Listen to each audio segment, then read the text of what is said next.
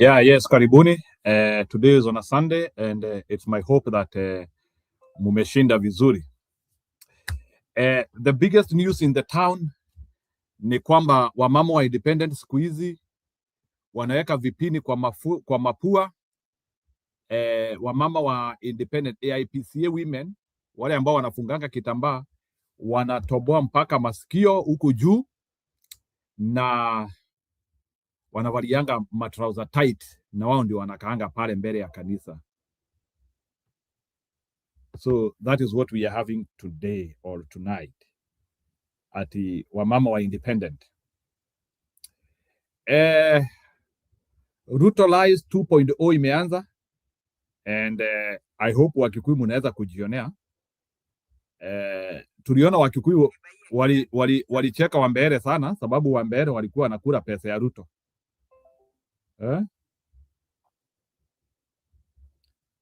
Wakikuyu walikuwa wanakula pesa ya Ruto.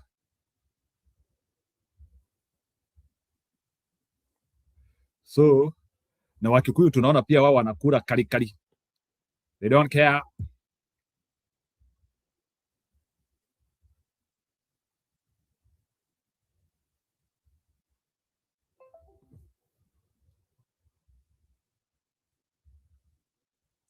So wamama wa independence sijui kama mmewaona. Kweli kama okay, Mkenya Diaspora karibu sana. Subscribe my show na pia advertise show yangu kwa channel yako. Thank you very much. I was in your show the other day. Na ukani promise wewe unaoa. And thank you very much. Na leo mko ngangari aje. So, sijui kama mumeona hao wamama wa independent. And by the way, let me tell you.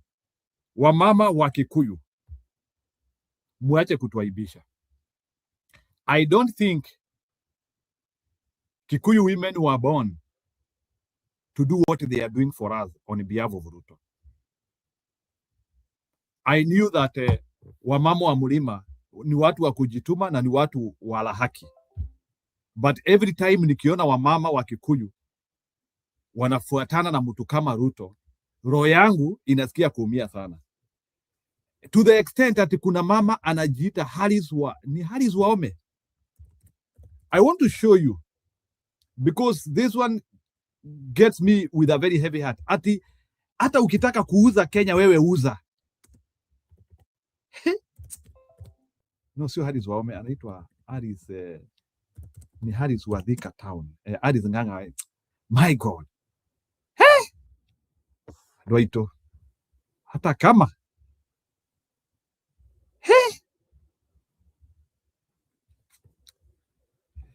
si umeona wewe uone ati wamama wa kanisa wale wanakaa pale mbele wametobolewa masikio hapa, ametobolewa pua, ako na kipini ya pua, amedungwa masikio mbili, ako na trouser tight na ndiye ako pale mbele. Hii AIPCA hata kama hiyo kanisa we anyway, wacha niwaekee mama yenyu. Forget everything Mama ametubariki. The large-scale action game war thunder will bring you a storm of unforgettable experience. Nagatondo North, oi! Your Eminent Archbishop, Your Excellency Dr. William Samoei Ruto, wana mama Simba oi! Wana mama Simba oi! Leo ni leo, msema kesho. Leo ni leo, msema kesho. Your Excellency, siku ya leo tuko hapa, siku ya leo kwa mwariko. Unajua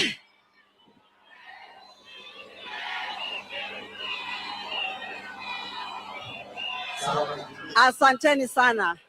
Your Excellency, the President of the Republic of Kenya, mimi ni wa hii kanisa. Najua ukiniona kwa siasa unaona mama Simba kama ana kanisa, lakini hii ndio kanisa langu. Nikiwa hapa niko nyumbani. Neno la pili, Your Excellency, mama yangu ametoka hapa Mang'u, kwa hivyo nikiwa huku niko nyumbani. Your Excellency, mimi ni wale wanasema ya kwamba watu wanasema ati tusiuze assets. Mimi nakuambia Your Excellency, kama mjumbe wa Thika Mama Simba, uza zote tutengeneze mabarabara.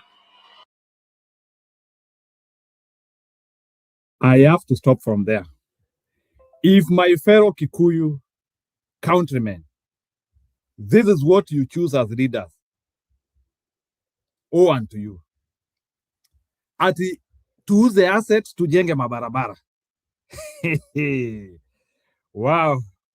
Wakikuyu, Wakikuyu, Wakikuyu, Wakikuyu, oi, Wakikuyu, Wakikuyu.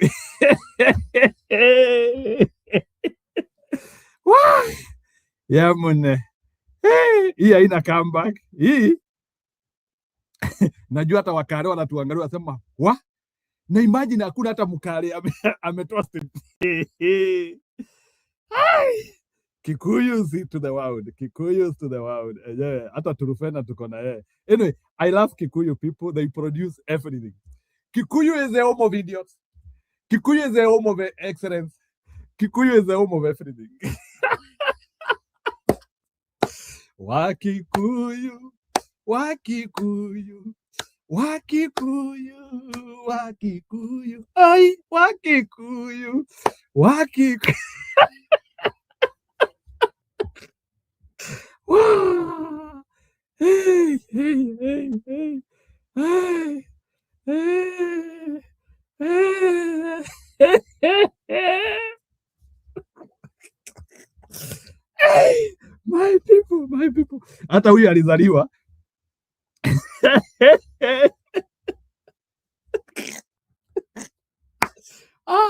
Wakikuyu, Wakikuyu. Huyu lazima tumuimbie. Hebu tumwimbieni. Wakikuyu, Wakikuyu, Wakikuyu, Wakikuyu. Ai.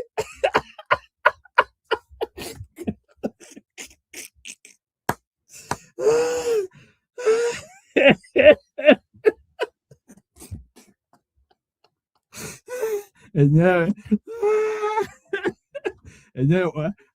Wakikuyu, huyu ni Maumau. Huyu ni Maumau.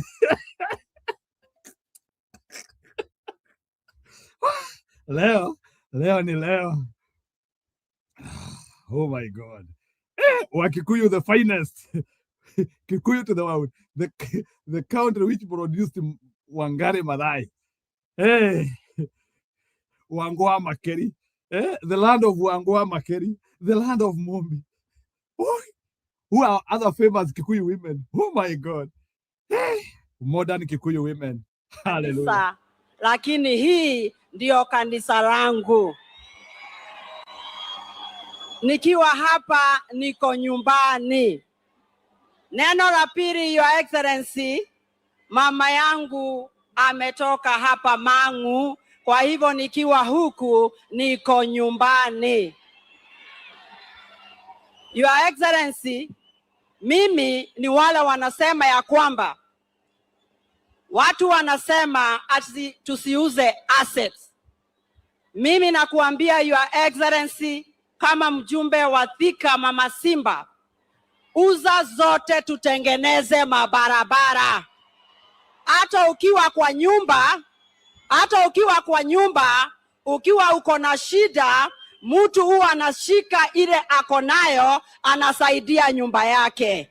Wewe kama rais wa Kenya, ukisikia Safaricom tuuze, tunauza. Ukisema pipeline tuuze, tunauza. Ndio sisi watu wa kutoka Thika, watu wa Ruiru, watu wa Juja, watu wa Gatondo North, ututengeneze. I can't believe this is Kenya. Hey. Unajua, in AI. No, let's be in AI. This is AI. This is AI. This is not a human being talking. No way. This is AI. Hakuna. Catherine Masharia. This is AI. This in AI. In AI. This is AI. Bwana Duncan Dongo, how are you? Sasa mister. Ni aje habari yako? Mimi niko poa. Unanipata? Nakupata kabisa. Sasa mimi nimesikia maneno. Mimi sijui Kenya tunaishi, sijui viongozi. I don't know. I'm just crazy about these people. Huyu ni Mkenya. Huyu mama ni Mkenya by the way. I tend to think huyu ni mtu sijui kama ametoka Somali, sijui kama ni mtu ambaye alitoka binguni akiwa mtu mzima. I don't know. And it is a woman. To make the matters worse, is a woman. And na Wakikuyu washtuki. And people are just saying, na unaona watu tu wanashangilia, and people are just okay with it. I was in the Twitter, nilikuwa nimeingia kwa TikTok nikaona people are just even people hawana ile inaitwaje, yani people are not varying, yani hawasikii the magnitude venye huyu mtu amesema, and it is a member of parliament, the chamber which is supposed to be making the rules and regulations, which is supposed to be even coming from Akikuyu. Hebu nikuulize, kuna Mkale anaweza ongea hivi? Hakuna. I have never had such kind of a comment from a Kalenjin. Na mbona hizo mbaya zinarushiwa Wakikuyu? It's very, very weird. It is because I want to believe there is something very stupid cooking on. And if the Mount Kenya are not going to be very careful with whatever is happening with Kikuyu leaders, trust me, we are heading in a wrong direction. If somebody can go and stand in front of people and talk kind of rubbish, then we have a problem. We have a serious problem. You sell video Bwana Ndongo kidogo. Unajua mimi niliona hii video, somebody amenirushia hii video because I was not following, I don't follow the event. Huyo mtu nikamwambia hii ni AI bana. This is not a Kenyan. Hata mtu ana support Ruto hawezi ongea hivyo. Mtu akaniambia unasema nini bana? You cannot. Wakati tunajaribu kuconsolidate vitu za government za public asset, the parastatals is stable. Then somebody is then just making such kind of rubbish in public podium, and you are a reader. Madam. Bona watu wadhika wasichukue signatures. Huyu mama akuwe record. That is what I'm wondering. You know what? We can take signatures. You know what people have been brainwashed such a way that even starting such kind of an initiative is becoming a problem. Na sasa nikuuliza sababu all the time Gachagua amekuwa akituambia and some other leaders of ours, ndovu azikwe na miguongo. Ati ndovu azikwe na miguongo yake. Wewe unataka kuniambia Kikuyu is going to resist money if we are not going to change our messaging, tuseme hata pesa ya Ruto watu wasikure. Ni pesa imekawa. That is what you are fighting. People need to open their mind. And they realize that the leaders are just mere as people who are supposed to be injected out as soon as anybody makes such kind of rubbish. Because if there is somebody who is in vehicle right now, who has a conscience, na conscience yake iwe very normal, sahi angekuwa anatafuta a way of trying to recall this kind of leaders back. You know, I even doubt kama this person is just knowing what she knows what he was talking about, because you cannot tell me that you are a member of parliament who is supposed to be protecting the public asset, and then you go in front of people and make such kind of comment, and then you expect that we can be able to rely on you to go and bring a policy which is going to assist us. This is person who is just there just to diarrhea. Maybe let me make that kind of comment. Yeah. Even if at a president akiamua aseme atauza Safaricom, auze KPA, auze any other government asset, they are ready to go and support that kind of a policy, as long as it is the president who has done. Kwa nini basi asikaende kuambia president amchague? Kama anataka kufuata president, why should you be a member of parliament kudhika kidogo Ndongo na hii IPCA imetuzoea. Let me show you 6 years ago EIP, Yeah. by the way, and we have to start calling out these churches now.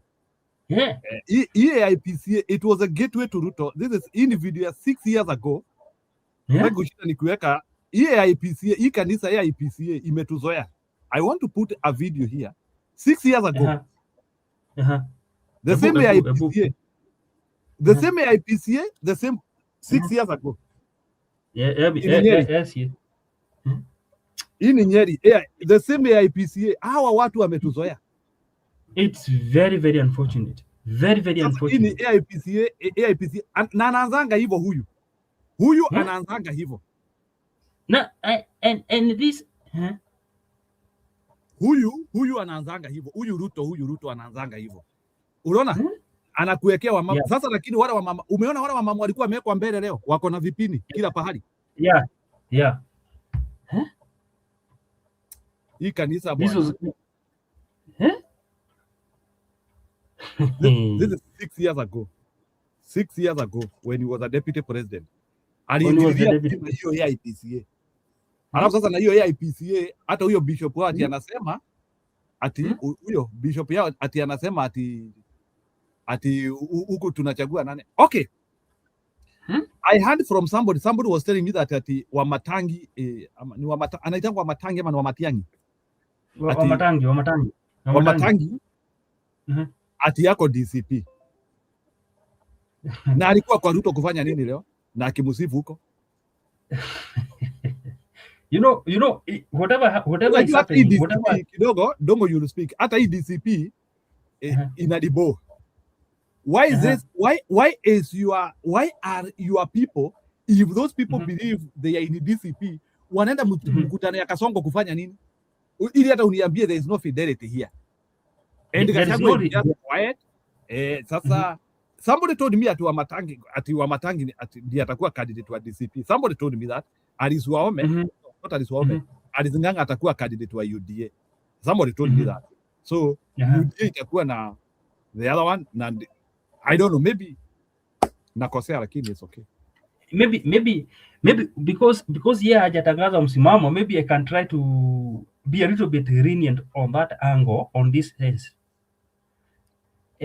Wamatangi mwenye hajatangaza msimamo yake. Number two, anything to do with the churches, as far as the churches are concerned now, churches are out of the equation because these are the people who has been manipulated, who have been used by this government for too long. We know what happened with one church Yamwai.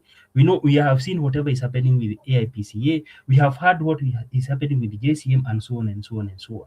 So churches already they have been put in a cocoon, whereby they are just following the government, just linking the government asses. But when it comes to a leader who has been responsible, who has been elected by the people, to go and make such kind of comment, for me, as far as churches are concerned, the churches zenye tuko nazo sahi, these are just mere houses for, I can say even devil worshipping. We don't have churches in Kenya.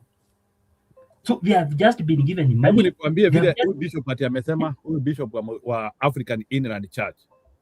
Some people are saying President Ruto should forget Mount Kenya votes. Are we not the ones who have the votes? We are saying that come 2027, we shall vote for President Ruto early in the morning for him to continue his tenure and work. Huyo ni bishop na anaitwa Simon Karato. Huyu ni Karato kabisa huyu. Mount Kenya paso. Hey. And these are the people who have been mandated to take care of watu wa Mlima Kenya. They cannot lead this war. Watu wa Mlima Kenya they give up.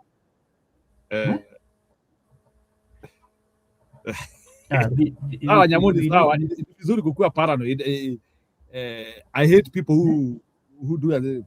You know, I follow the American model. I believe in American model, whereby if a Republican cannot go to a presidential event. Exactly. Regardless. Sababu sisi tunafuata siasa ya Kenya which is idiotic. Bwana Nyamu ya Kenya is idiotic. That one hiyo sitakataka kukuambia. That's why you need somebody in another party and a support president. It is only in Kenya which happens that, but in the American model hakuna kitu kama hiyo. How many Republican governors have you seen them in a president meeting when the president party? Si mnachanga huko, si anaenda huko, si anajua ile pahali anaenda. Ruto knows where he is going. Exactly. He knows where he is going. So me, I will never agree in the story whereby ati huyo mtu ni governor lazima aende akawe president. That is stupidity.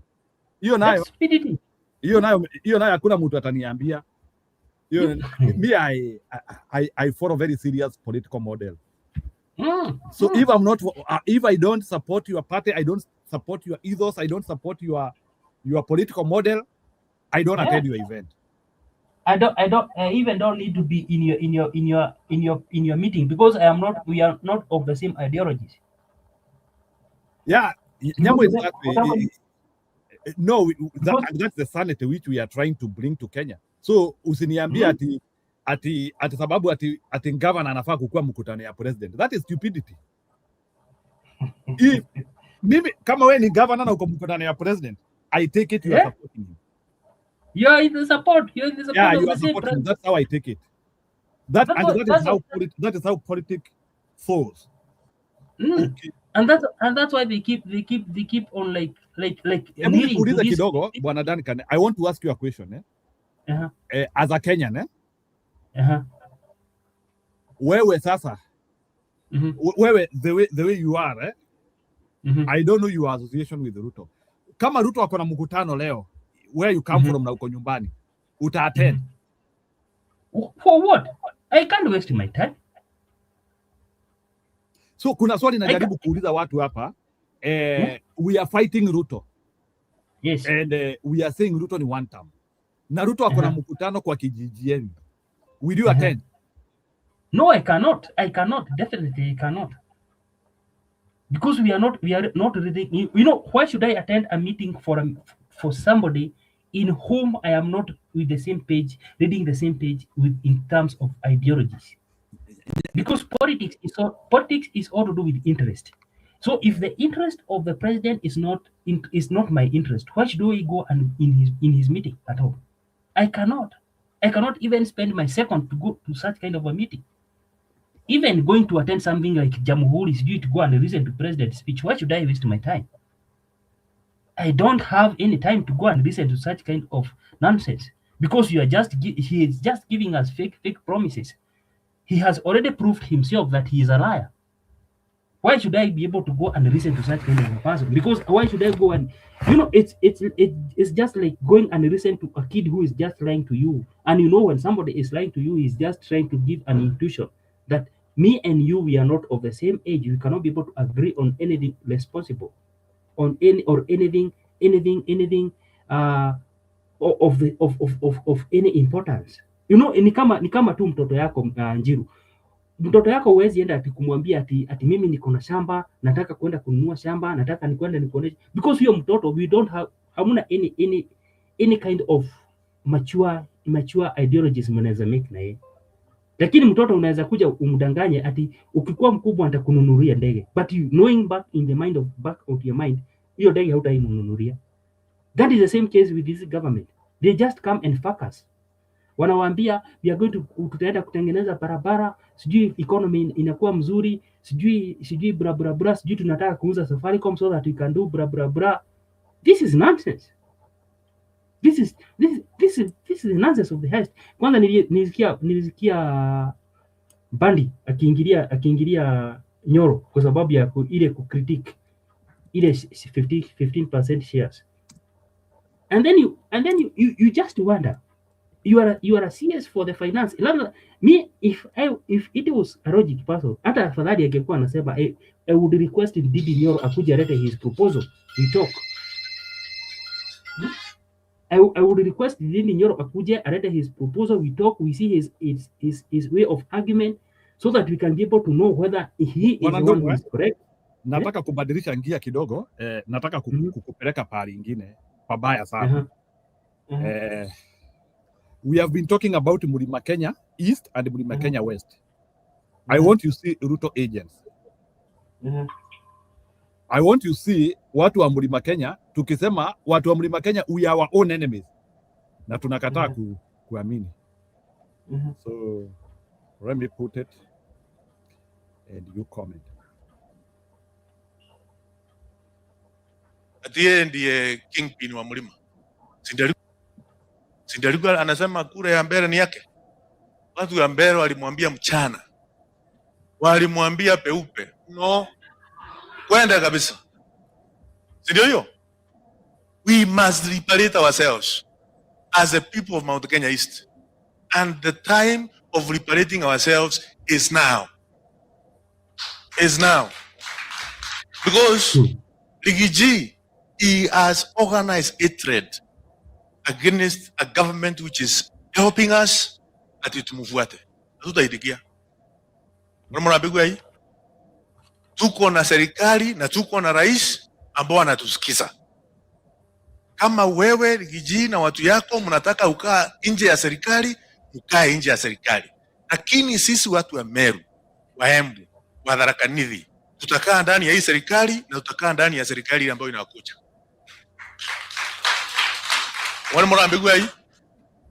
It can't be that the serikali imeharibika when we have a deputy president who is at it away to presidency, our neighbor from Tharaka.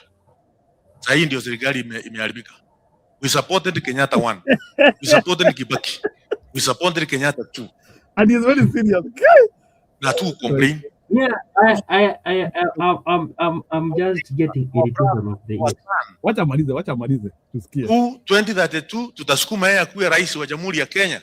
Ndio watu wengine na hapa wanatuambia ati tutoke ndani ya serikali, serikali ni mbaya, William Ruto ni mbaya. Tunawaambia hata kama ni mlima tutaikata mara mbili.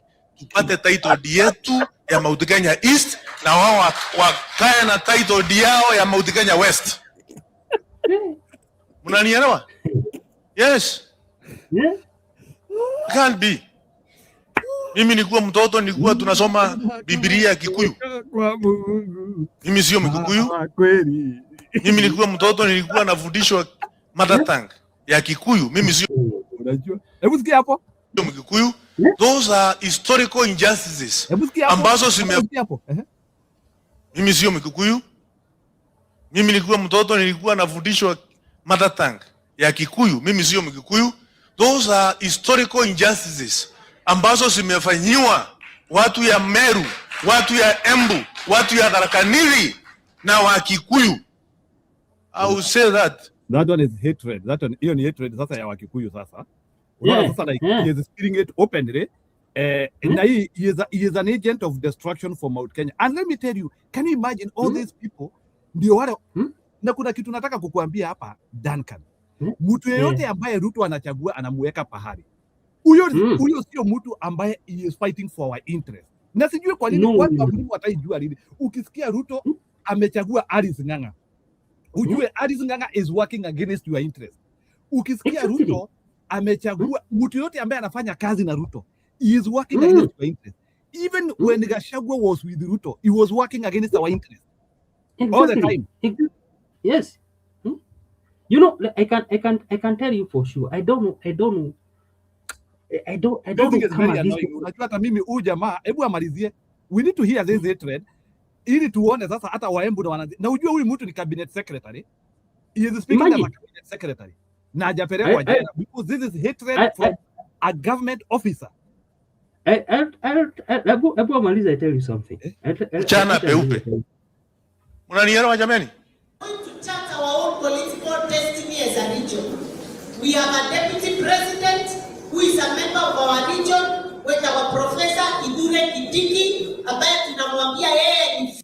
So hao watu wanatumika to destroy Mlima Kenya. Let me ask you a question. We have no problem with Kindiki. Unajua bwana Ndungu, nataka watu wanisikilize hapa leo because today I am very hungry and I am a very bad person leo. For your information, Kindiki is not our leader. Kindiki cannot become our leader because he has been brought by Ruto to us. Exactly. Hebu nikuulize, Kindiki alichaguliwa na nani kama kiongozi wetu? No one. You have been appointed, not elected. Watu waliketi wakasema tunataka, tulisikia Kindiki tunaletewa yeye na Ruto. So why should we, hata even in my Facebook hizo ndizo zile nimekuwa nikiandika hapa na some of the people wamekuwa maybe yule mtu anataka kunifuata Facebook, you can follow me as Jiro Mwaura. This is something which I have written here, even in my Facebook leo, although some people are not settling it with it well. Yes. When did we sit down as a community na tukasema Kindiki ndiye kiongozi wetu? Exactly. Mimi nataka watu waniambie, how did Kindiki become my leader? I will not even use the word our. My leader. Kuwa kiongozi yangu aje? Was I asked as an individual? Kuna wazee waliketi pahali wakasema na huyu, hata Njuri Ncheke yenyewe imeketi chini ikasema Kindiki iliketi chini, because you become a leader before. So there's no hakuna story ya you become a leader after. Exactly. Kama tunashikanisha hiyo story, karibu sana bwana Abel Mukua. Eti Ruto appoints you as a puppet, and then that Ruto anakuja sasa akikutuambia, tunakuja sasa kuambiwa sasa huyu Kindiki ndiye kiongozi wetu. Those are things which we cannot take it for granted. And I don't know why. Sorry? You know, I tend to think that there is something that stupid which is going on with this regime. I even don't think I can be able to have the strength to call it a government, because you cannot tell me somebody who is cabinet secretary, you are being paid by the government tax, by Kenyan tax, the taxpayers' money. You are being funded and you are being fueled, and even the asset that you are using are government of Kenya. You have read the constitution and you have already taken an oath that you are going to follow that constitution. And then you tell me you can go and stand in podium and lament such kind of a comment. Something that it actually attributes to hatred, something that it is actually against the constitution, something which is actually against the national integrity, and then you call yourself cabinet secretary. For whom? And you're being paid by my tax. And then you tell me that when as somebody who is just crying for the justice, for Wanjiko to get the benefit, for Wanjiko to get the support, for Wanjiko to be not oppressed by the heavy taxation policies, you start now condemning that person and saying that person is tribalist. What kind of a nation are we having? Because it is very, very unfair and very, very, very, I don't know. I hate to see some of these people talking. In fact, the way things are going, these are the puppet for the government, and that's why you find that they can be able to go and start in the podium. Somebody to just lament rubbish, somebody to just come and talk nonsense, and then people, because they have been bought and they want people to remain poor so that they can keep on buying them with the 200 Kenya shillings, 500 Kenya shillings. Kenyans and Wanjiko and Mount Kenya need to wake up. Sawa ndogo kidogo. I want to tie up this conversation because naona pia tumepata. I will circle back to you again. I can see tuko na bwana Abel. So bwana Abel Mukua is the administrator of another channel called Mukua Times. Sijui kama mnaendanga Mukua Times. Atuperi na watu wakumbuke hata sisi tuko na channel, but we are here. Hata wewe uko na channel ambayo inaambia watu wataoa lini.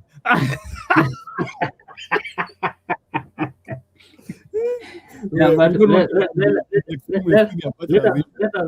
let us first cool ourselves. Abel Mukua atatuwekea link yake hapo, so that some people will also subscribe to his channel as a way of supporting each other. I was in his channel some few days ago, and nilifikisha ile ujumbe mlikuwa mbali mmeniambia. So bwana Mukua, some people here and recommended that we can be doing some double shows. So think about that. I know it is an information which I also brought to your praise. Today we are analyzing the new wave of Ruto penetration into Mount Kenya, which actually was catalyzed by the Mbere election. So Ruto does Mbere election. He starts now to gravitate through to some projects, and now this heightened talking of the Singapore model of Kenya. drifting away from the famous, the hustler narrative. And today we are now talking of heavily sponsored messaging of Mount Kenya East and Mount Kenya West. And a cabinet secretary from Embu is openly talking about hatred between Kikuyus and Imberes. Maybe you might not be aware of that information, but maybe in an area view check, do you think Ruto is going to win this war of completely dividing Mount Kenya and annihilating? Because if he will manage to divide Mlima Kenya, he is annihilating them from leadership completely or from stakes of influence. What is your take, Bwana Mukua? Thank you for the opportunity. First of all, William Ruto knows what to do to get to Mount Kenya. And the opposition as well, they know what he can do. I'm feeling that all the methods he had employed before have failed.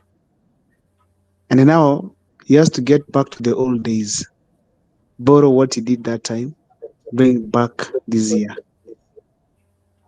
Now, as we speak, he knows that he has to use the church, which is also a weakness to most of the people in Mount Kenya, especially women, and at least get a crowd to address. He might not win support from the churches, but he's up to creating a perception just like the one he created at Imperial North, that he has support in Mount Kenya. That will destabilize the opposition in such a way they'll panic and start employing some methods. So far, when I looked at his mission at Kiambu, I was happy that the Catholics rejected him. Anglican Church, to some extent, they rejected him. Now he's only left with creating his own church, PCA, which I heard at some point it was almost breaking down. But because of him, he took some people to State House and now it is stabilized. Now, sincerely speaking, these are things that might not bring some fruits right now, but as things move by and things go with time, I'm pretty sure that some people get swayed. So it's upon the opposition right now to wake up and be able to at least neutralize him, because there's a likelihood that William Ruto is going to create a scenario where people will feel like Mount Kenya is a battleground. And that is not okay. So the opposition, they have no option other than now rebranding themselves and coming up with ways that they can be able to win the crowd against William Ruto. So that's what I can say in relation to what I saw today. So, okay, thank you, Bwana. So, Bwana Mukua, have you listened to that woman who is advising Ruto to sell assets? Yes, I listened to that lady. Can you comment about that? Is it normal? I listened to that lady who actually wants to become, I think, a governor or something in Kiambu. And I asked myself, who are these people we do elect sometimes? Because she was speaking from an ignorant corner, like she's completely ignoring everything else and speaking like William Ruto is our God in this country. Honestly speaking, that lady surprised me, but I also went back to dig deep about her. Probably these are people who are now interested to get money, probably for their campaigns and stuff, or even planning to get a nomination. Her reaction was basically, she looked to be very courageous. She was very brave while saying that. I felt like Mbere North gave her the strength to feel like William Ruto will automatically get back to power. And now she will do anything to impress him so that at least in case even if he fails the gubernatorial seat, she can be considered for other positions. But I think that was very unfortunate because she was not thinking according to me. If you were thinking, you cannot just say that. But that Ruto kisema tuuze hii tutauza. No, I don't think that was right. I also had, actually even I did an analysis on the same, on the issues to do with Mount Kenya East and West. Right now, whether we like it or not, that's a narrative that's going to be spread in the Mount Kenya region. and it's basically meant to compel the Mount Kenya West to support Kindiki. So they'll threaten, if you don't support us, we will leave. It might sell, maybe let me give it 70%, it might sell in Mount Kenya East. But what I can urge, the Mount Kenya West, stand strong. Don't be swayed to this kind of narrative, because it is being used basically to propel Kindiki. Apart from that, at least William Ruto, to be sure, he will get votes from Mount Kenya East. Yeah, that's what I can say. Okay. Okay, Mukua, that's true. But there's something I want to ask you between Mount Kenya West and Mount Kenya East. Do you think Ruto stands as an agent of destruction on the union in Mount Kenya, that Ruto can be that architect who, for the first time, can actually destroy the rigidity of that union, of that region, to the extent that because I believe people from Mount Kenya are connected beyond politics. Do you want to tell me that Ruto has just discovered a method of separating a region which is just united, not just by politics, but even by blood? And people are listening to Ruto. Me, what I can say is that the major reason as to why William Ruto and Gachagua parted ways is Mount Kenya unity. The major. There could be other issues, but the major one, according to me, is Mount Kenya unity. Ruto knows beyond reasonable doubt that a united Mount Kenya dictates what happens in the political terrain. He knows to win an election in this country against Mount Kenya, which is united against him, it's very difficult. So he will do whatever it takes for him to get the Mount Kenya region divided. The first step he did was very smart, to get Kindiki on board, simply to show the people of Mount Kenya East that it's your turn. That is one of the ways he's dividing the Mount Kenya region. But even if that is the case, why had he to project somebody who has not even been coronated as a leader of that region? Yes, they might be wanting to divide Mount Kenya East and Mount Kenya West, but why is Ruto dictating a leader to Mount Kenya East? That is his politics. He wants to divide Mount Kenya and then rule. He will not consider any other process. He will not consider. And in fact, if you might not be aware, William Ruto has done the same thing in all parts of this country.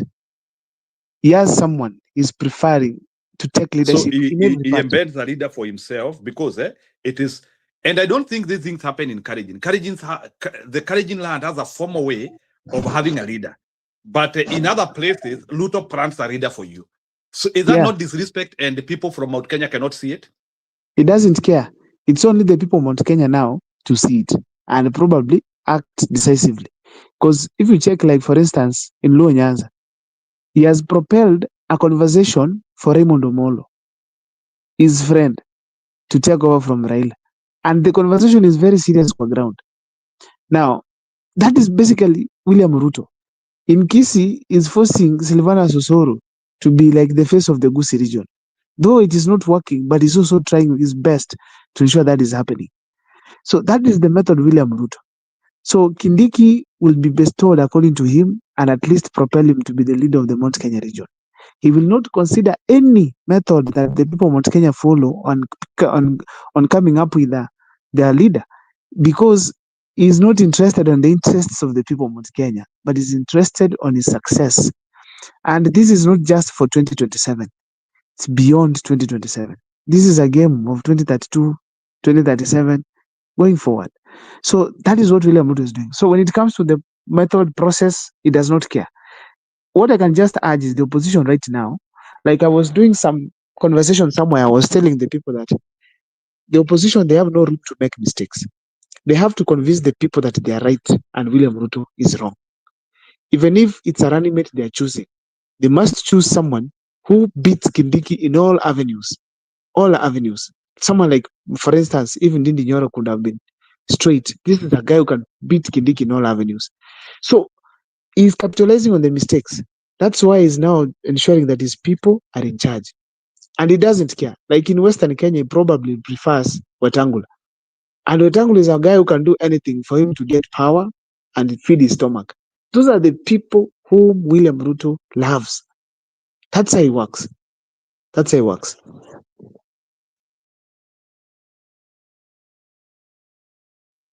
Okay, Abel, thank you for that. Relax kidogo, I will bring you on board again. I want to feel a taste of bwana. Unajua Joseph siku hizi anavaa suti sana. I don't know like who he works for. You know, some of us we consider suit to be a very official. We consider it like nguo ya pesa. Although siku hizi kuna watu pia wanaita nguo ya umaskini. In e-commerce.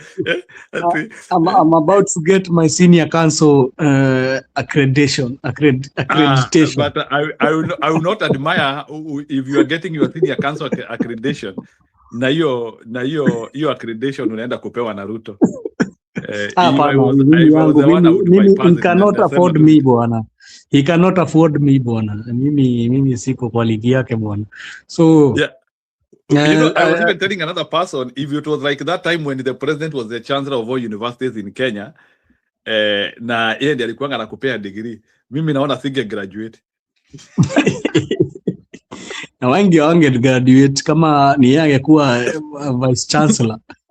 Wengi wangeona moto. Hebu nikuulize swali. I want to begin by asking you, like now, nani this guy from Mbere anasema even some time back we were being taught in Kikuyu, and that is part of historical injustices, and we have to relook that. Like you think that there was a time when we used to be taught mother tongue, but that mother tongue is being taught in Kikuyu, and he is now bringing that and piling it on top of politics. So what who is or what is the intention? Let me use I think that's a better word. What is the intention of Ruto when he is now sowing seeds of discord beyond politics in Mlima Kenya? Thank you, Njiru. And I want to say sorry. There is something that happened Facebook sikuipenda sana, and we must deal with it perpendicularly. I saw it in your page, in the comments. We are going to do something about it. Nimekwambia siku hizi imekuwa senior council. We are going to do something about it. Yeah, and it's not something I liked. I felt to talk bad, but nika hold. Nilikuwa nimesikia niko na makasiriko mingi sana. Oh, because you know I did so many posts about rejection of Kindiki. Yeah, and there's somebody I did not people like. People are just in my wall and in my inbox wakiniita umbwa. Yeah, I'm going to deal that guy. Nimekuwa senior council. Nitadeal na yeye vizuri kabisa. Here anaitwa Mukindo. You want to deal with that guy called Mukindo? I'm going to deal with him perpendicularly. Mimi atajua mimi si ule alikuwa anatishia ati asikuje Embu. So me coming to this argument or this conversation, I've heard Abel say so much things here, but what I feel is flip-flopping. Is not saying that the issues are systematic. Is somehow going at it, then he's going at it again like this. So the good question you asked, let me start with what Njiru asked so that I go to what Abel said. If Ruto is going to decide and do what he wants, and the people are going to follow him, it will be a catastrophic idea for the people of Mbere, Embu, and Meru. Because what truly has shown that Mount Kenya can be able to be delivered for, it is when they have unity of purpose. But if Mount Kenya has got unity of purpose, brother Njiru, hata tuseme tutagawanyikana, ni sawa hata ikigawanyika hivyo iende east na west hiyo wanataka. But do you think they will be having the firepower they can will so that they can be able to go to the table? Will they be having that firepower? Not underrating that saying they don't have too much votes. You know, we all come together and we form these votes, even if it is half, ni 3.5 ama 3.5. How can you refuse to go with the 7 million and you want to go with the 3.5 and say you are going to be in the negotiation table as a deputy president? How will you go at it? And that terming it as si kila mtu atapigia si kila mtu atasikia kile Kindiki atawaambia na kile Ruto atawaambia. So it means even those votes can be lowered to 2 million or even 1 million, 1.5, 2 million. What is he even thinking when he's talking like that? You know, there is things that spoken about in loud voices. Like right now we have Luo Nyanza and we have the Kisii. Do you hear the Kisii and the Luo throwing words at each other? They are staying in one region called Nyanza, but you don't hear them throwing words at each other. But they are not, right now they are not inclined politically. You can see they are a bit differentiated in the way they are thinking politically. But if you are going to try go at it in the ways of politics, I think you know what will happen in our area, Njiru, and you know people are not forgiving in that area. And the problem will be not even as politically as it seems. It will be even economically of that region. It will stem out from economics. It will also enhance into other warfares in that region. I don't think he's ready for, but you know, these people are being paid a lot of money by Kasongo so that they can disrupt everywhere. So I don't think even he cares even less if the people in that region can be able to start having the inbuilt fighting inside there. I don't think he cares. All they care is about the money that they are being given and the positions that they are being given by this government. So clearly, if he's going to go at it as the way he's saying that we are going to go it west and east, I don't see any major milestone that will happen. It's okay. He has some say he's saying that they have been marginalized for quite a while. Bwana Joseph, as you speak, unajua hiyo in American politics, that is what we call civil war.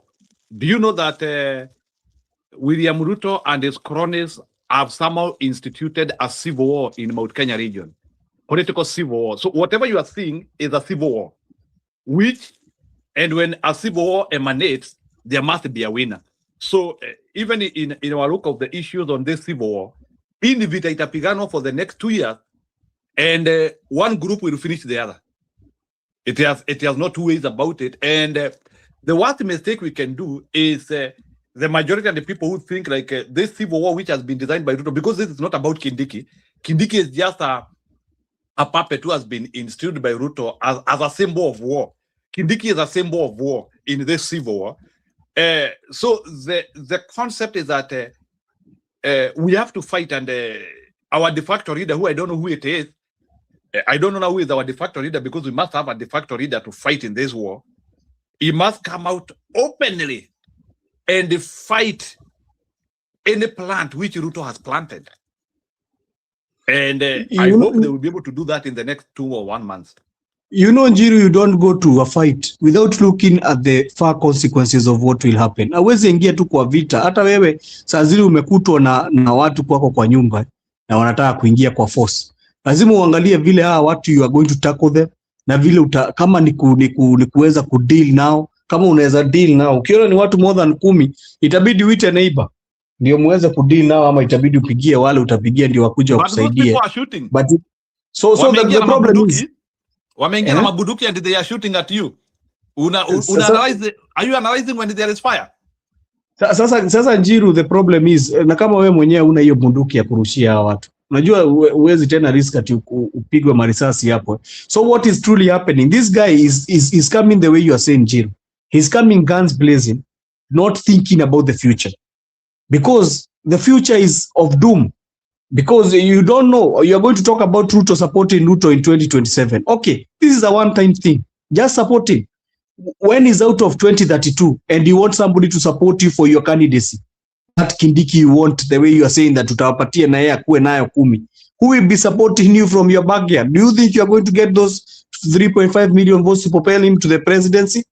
Somebody might think with his brain. You know, these guys, I don't see even like they use their brain. Huyu jamaa anaitwa Ruko sionagi. Ni Ruko ya ukweli hii. Hii ni mbao ya ukweli hii. Hakuna kitu wako nayo hapa kwa akili. You need to do, these things have been systematic. If it is about saa zingine, bwana Joseph kidogo huyu Ruko tumekuja, Ruko has been a member of parliament. How comes we did not discern this guy is not a leader? Tunakuja kujua huyu mtu sio kiongozi while he is already causing damage into our society. You know, this is one weakness in Mount Kenya region. We come to discover you are not a leader when you are already a leader.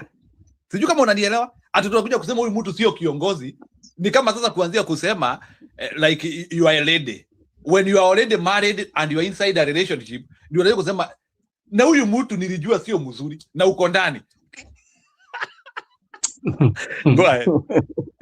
So Jiru, that is what we are witnessing, and it's very far-fetched. You know, you cannot talk on behalf of Merus. How will you talk on behalf of Merus? My friend, you are a Embu. Ongea on behalf of your community.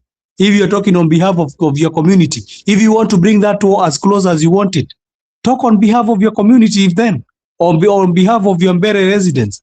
Wacha kuongea on behalf of I don't know, unataka kushikanisha war zako na Mount Kenya East na West, ushikanisha vita zako na Wameru na Waembu na vile unataka. I think this guy is very sick in the head and is very, I've never seen such a guy who can, I think that's why, you know, Ruto likes people who are like this near him. Anapenda, unajua wale watu ni kama Saulu akipigio gitaa vile wanasikiaga tu tamu. Sasa gitaa ya Ruto baya ni watu kushinda wakimwambia vile ako mzuri, vile anafanya nini, vile watagawanisha, but there is no benefit in dividing the mountain. There is no benefit for them. It is a loss for them even. And if they want to go at it like that, it's okay, it's well. You can say you are going to it at for maybe developments or what, but I have not even had the developments being told for kina Mbere nani Jiru. Umesikia kuna kitu kina Mbere na Meru wameambiliwa? At least hata hapa Kiambu nimesikia wameambiwa watatengenezewa barabara ya juu ya hewa. Umesikia kila kitu wanaambiwa huko? Akina Kindiki. Umesikia kitu wanaambiliwa na mashule tu bado zinaendelea kujengwa huko za matope. And you cannot hear them talking about that. Kwa pande ya Wakikuyu lazima upeane uongo advanced. You know that. There are people from Kiambu, they have a dual carriageway. You know that. Kiambu is a bit complex. So Kiambu ukipeleka uongo lazima upeleke uongo twin. You need to know that because Kiambu is an advanced society. In Mbere, you don't need an advanced uongo. Mbere, you just need to take a bit. Uliona madarasa zingine ni matope. Sasa kwa kina Kindiki, do you even need to go and lie about tamaking? Na hata madarasa watoto wanasomea kwa matope. Let me ask you a question, Bwana Joseph, because nataka to advance pole. There is this new lie, and karibu sana enlightened girl. There is this new lie which is now sweeping Kenya. Singapore. Like, and Ruto is not bragging of it. Na leo Mount Kenya amesema tomorrow we are launching something to discuss how we are taking Kenya from third. And he is not blinking his eyes. Let me tell you. I want to put this because hata nataka pia ukimaliza Joseph, I bring Moku on this, and also I also bring Bwana Duncan on this because it is something serious. First world, no, third world to first world. So ile kitu nataka uniambie na unielezee. Are Kenyans taking Ruto serious when he is talking about third world to first world? Is it a serious statement which Kenyans are looking at? My brother, this guy is just a joker. Even he stopped saying about first world. He started saying about the largest economy, the sixth largest economy. Do you know talking about the sixth largest economy? What are you talking about? I don't even know what is, if he understand what he's saying. Then, okay, vile tu rhetoric zako za kusema first world and everything. He has also talked today and said that he wants us to toe pesa at 5 trillion so that we can be able to be able to boost our infrastructure. Ninashindwa huyu mtu kweli akili yake inafanya kazi vizuri. You come and tell us you want to take us to first world country. Then you come and tell us you want us to give you the money to take us to the first world country. For what? What are you doing in that seat? Why do we give you our money to take us to first world country? We are already paying the taxes. Do we deal with them? You are saying you are a good manager. Manage them. Wacha kukuja kutupatia kizungu. But you know, the problem with this guy, I think, huyu jamaa, the uongo amekuwa nazo zimekuwa mingi. Paka zingine zikakuwa sasa zinakuwa ukweli kwake. Ni kama zikaanza kuwa ukweli kwake. So akikuja akianza kuongea hata hizo uongo tu zina flow tu. Wewe unaona tu ni uongo tu anaongea, but yeye kwake anaona kama ni kitu ya ukweli anasema. So these are things we are dealing with. I think we have a person in not a stable mind in that White House there. right now tunaita hiyo White House kwa sababu hata aliharibu hiyo the facade of the house, labda iitwe White House. So we have a person who is not of mental sane mind in that house, and if we continue like this, Jiru, it will be even worse. We are looking at a place where we are going to be having too much problems with. He first even went. You cannot be saying you are taking us first world countries and you are entering us into economic wars. Even we don't know. First he went and praised China as there. Then he went to the US, he's praising them there. Even he does not know. Joseph, I have to play this because hata media wameanzia kuanguka kwa hiyo uongo. Let me show you what Citizen has just done. Kidogo tu. Nataka tu kuonesha what Citizen has done.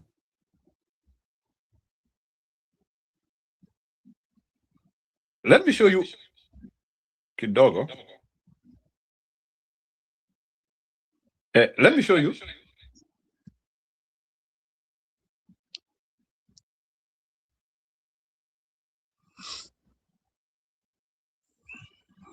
And the former Vice President Kalonzo Musyoka are on each other's necks as concerns their respective development records. We begin with President William Ruto, who says his ambitious plan to transform Kenya into a first world country officially kicks off on Monday.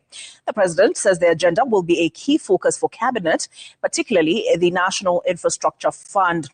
Ruto, who was in Kiambu, also took a swipe at the Wiper Patriotic Front leader, Kalonzo Musyoka, accusing him of promising development while failing to deliver on projects in his own backyard. With more, Melita Oletenges. This is the Singapore President William Ruto says he wants to emulate: modern infrastructure, efficient transport networks, and towering skylines. A vision he believes Kenya can achieve to reach the level of developed nations such as Singapore and Malaysia. President Ruto says his administration is officially rolling out the National Infrastructure Fund this week. Kesho tunapitisha hazina maalum ya National Infrastructure Fund ambaye tutatumia kuokota pesa shilingi trilioni 5 ya kubadilisha hii nchi. And we are not joking, my friends. Hii nchi hii lazima ibadilike. The president insists this strategy is the key to breaking decades of underinvestment in high-impact development projects. Tumechelewa kubadilisha Kenya. Tumechelewa kufukuza umaskini. Tumechelewa kufukuza njaa. Hii nchi inaweza kubadilika. Kama watu wa Singapore walibadilisha kwao, wa Korea walibadilisha kwao, wa Malaysia walibadilisha kwao, sisi tutabadilisha kwetu. At the same time, President Ruto criticized opposition leaders, accusing them of promoting divisive politics instead of offering credible development agenda. Ama mnataka tu tuendelee kuongea siasa ya ukabila na chuki na mambo ya kupotezana wakati. Sisi tubadilishe Kenya. Na Kenya haiwezi kubadilishwa kwa maneno matupu. Kenya inabadilishwa kwa miradi na mipango ya maendeleo. Ruto took a swipe at Wiper leader Kalonzo Musyoka and other opposition figures, questioning their development record in their own backyards. Yeye mwenyewe amekuwa kwa uongozi miaka 50. Barabara ya kwenda kwake ni ya vumbi na matope. Atatoa wapi akili? Kama amekosa akili ya kupanga barabara ya kwenda kwake, atatoa wapi akili ya kupanga barabara ya kwenda kwako? The president was speaking in Kiambu County.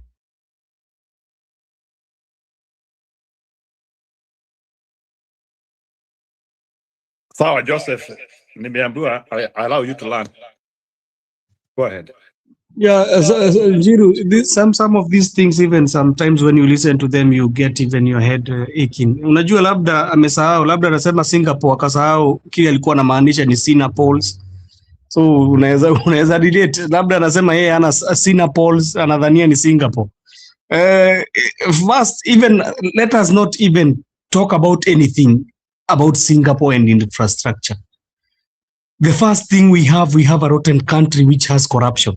Only that, even as we remove everything, hata hizo funds anataka kuweka manini, even the funds is correcting from us, hizo 5 trillion is because he has lacked funds. Amekosa pesa za kufanya the things that he likes to do. And you know the things that he likes to do is flying in and out of the country, buying properties out of the country. So he's lacking the funds. Watu walikataa 2024 watu kutaksiwa zile vitu walikuwa wanataka kutuongezea kwa mikate, kwa madaipa. Kwani tumesahau na hizi mambo haraka aje? Walikuwa wanataka kututax paka wasichana wetu hizi vitu zao wanatumia. Anataka kutax hizo vitu. So he lacked that money. What will he do? Now he needs to come with the way to come and try to tell you I want to start, I don't know, fast what. To hell with this guy. This guy is not even serious. He's a joke of a person. Mi huyu jamaa hata sijui nini mimi in my lifetime I will live to kuambia my grandkids that is like we had a person who was not of sane mind in that office and he was talking things even you could not understand. So him and all this hulabaloo that tutatengeneza sijui inchi tutafanya nini, let him give us a break. He has given us so much promises, even we cannot remember them. He said about a road, I don't know, Modogashe, I don't know what, we don't even know where it went. We have been told about highways which are being built, I don't know. Brother Njiru, hizi vitu hata ukifikiria wacha tuachane tu nazo kwa sababu zinaweza kuumiza kichwa. This guy is like a madman. He wakes up, but I think when you continue lying to people, it continues entering into your system. Unajua ukizoea uongo inakuwa tamu sana. Ukiongelea kudanganya watu inakujaga inakuwa disease. Ni kama tu vile mtu anafanya betting. Betting ukiendelea kubet unapata umekuwa addicted. Now he's addicted to lying. And the problem is also the person who is next to him, the wife also is like she entered in the same cult. So wamezoea kutudanganya. And talking about Singapore, this one even are things we are not supposed even to be talking about. We have not even been able to catch up with the second world. Kwani mtu waga naruka tu ameenda vua. Hata the countries of the ones which are near us like South Africa. Let's try and catch up with South Africa first before we catch up with Singapore. South Africa is hosting the G20. Nyima host nini? And you are still talking about Grammys and what this guy is such a sijui hata siwezi taja what it is because he has lied to us. Baka Njiru hapo tulidanganywa tuletewa Grammys.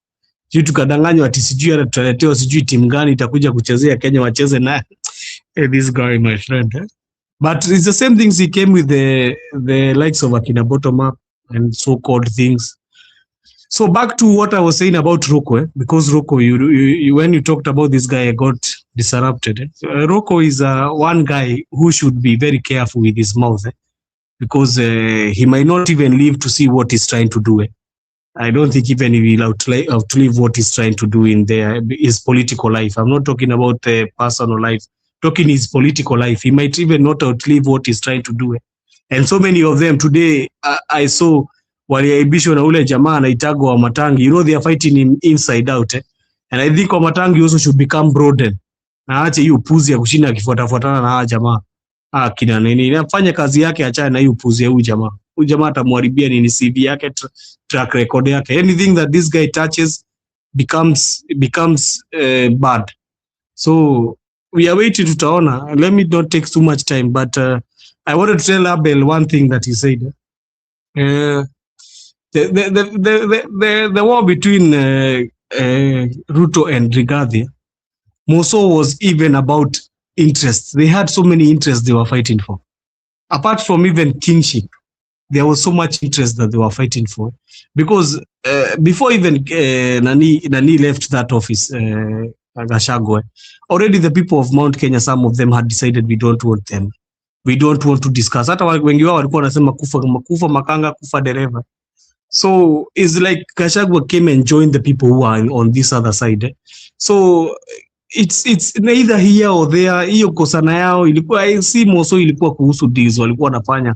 And I think the deal did not go well. That's why you were here in scenarios of where this one is saying I asked for this money, no. This one unaitisha hii pesa. I think there is something deals went so. And I think that's why there is also bitterness in that so much.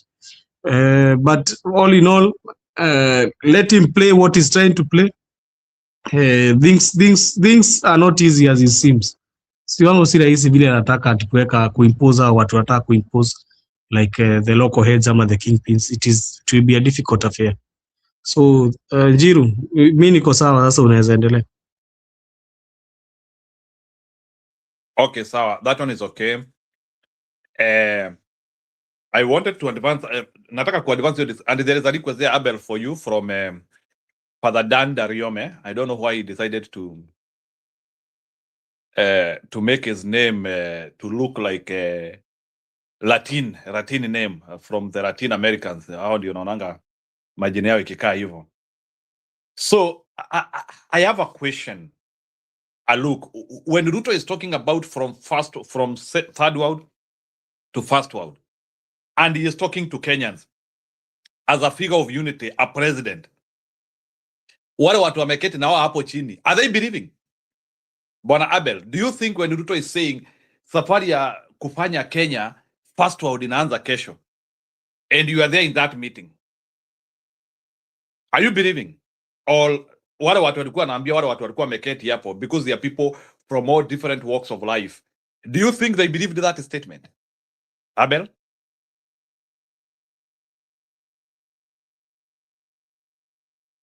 Bwana Mokua? Ama Tiskiski? So Joseph, can you hear me? Yes, I'm here, Bwana Njiru. Oh, so maybe Mokua has left us a little bit. So as I wait for Mokua, so let me ask you a question. Lakini Njiru, nikuulize swali, why are you in deep in these shenanigans of Ruto? No, I'm in deep because it is the new era of lies. It is the new era of lies, and you know, one psychologist said, a lie continuously said is a truth. Unaona hii statement Ruto anasema all the time, I'm moving Kenya from third world to first world. If Ruto will say that statement for 6 months, kuna watu wataanzia kuiamini. That is the problem of lies. If you say lies continuously, they become truth. It is not me saying, you say, unaona Bwana Joseph, hata wewe sahi, every time nikikutana na wewe unaniambia unajua boss, unajua Lilian Towers inakuanga yangu. Boss, unajua Lilian Towers inakuanga yangu. Boss, unajua Lilian Towers inakuanga yangu. Do you know one day I might meet with somebody and mwambia, by the way, na unajua hii nyumba ni kama Joseph aliniambianga ni yake. Lakini huyu jamaa nani ayuko sawa nani Njiru, jamaa ayuko sawa. Is not okay. He's not okay. Naona Shaima anatuambia, yesterday we discussed a lot about our winning strategy and we were very angry. Those are things which we will come and converge to. So Shaima, don't be worried too much. We are discussing all those things, but we also need to look through the lies, and we understand the psychology of lies. Because Njiru, because you are a degree holder, what does it take to go to first world country? Because we are supposed to start there. Tuanze kuanzia hapo before we enter into whatever he said lies or what does it take for us to get into the first world country? Because those are the questions we are supposed to ask. What does it take for us to reach there? First, even let us start with the second world country before we go a first world country.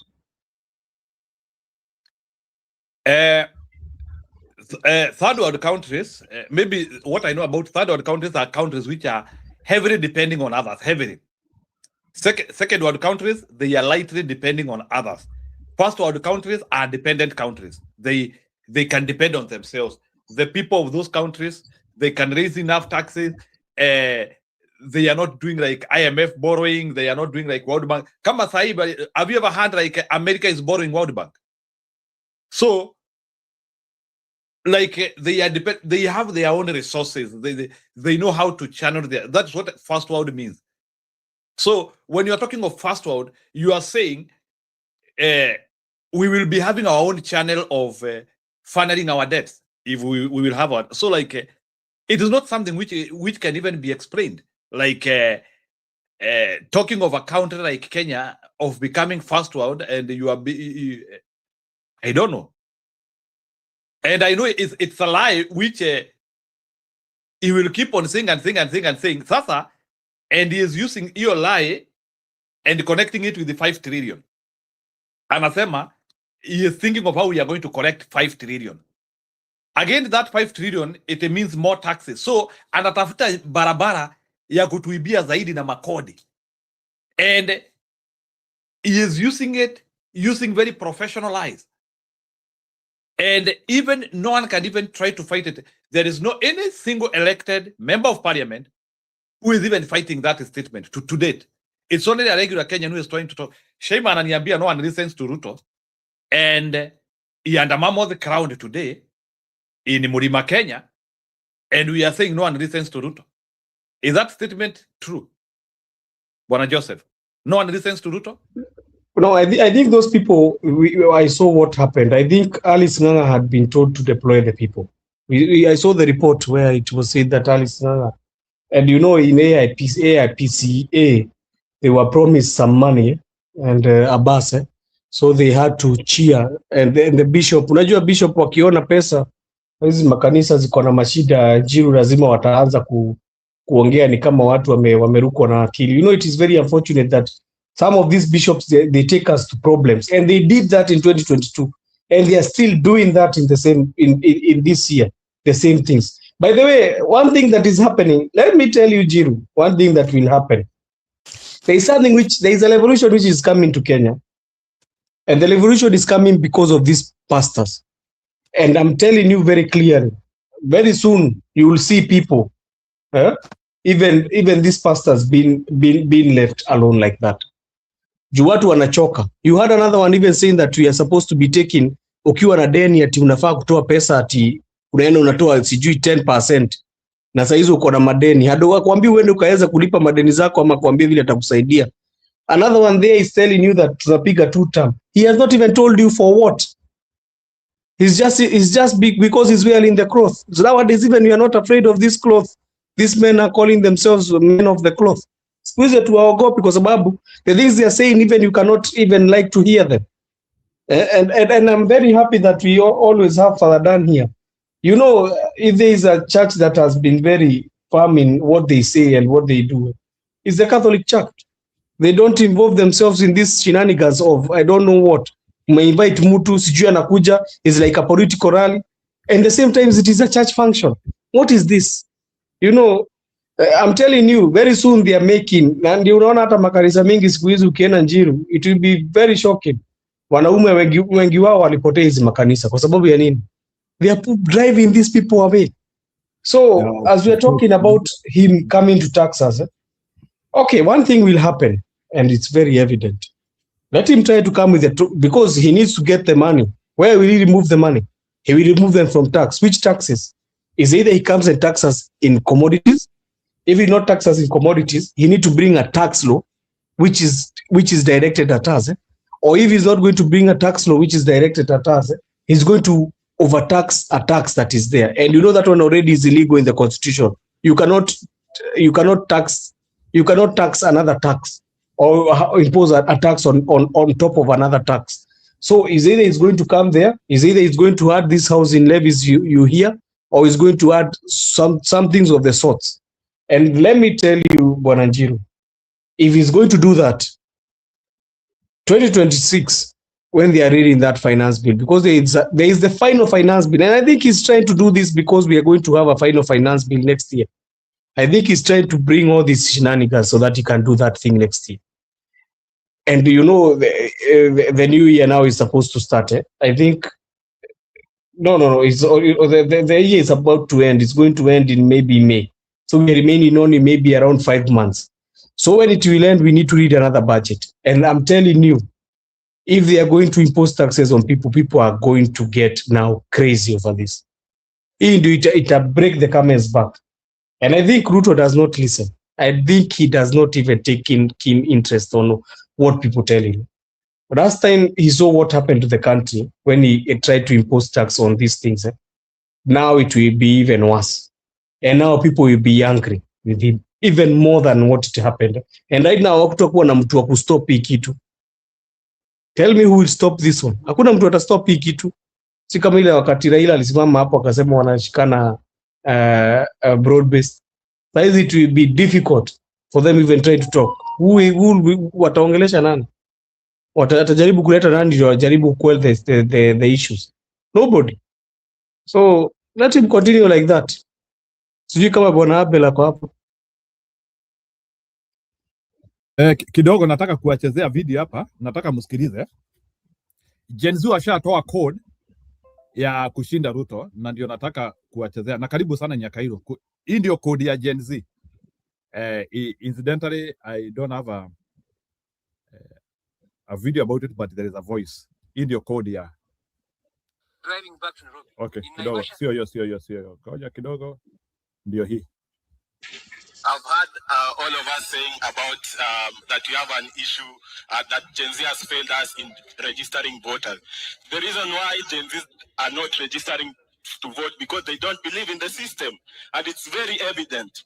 Last year, over 1 million Gen Zs demonstrated that the power lies on the street. And I want to say to my friend there that we will not remove you through the ballot. We will remove you through the streets. And we will, people like you will go to jail. We will have no mercy for our oppressors. Thank you. And the money you have stolen, we will take it back. And we will hang you.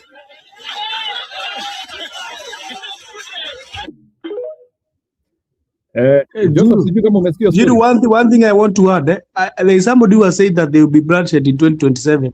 Me, let me tell you, Jiru, I have a very bad feeling, and I don't think even 2026 will end without something that will happen in this country. The way he's starting to trend, I'm telling you, 2026, so it will be a very bad time for him. Gen Z amesema, and somehow I agree with him.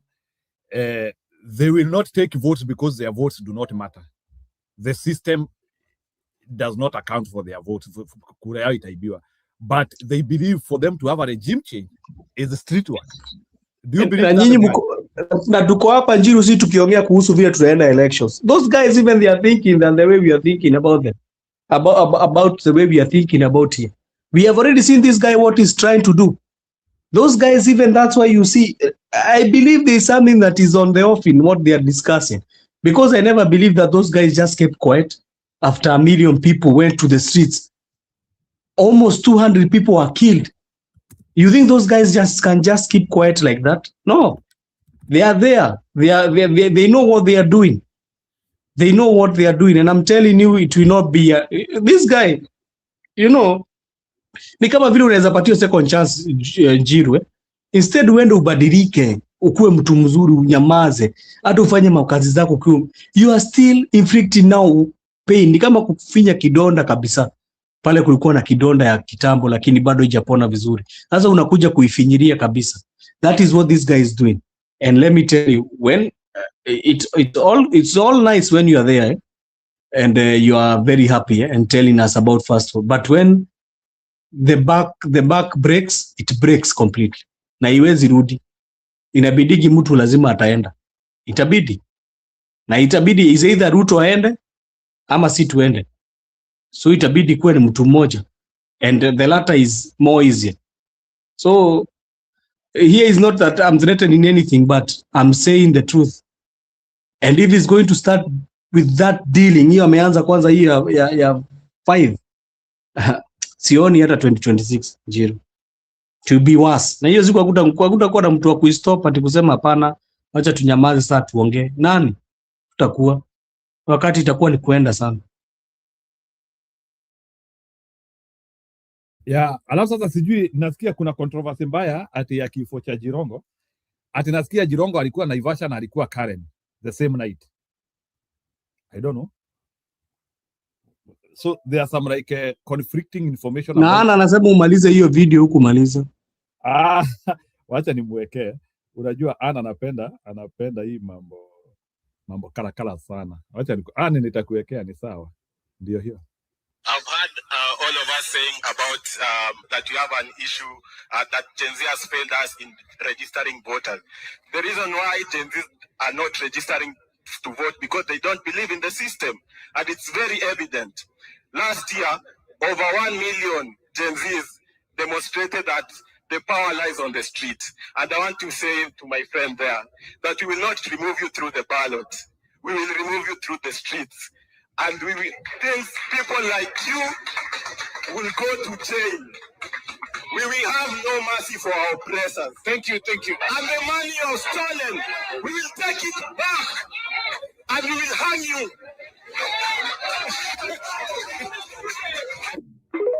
Wow. Honestly, Meisha, if you wanted to hear where she is saying that we will hang you. Unajua jiri watu wanaona kama ni kitu tu ya rahisi hivyo. I'm telling you, things are going to get tougher. Next year, things are going to get tougher and the things are going to be thicker. Sio Singapore tena. Hiyo acha nikwambie hivyo unajua ameanza na ile trajectory alianza nayo ya 2024. Nakumbuka akituambia ati lazima tujaribu kutengeneza tunajaribu kutengeneza economy. What did he come to say in 2024? Alisema tunakuja kutengeneza economy. I need to tax you more so that inaweza stabilize the economy. Now he has started with another plan ya kuja kutuambia kuhusu ECG Singapore mnasema Sinapols. Ameanza kutuletea hizo mambo and I'm telling you on June let him try and arrange that finance bill atajaribu kuarrange. Because they are going to arrange the last finance bill and he's not going to care because itakuwa ya kuenda elections and it will precede a historic thing that you have never seen. That is what I'm seeing in front. It will not be games as usual. Hiyo wakati hakuna mtu atamsaidia. Kuna haya, huyo ni Jirongo. Friday evening I went to a place called Oasis in Karen at around 8 p.m.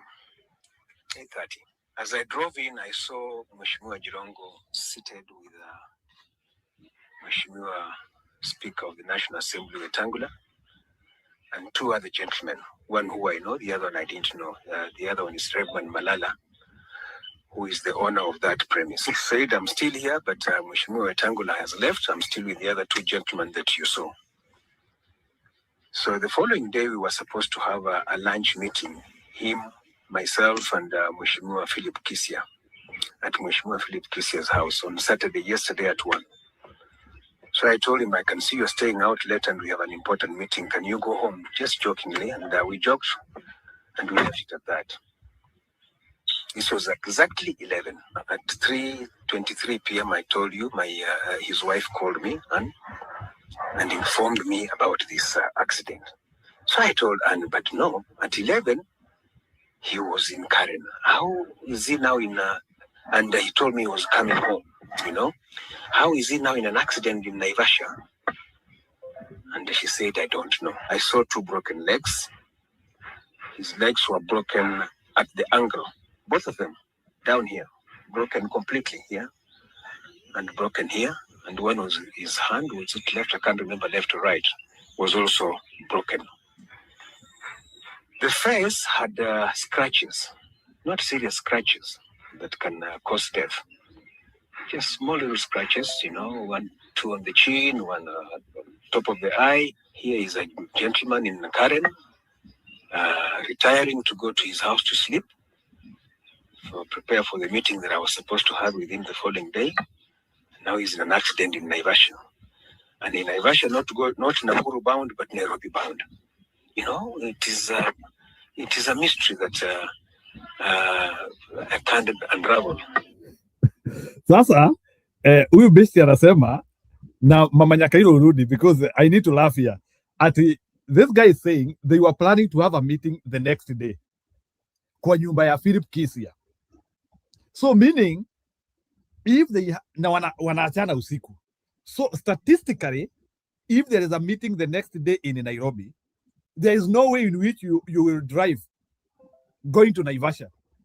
Maybe what is not even being understood is I've tried to figure out about that issue, and I've seen Jirongo, there is a book he was about to release, and he said that book, if he's going to release it, his life is in danger. Then another thing, I think even the book should be released now. Then another thing I saw is about, they are saying that the bus was also traveling to the same direction that the car was traveling in. And then they are saying it was a head-on collision. But the things are going to put themselves in open. Lazima mambo itakuja ichipuke nini kilikuwa kinaendelea. Because people even are asking dereva tu peke yake niye aliona ongea kwa hiyo story yote. Wale abiria walikuwa wamebebwa bado watu wajasikia wakiongea. Why are we not even hearing them? They are witnesses. Nyinyi hatari kuliko DCI. Si basi Wakenya waajiriwe kama DCI. We disband the DCI. Because hii maswali unauliza hata DCI hawaulizi. Very patent question. Wewe uliona tu dereva, si uliona tu dereva akiongea. Wewe uliona witnesses wakiongea Njiri? Uliona mpaka passengers wakiongea? So one thing is very clear. Nimekwambia siku hizi nimekuwa senior counsel. One thing is very clear, Njiri. There is something wrong really happening. And if that is linked to something that happened to this guy, the first thing should be done, because the driver is the one who we are listening on his story. Tunasikia tu one side of the story. We need to hear the other side of the story, because it cannot be just that wewe unasema tu story yako ndio tutachukua na tuseme ni the gospel truth na ndio tutakuwa tu. Kama huyu mtu alikuwa kwa side nyingine, inamaanisha alikuwa na overtake gari nyingine ama alikuwa anafanya nini Njiru? Unaweza kuwa ukipeleka kwa gari side ya mtu mwingine na uram kwa hiyo gari, na hiyo gari ilikuwa una overtake ija huyo jamaa hata kusimama kuangalia ama kuongea ama kupatiana na first aid ama nini. This is Kenya bwana. Hizi mambo wanajaribu kutupatia hapa. They are not hard enough, but everything is going to go to light. Kila kitu, hakuna kitu inajifichaga. And Kenyans are going to push them till they are going to hiyo kesi itabidi. I have seen even the family has spoken today evening. Wamesema is a must they be told what happened. They are waiting to hear. Sheima anasema Sheima, na venye traffic wanakuanga na kimbelembele, hata traffic hawaongei. There is something hata enlightened amesema mpaka ikaenanisha the driver was the driver of the whole story. Amesema the driver was the driver of the whole story. Enlightened gola anakuanga mchezo sana. The driver has changed the narrative. Anyway, this was a high-level killing of lawyers killing each other. I think on a paid fee. They are acting for somebody, but it's unfortunate because kama alikuwa anakutana au watu wote naona tu ni waluya tu, Philip Kisia, Wetangula, au watu wote nimesikia kitanjo hapo. So kuna anasema Gaidho ameweka declassified. Tutafute Gaidho ama? Amesema declassified video. Najua nisijui anatoaga Ruto vitu wapi. Unajua Ani ni controversial. Ana anapendanga hiyo. Hapa kuna tumambo anapenda sana hapa. No, of course, Anne likes controversy. Unaona kitu haina controversy is not for Anne. Lakini Njiru, wewe umei kujiuliza hiyo swali. Kwa accident wewe umei kusikia story ya mtu mmoja peke yake na imebeba watu wengi kwa hiyo basi. Si hata mtu angesema nilisikia brakes zimepigwa tu, hata nikagonga tu kiti. Naangalia na shindwa ni nini kinafanyika. Usingekuwa unasikia story kama hizo. Was Jirongo alone? Ama walikufa watu wangapi kwa hiyo accident? Wanasema Jirongo alikuwa peke yake. But kwa basi wanasema he had I don't know how he had it, the bus I think was full with passengers. But you cannot say that even though the passengers were sleeping or something. Hawezi sema passengers wataamuka tu kushtuliwa na hiyo nini. Sasa alisema alipiga brakes. Ukipigishwa brakes Jiru na meenda speed, si utaamka kuangalia nini hii ni imefanyika, na sasa hizo umesikia loud bang. It's not hard enough bwana. These things are not hard enough. Waache kushinda wakitusumbua bwana. They need to tell us the truth, what happened. Jirongo aliuliwa pahali alafu accident ikakuwa simulated. Na alafu Asili TV amekwambia there is no passenger bus from Nairobi to Busia which leaves Nairobi at 2 a.m. Asili TV anakuambia there is no passenger bus from Nairobi to Busia which leaves Nairobi at 2 a.m. Na mko na mambo. Yaani watajua. Ati Shima anasema ati sasa alilewa akasahau njia ya kwake Karen, akaenda Naivasha. Kisha akashtuka akageuza gari kurudi Nairobi. Salele. Anyway, you know the problem is that the dead tells no tale. So angalia Gaitho ndio nana nakwambia. Jina yake inaitwa aje? Niko kwa page ya Gaitho na sioni, ama ni uko kwa X. Niko kwa Francis Gaitho and I don't see a. Na mbona mja subscribe Gaitho? Gaitho with the subscribe with 13k subscribers is too low. Hebu muende msubscribe Gaitho bwana. Ni kama lakini mimi hata hiyo mambo when this was on today is on Saturday, ndio Sunday, so this was on Friday waking up, ilikuwa ni Friday waking up Saturday, ndio it was Friday waking up Saturday ndio the accident happened. Silikuwa juzi nani Jiru. Yeah, so how will traffic be like that on a Saturday morning? This is really baffling. Hata mimi naweza kataa kujua by the way. Sasa nimeingia into deep. Acha vile mnasemaga ni controversy. Nimeingia too deep kwa sababu sasa lazima tujue. We need to know. We need to know what happened. Yeah, kama ni huko X huko nitaingia baadaye. I thought akona kitu YouTube. We need to know. No, anyway, huyo beshte aliuawa na story mingi tuache. And it's about 2027 sababu wewe Joseph umesema sisi tunaongea hapa story ya kura na majenzi wanasema hawako huko, wao wako kwa streets. Wanangojea street work. Can you comment about that Joseph? Where Gen Zs are saying wao wanangojea street work. Wana hiyo kinga yetu. Nilikwambia hii Njiru nyinyi mnagojea elections. Na kushinda hapa mkijikuna kichwa mkisemaga sijui tutaenda kwa polling station, sijui tutasafeguard aje kura. Gen Z wamejipanga kitambo bwana. Wameanza kualikia documents. Hiyo hata nikuguziwa mnaguziwa tu kidogo kidogo. Ni kama vile tu unaekaka kachumvi kidogo kidogo kwa chakula usikisikia kama inaonja. Mnaguziwa documents. Hiyo mmeguziwa ni title. Hamjaguziwa contents. And the contents are very hard. They know what they are doing. Those guys, they cannot be that they wanted to bring a revolution in Tanzania and they are not going to be able to bring it in their own country. Don't tell me that one, you cannot tell me it will happen. They must have a plan for their country. And those guys, they talk in corridors. I think even now they are afraid. They are not afraid. I think nowadays they are very cautious. They don't come to talk their things in social media.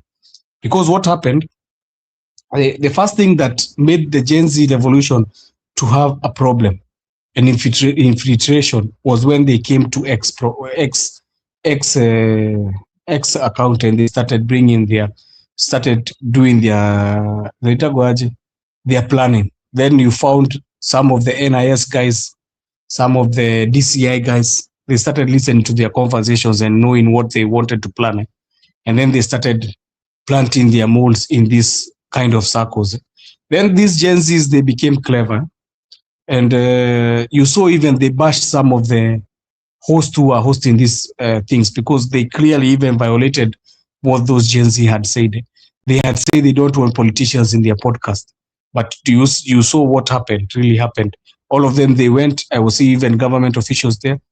And I think they said now what they will be planning about their country, it will not be operated in those means.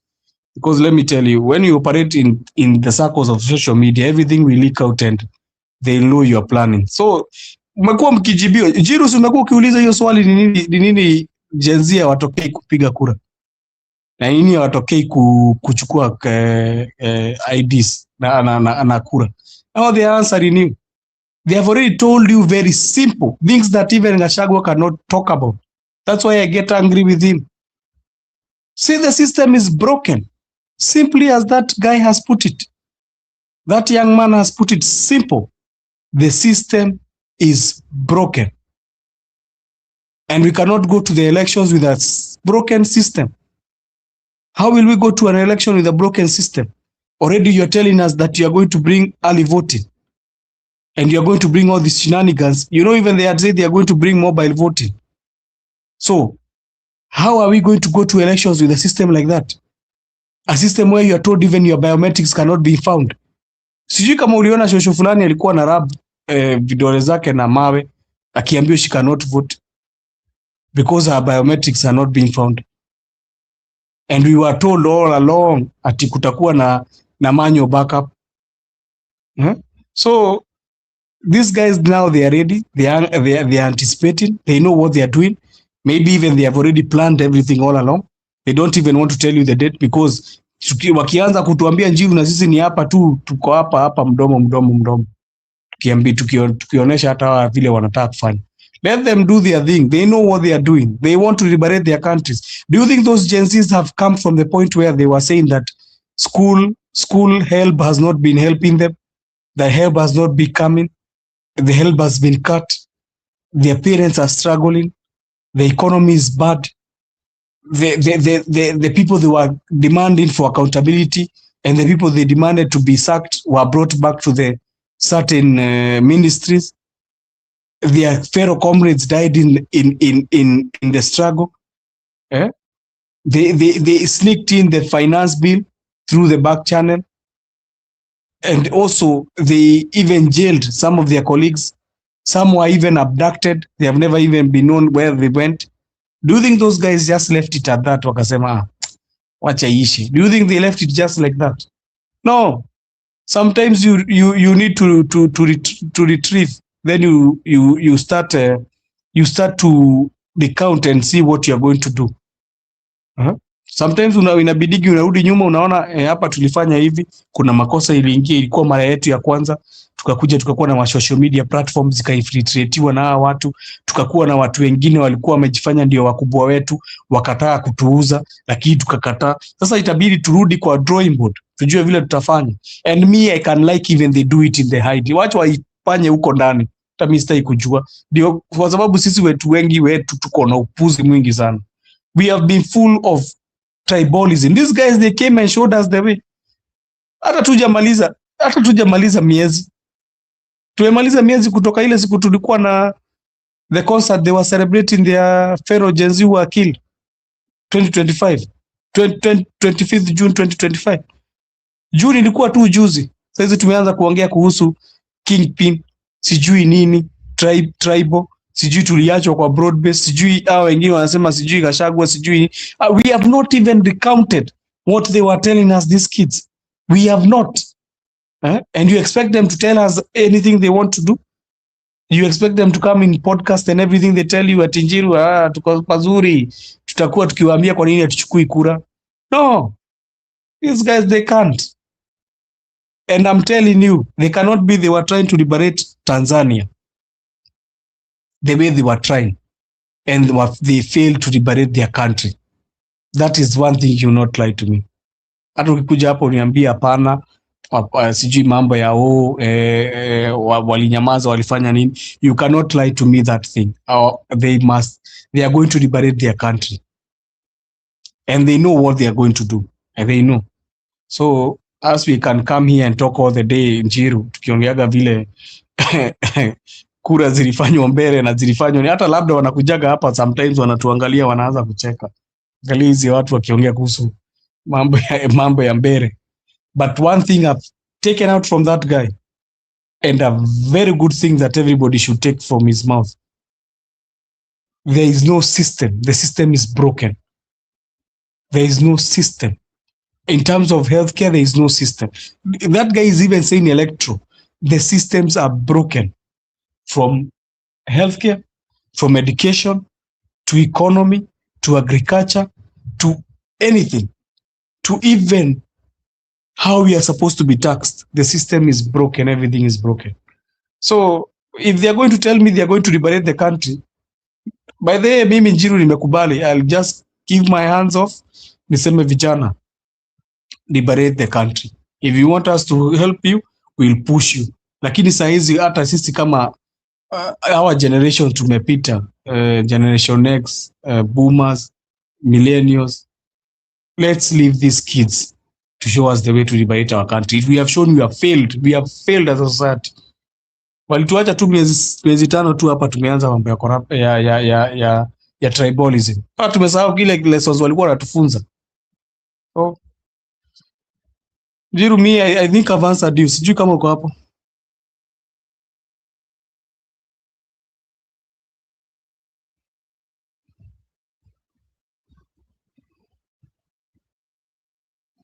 So I think Jiru, yuko Abel, uko hapo mkuu? Abel alipotea, maybe nataka kuweka kitu hapa. I'm now hearing that united opposition is slowly breaking up. Ni kama hata wao, I think ni kama they are discovering they are doing more disservices to each other than what they are supposed to do. So tusikilize hii video. Abel, I don't know kama of Kenya ever get near to the offices of power and decision making. Let us talk about the united opposition. So here is a question where you made a statement in terms of zoning Nairobi for DCP, and that elicited a lot of conversation because even Wiper party leader Kalonzo Musyoka said, we have not gotten into any discussion in terms of zoning. And many have equally just described you as a bully, that within the united opposition, it's either Gachagwa's way or the highway. Is that the case? I don't think I've said it's either my way or the highway, but I'm the party leader of DCP.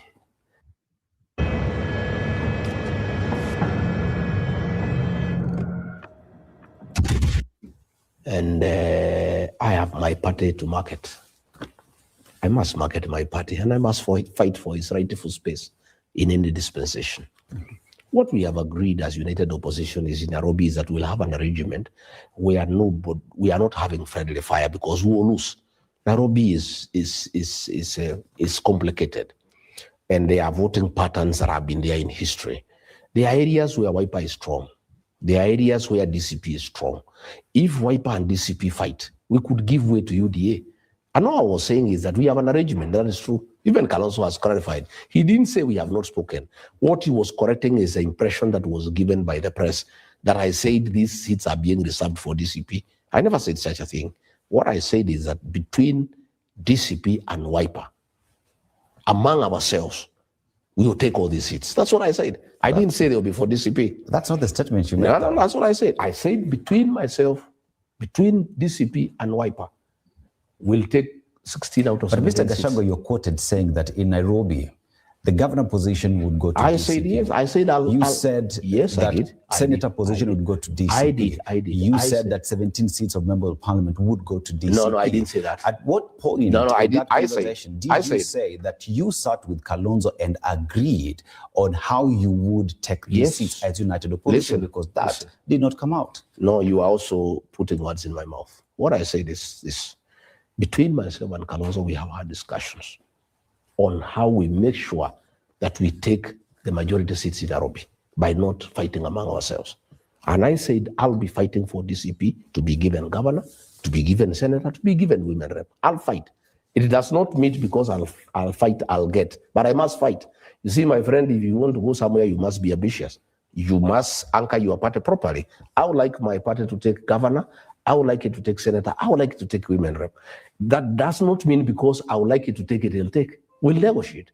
And then I said, out of the 17 seats, we'll fight for 16 out of 17 among ourselves. I didn't say they are for DCP. The people of the press went ahead to say that I said these seats are for Kikuyus. Because the press, most of it has been pocketed by William Ruto to say DCP is a Kikuyu party. DCP is not a Kikuyu. Wacha nitoe hiyo. Nataka kwanza kuwaekea ingine moto sana. So Bwana Abel, are you there ama ulienda? Wacha niwaeke. Nataka muone cheering squad. Hey, nataka muone Alice Wahome, no si Alice Wahome, Alice Ng'ang'a akiongoza cheering squad on Facebook. Nataka muone cheering squad wazito.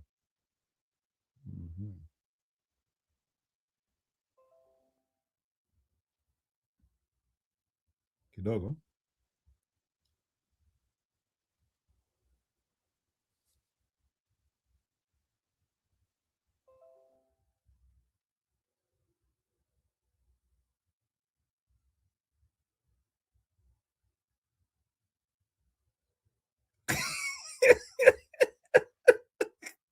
Sisi kama mnashikanisha?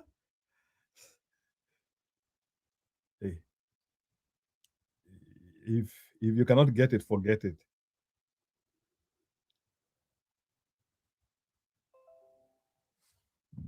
No, it's not about Jana. See, you can watch the gestures. No, he hatuhitaji voice.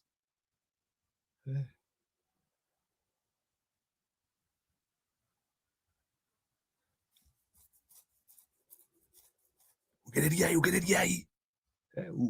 Sauti bana. Alafu anapiga simu na mbona cheering squad hapo down haifanyi? Sasa huyo anapigia sasa cheering, ndio huyo uone mikono ya huyo. Sauti bana. Ni kama nyua sea muongei. Atusikii. Ndio huyo sasa anapiga. Sasa huyo anapigia sasa cheering squad na hapo. Unaona sasa huyo mama vile ana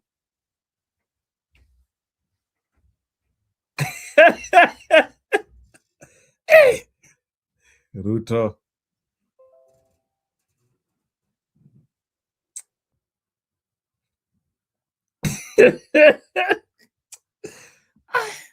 If you don't get it, forget it.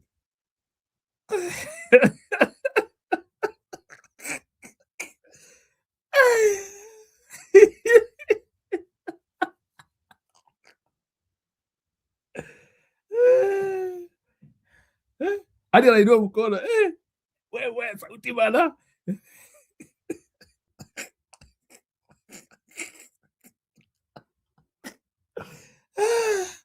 Wow. People overworking, manze.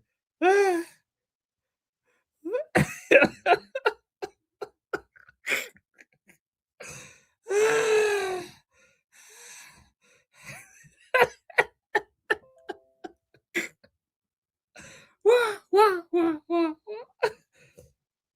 Oh, awa Kikuyu. Huyu hata hawezi fanyia mzee hivyo. Hawezi overwork kwake nyumbani vile ana overwork kwa Ruto. Wah! You know this is serious. Sauti bana. Alafu huyu anapiga simu. Aizikata huyu naye anaona ni kama squad yake haitoi sauti. Huyu sasa squad yake haitoi. We, ni nini mbaya na hapo chini? Hiyo atulipi sasa. Atulipi. Kama ni hivyo, atulipi.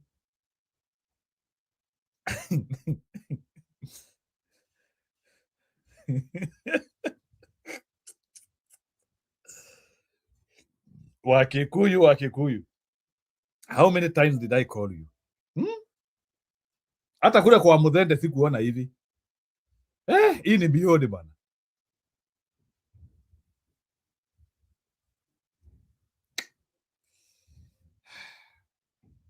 Ni sawa. Nilikuwa nataka kuwaonesha hiyo ili muone. Our Kikuyu's family. Our Kikuyu's families. We are one. We are family. We are one. We are family. Oh, we are one. We are family. We are one. We are family. We are one. We are family. We are one. Hata wala wanatuuza we are family. We are one. But I want to sit in Kisa. We want to sit in Narok. We want to sit in Nairobi. Nobody talked about Kikuyus in that church. I talked about DCP. And to tell me that DCP is synonymous to Kikuyu is erroneous. It isn't erroneous. It is not synonymous to Kikuyus. Kikuyus are in DCP, yes. So are many other Kenyans. So what and Kalonzo has clarified. We have not agreed on who is to get what. But what we have agreed is that among ourselves. Wacha niwaeke wanawake wa IPCA nimewapata. Oh, we are one. We are family. We are one. We are family. Wamama wa AIPCA ndio hawa. Oh, we are one. We are family. We are one. We are family. Oh, we are one. We are family. Hiyo ndio front row. Oh, we are one. We are family. We are one. We are family. Oh, we are one. We are family. We are one. We are family. Anyway, ndio hiyo. Umeona wamama wa AIPCA. So what is your comment? Mumeona hawa mama? Wamama wa AIPCA. Ndio hao. Kanisa mzuri. Kanisa ina wacha kuona mingi. So si umeona how the cheering squad is motivated. Lazima umotivate cheering squad. So hakuna vile unawalipa na unawaonesha how to cheer. Kikuyu leaders. Hapo ndio mumetufikisha.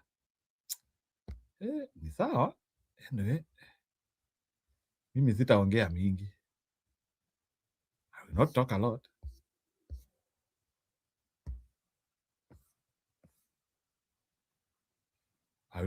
a lot. Wacha tusikie familia imeongea story ya kifo cha mwenda zake marehemu CJ. Wix, one platform, any website, Alafu tufunge kituo. unlimited creation. And he was found dead in Naivasha, traveling from Naivasha side to Nairobi, driving alone. So when he made this accident, he was now coming to Nairobi instead, between 11:30 and 3 o'clock. He was alone. This is how Jirongo Mheshimiwa, our brother, was in Karen at that late hours. He leaves to come to his home here. Naivasha is not in between here and Karen. How did he find himself in Naivasha, driving back to Nairobi? In Naivasha, driving back to Nairobi. That's a mystery that must be unraveled.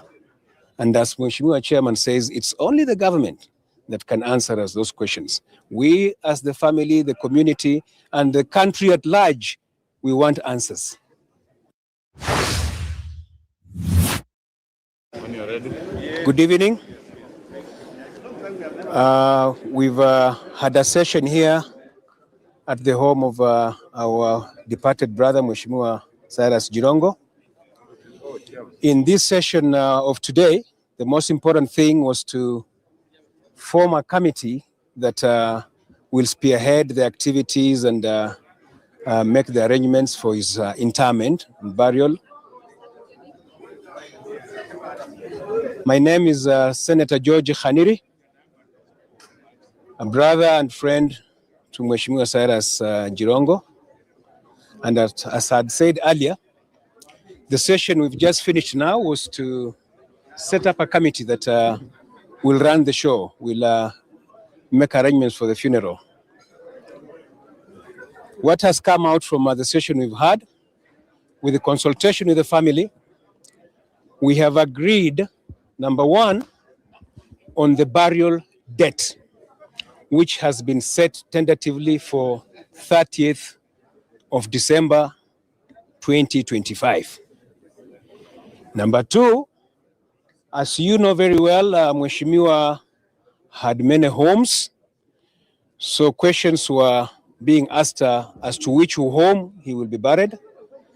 I think the family has agreed that Mheshimiwa will be buried in his Dumaganda home next to his father and mother's grave.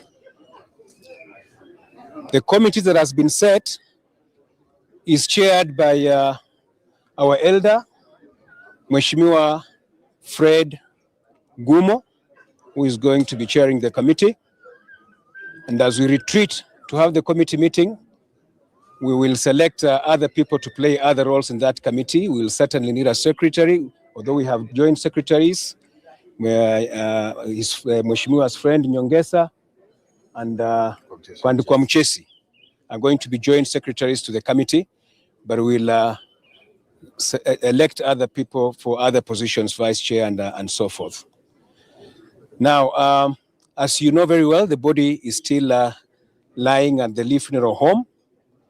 Yesterday, when we checked in the body, because a few people had an opportunity to view, but the body had to be sealed. This was instructions from the government, the investigating agencies, that nobody can view the body and they cannot embalm the body until they are done with their investigations. There's a forensic investigation going on, and the officer leading the investigation, I spoke to him this morning, and he told me that they anticipate to be done with this exercise by tomorrow. So we should have a post-mortem maybe tomorrow or the day after, in consultation with the family. And then now the rest of the people who want to view the body, the committee will make arrangements with the Lee Funeral Home as to when people can visit the home before the 30th to view the body. I think that's what we have, the only brief we have for now, unless the chairman, our chairman, has something to add. As you know, this is a Christmas session, and many people will be traveling to the countryside. That's why we thought we must make a decision now and tell the public and relatives when the burial will be.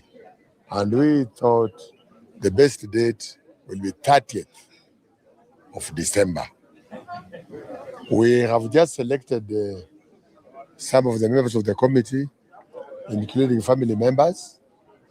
Should there be any changes, because the family, in this case, the family matters a lot more. Should there be any changes, we shall let you know. But as you know, Khaniri is now my co-chair, and maybe being younger, he'll be issuing more statements than me. So from now on, that is what we are looking at. But the main thing that we must say, and that's why that the family and all relatives are concerned, is the investigations. We are asking the investigation officers to do everything possible and tell us what really happened. Because Mheshimiwa Jirongo was to tell us exactly what happened. Hiyo ni story ya jamba. They will know nothing. But Mheshimiwa endelea kuongea. Left Karen at around 11:30, going home, which is here. And he was found. And please also, I'm recommending that give us 2 subscriptions to fikisha ngapi. So please, if you are watching us and you have not subscribed us, nitakuomba kwa heshima hizo subscription mbili. If we can get 2 subscription from you, tutafikisha ngapi? 2260. 2258 plus 2, 2260. So please give us those 2 subscriptions tonight to fikisha 2260. Anyway, I don't know why kila mazishi tunasemanga hii statement. History ya njamba hapa. Of December. We have just selected some of the members of the committee, including family members. Should there be any changes, because the family, in this case, the family matters a lot more. Should there be any changes, we shall let you know. But as you know, Khaniri is now my co-chair, and maybe being younger, he'll be issuing more statements than me. So from now on, that is what we are looking at. But the main thing that we must say, and that's why that the family and all relatives are concerned, is the investigations. We are asking the investigation officers to do everything possible and tell us what really happened. Because Mheshimiwa Jirongo was left Karen at around 11:30, going home, which is here. And he was found dead in Naivasha, traveling from Naivasha side to Nairobi, driving alone. So when he made this accident, he was now coming to Nairobi instead. So we don't know what they are going to do in Naivasha. And we are just asking the government, it's only the government that can find out. There are cameras these days all over. They must have seen this car. I mean, they must have detected this car as it left Karen, going towards Naivasha, and when it turned, coming this way. So that's what the family is very concerned about. They just want to know what really happened, because there was nobody else. He was the only one. He was alone in the car. That's all that the family is asking. And we also, as friends and the chairman and the committee. Thank you. Does it mean that this is a case you're actually suspecting foul play? We are not suspecting anything. We cannot find out. It was at night, between 11:30 and 3 o'clock. She was alone.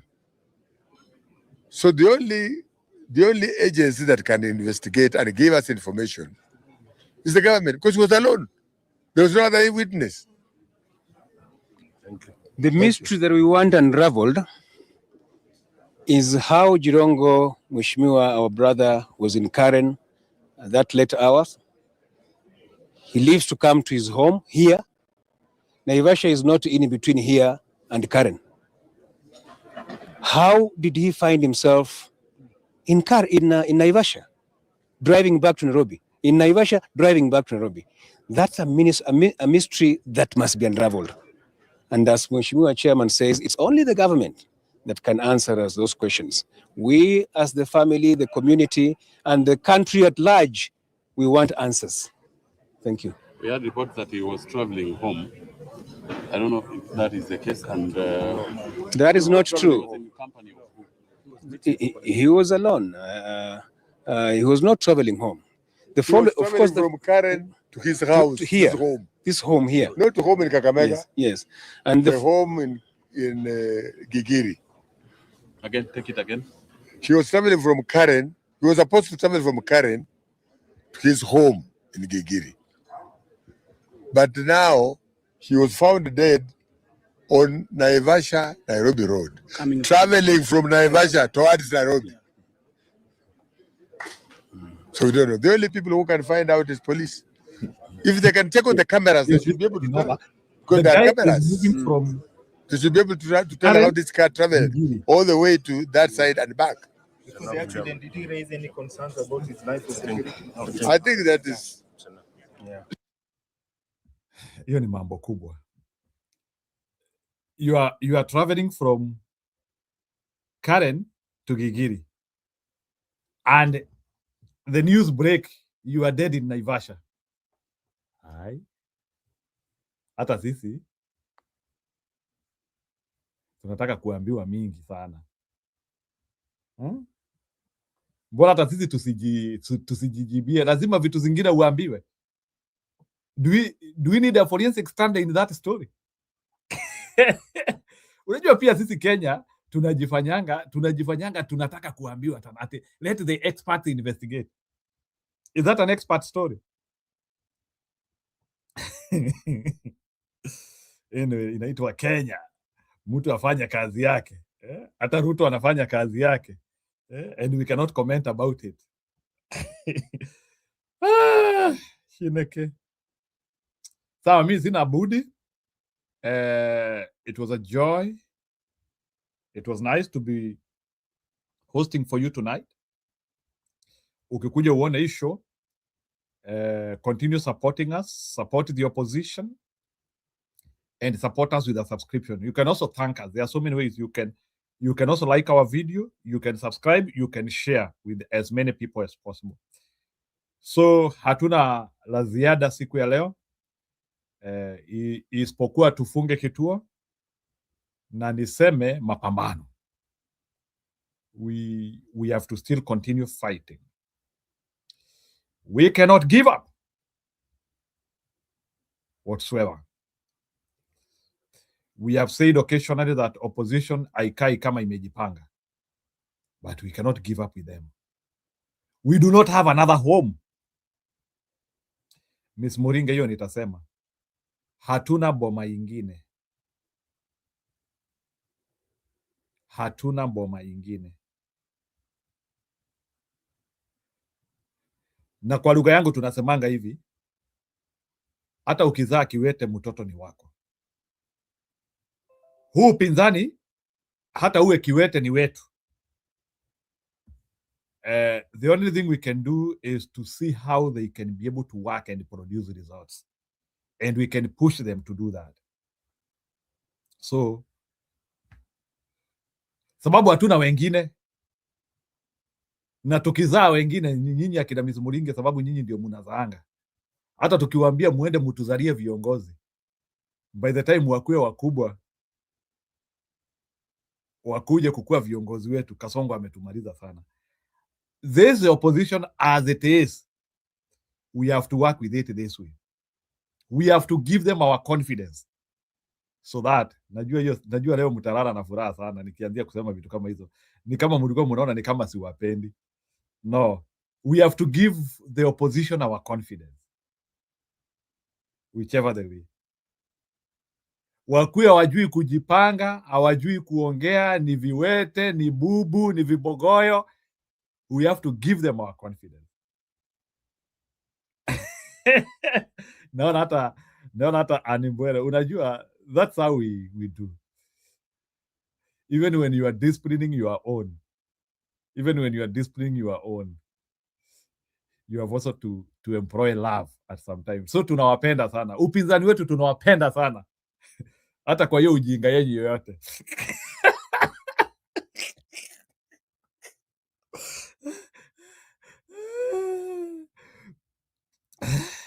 Najua watu hawaamini. Tunawapenda sana. We love you. Hatuwezi waacha. Sasa tutawaacha tuende kwa Kasongo. We cannot leave you. Imagine huu upinzani, I think ndio mko na hii kiburi yote hivi. Sababu mnajua hakuna pali tunaweza enda. That is why you know, even in your confusion, we are just glued to you. Nyinyi watu wa opposition nyinyi. You know, this is what happens when there are no choices. Due to lack of choices, we are stuck with them. Nyinyi opposition, I will deal with you in 2040. Sahi, I have no option. But in 2040, I will have an option. Maybe your time na nitakuwa kagogo pahali. In 2040, I will be spoiled for options. Nitakuwa nasema, spendi huyu, nataka huyu. Taki huyu, nataka huyu.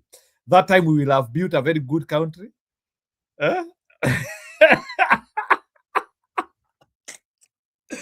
Sasa hani shida yako ni nini? Social engineering is also a cause. I'm not social engineering you. Lazima niwaeke matumaini. There's no in which hii vita tutatoboa if we don't have hope. Na nimesema vizuri sana Ann. Ukizaa kilema unalea. Utupi. So we have to agree this is the best opposition we have. This is the best opposition we have. Na sababu hatuwezi enda kwa Ruto, so we work with what we have. I know Mrs. Moringi anasikia vizuri sana nikisema hivyo. Unajua watu wamenipigia masimu sana, watu wakaniambia Njiro waki huwezi ongea hivyo. Sasa kama wewe ndio unasema opposition hakuna kitu, sasa where else do we go? Mimi hata ukisikia nikiko, you know, I have to tell the opposition the truth, but I'm with them. It is only somebody who does not love you who does not tell you the truth. So the reason why we are telling the opposition awako ni sababu tunawapenda. Kama tungekuwa hatuwapendi, hatungekuwa tunawaambia ukweli. So wana upinzani tunawapenda sana, ndio tunawaambia ukweli. With a smile, by the way. We are sharing truth with you in a smile and with a spirit.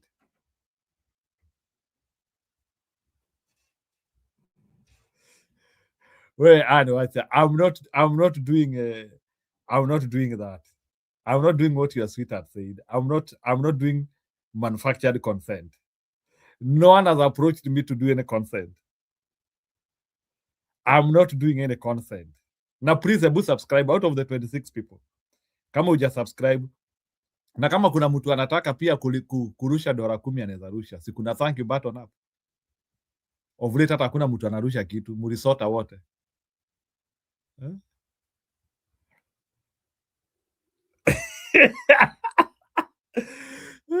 Ati United Girl anasema aje? Ati hawako na wewe, si ni opposition, si yuko. No, I'm just trying to say we love our opposition so much. Our opposition, we love you. Tunawapenda. Kalonzo tunakupenda. Gachagua tunakupenda. Matiang'i tunakupenda. Tunawapenda nyote.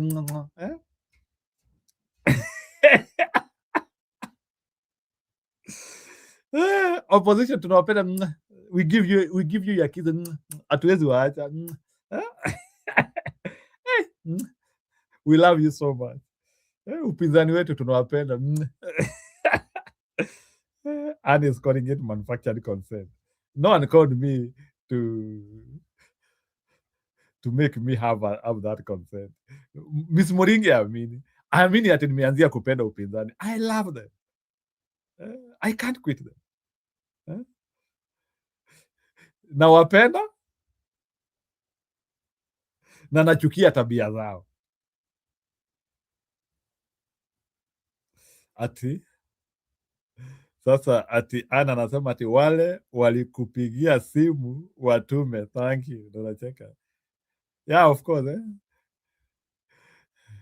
Enlightened Girl anasema ati hata wewe unapenda. Of course. We would want to show them love. If we don't show the united opposition love, it's too hot outside there. It's too hot outside there to start. The best thing we can do is support them na kuambia tuko pamoja na nyinyi, lakini muache ujinga. Nikikutana na Gachagua leo nitamwambia tunakupenda, we like you, lakini uache ujinga. Nikikutana na Kalonzo nitamwambia nakupenda, lakini style up, wacha ujinga. Yani nasema I have not changed, and there is difference between, even when you are cautioning. These are some of the things which I've learned in psychology. There is much you can do more in love than in disparage. And I agree that, and I declared it here yesterday. Gachagua is deflated, but we are not quitting him.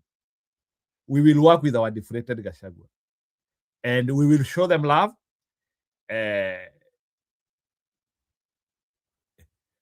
And if they want to, na kama wanataka kurusha hiyo upendo yetu kwa maumbo na huko nje, is okay. Yeah, so the united opposition, style up. Don't take our love for granted. Why not love UDA? Ukitumwa psychology. No, I can't. So huu upinzani lazima tuupende, lazima tuambie you can do it, you can make it. Upinzani, it is possible. Bwana Matiang'i, it is possible. As long as you are not a mode for Ruto. As long as you are not working for Ruto, my dear upinzani, you can make it. The ground is fertile for change. So mimi napenda upinzani sana. Napenda upinzani sana. That is the only thing I love. So tunapenda upinzani wetu sana. Because if we don't love our opposition, we will not be able to win this war. The beginning of any war, when people are in a battalion fighting, you begin by love. Otherwise, you start killing each other. If we are 5 soldiers and we have to go and fight the same battle, we have to love each other. To the extent that ukiona the opponent That's why even they face different direction. The reason why soldiers face different direction in a battle and they trust each other is that I have some face in the north, others face in the east, others face even wengine wanaangalia juu. It is because they trust each other. I trust you to face in the south and I don't need to face in the south. And you trust me to face in the north and I don't want you to face in the north. Because any danger from the north, I will handle. And for you, any danger from the south, you will handle. And our friend, any danger from the east, he will handle. And our other friend, any danger from the west, he will handle. That is how people win. That is what it means. So, Anembwire, we have continuing telling them they have to invest on strategists, but I hope they listen. So please, all my subscribers, I'm waiting for those 2 subscribers. Siwezi funga hii kituo kama hao subscribers hawajaweka.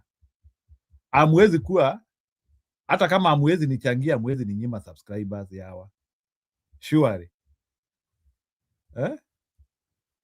Muninyime pesa na muninyime subscribers. You have to, itabidi muachilie one of it. So it is either money, or subscribers, because mumekataa na zote mbili. So I'm waiting for, so please, out of that 2 people, tafadhali, nataka 2 subscribers wawili leo. Msikuange watu wa kuniangusha. It takes a lot of energy to be here, to plan what we are going to talk today. It is part of encouraging our united opposition. Don't think like these shows which we do here, they are not important. If we lose hope like many other Kenyans, we are giving Bwana Kasongo a through pass. So please, nipeni hiyo subscription mbili tafadhali. Nisitoke hapa hiyo. Hata mmoja tafadhali. Naomba 31 people, one subscriber. Yeah. Njiro, politics is so dynamic. You might be talking ill of opposition today. Tomorrow you lack something to accuse. Where? Hapana, mimi napenda upinzani. I'm a very fidelious person. Mimi ni mtu ambaye anapenda vizuri. So mimi napenda upinzani kabisa. And I would not like to use the signs which are red flag are not enough. It's all right. So hata ukinichukulia nikiwa mtu wa red flag ni sawa. Hakuna shida. I will not be the only sellout. Si hata Alice Ng'ang'a ambaye amesema Kenya iuzwe, mumemufanyia kitu. So if you think I'm a sellout, is okay. Alice Ng'ang'a want your country to be sold and you are not rioting. And when Alice Ng'ang'a is saying that your country be sold, anasema hata kule wewe unakaa ani kuuzwe. Miss Moringe, this woman is saying hata kwenyu nyumbani kuuzwe when she is talking about that. Haya, nyinyi muendelee tu. Ni baraka. Lakini viongozi wa Kikuyu mustaila, hatuwezi kuwa na viongozi waovu hivyo. Ni baraka kutoka kwa Mungu. Ni baraka. We andari usikuja tuimbie hiyo wimbo. At least we need also to start praying for our nation to get revolution. To get Mungu atuingie kwa roho zetu. Tukue sisi sio watu ambao we can consume lies. At individual levels, it's very difficult to consume lies. But this idea where we are consuming lies as a group ni vibaya sana. Na tuombee Mlima. Sababu Mlima umetumika sana katika taifa letu kupotosha wengi. And I will say that again. Mlima umetumika sana kupotosha wengi. For me, I think if there is a road to hell in Kenya, it's through Mount Kenya. If there is a road to hell in Kenya, it is through Mount Kenya.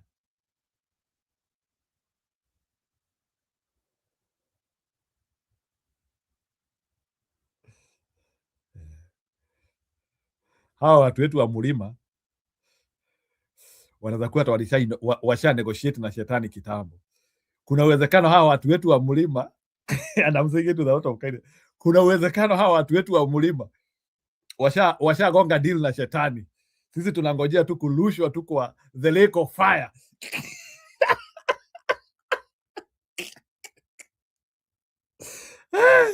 Pengine watu wetu wa mlima walishakula kwa shetani kitambo.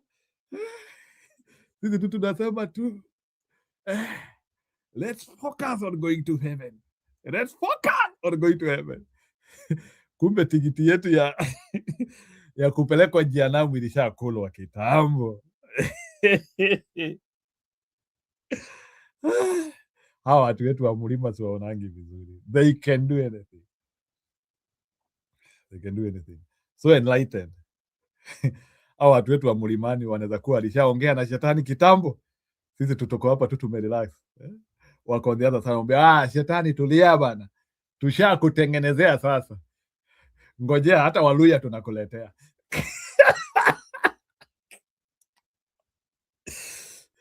Najua kuna mtu hapati hiyo, lakini ni sawa, utapata kesho. Shetani ni quotes. Haya, hata the real devil kuna uwezekano. Hawa watu wetu wa mlima siwaonangi vizuri. Hawa watu wetu wa mlima hawa wanaweza kuwa hata walishakula ya shetani kitambo na wakaambia shetani usijali. Ni Kenya unataka? Hii tutakuletea, hii tutakufungia hii. Unataka lini?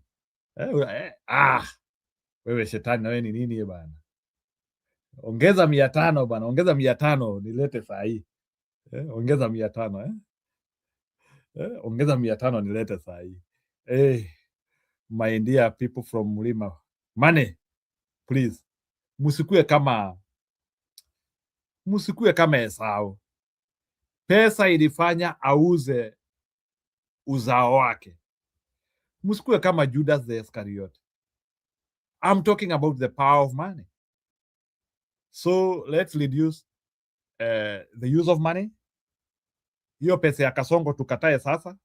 Hata hiyo pesa mulikula mbele imewasaidia. I'm waiting for those 2 subscriptions, please. 33 people. Amwezi tafadhali kosa watu wawili. At least munitoe kwa kituo na furaha. Imagine leo sijapata hata subscription hata moja. We grow this channel. Wacha tusikue hivyo. Na ni kama muna miss huyu mama, niwaekee tena. Muna miss huyu mama. Huyu mama muna miss. Muna miss huyu mama. Wacha tu niwaekee. At least hakuna haja ya kumiss huyu mama. You know, this is what Kenya can offer. Unajua ni vizuri kujivunia Kenya. Haka ni ketu kakujizalia. Ama namna gani? Tujivunie ketu. Haka ni ketu kakujizalia. Subaru is proud to be the largest automotive donor to Meals on Wheels America, helping seniors. Ututengeneze expressway biashara Moi Ruto wana mama Simba oye! Wana mama Simba oye! Leo ni leo, msema kesho. Leo ni leo, msema kesho. Your Excellency, siku ya leo tuko hapa, siku ya leo kwa mwariko. Unajua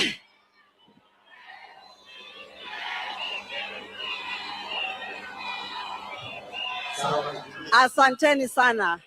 Your Excellency, the President of the Republic of Kenya, mimi ni wa hii kanisa. Najua ukiniona kwa siasa unaona mama Simba kama ana kanisa, lakini hii ndio kanisa langu. Nikiwa hapa niko nyumbani.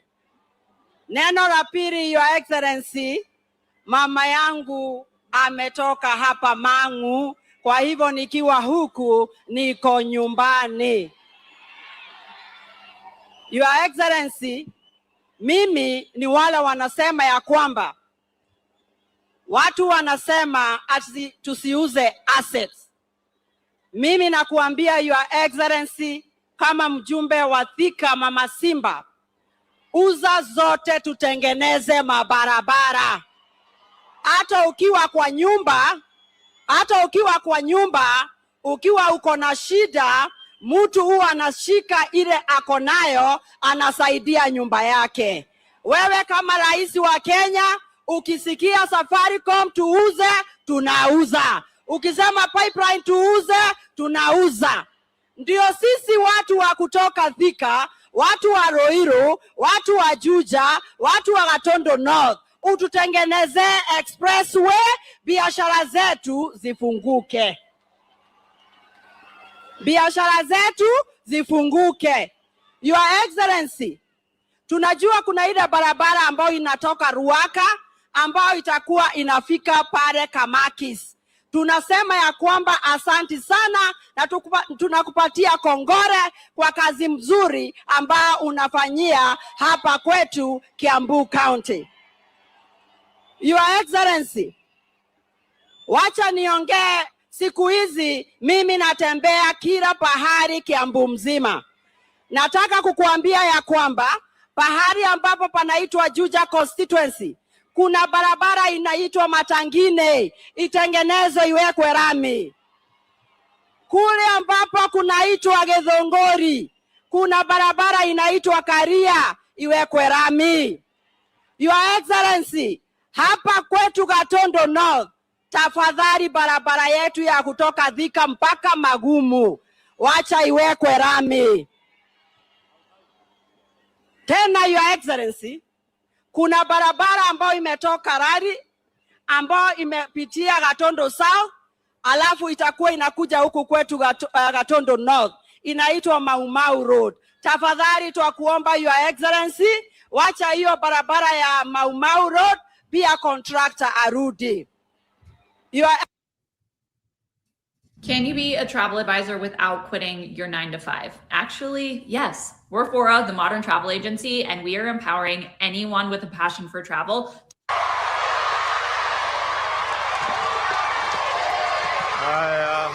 Haya, wanakiambu, hamjambu.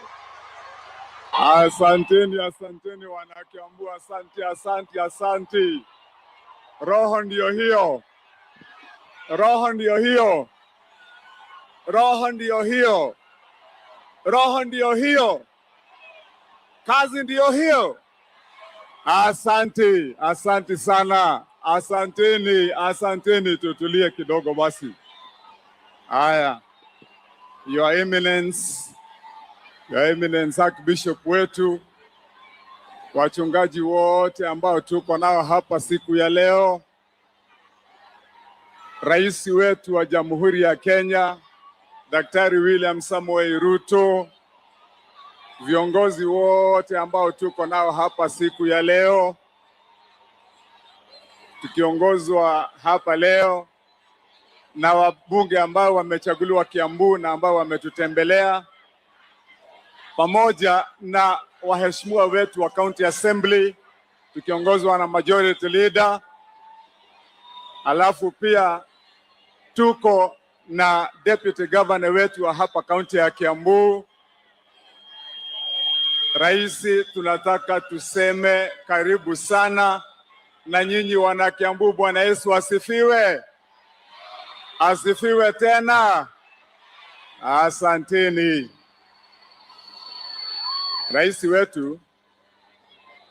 Rais wetu mahubiri tumeyasikia leo. Kabla sijasema moja mbili ya kukukaribisha, Your Excellency, niruhusu nimuulize Deputy Governor wetu aweze kusimama akuje hapa kwa vile ndio tuweze kumtambua. Haya, asante Deputy Governor, ndio huyu. Unaweza tu salamu peke yake alafu uketi.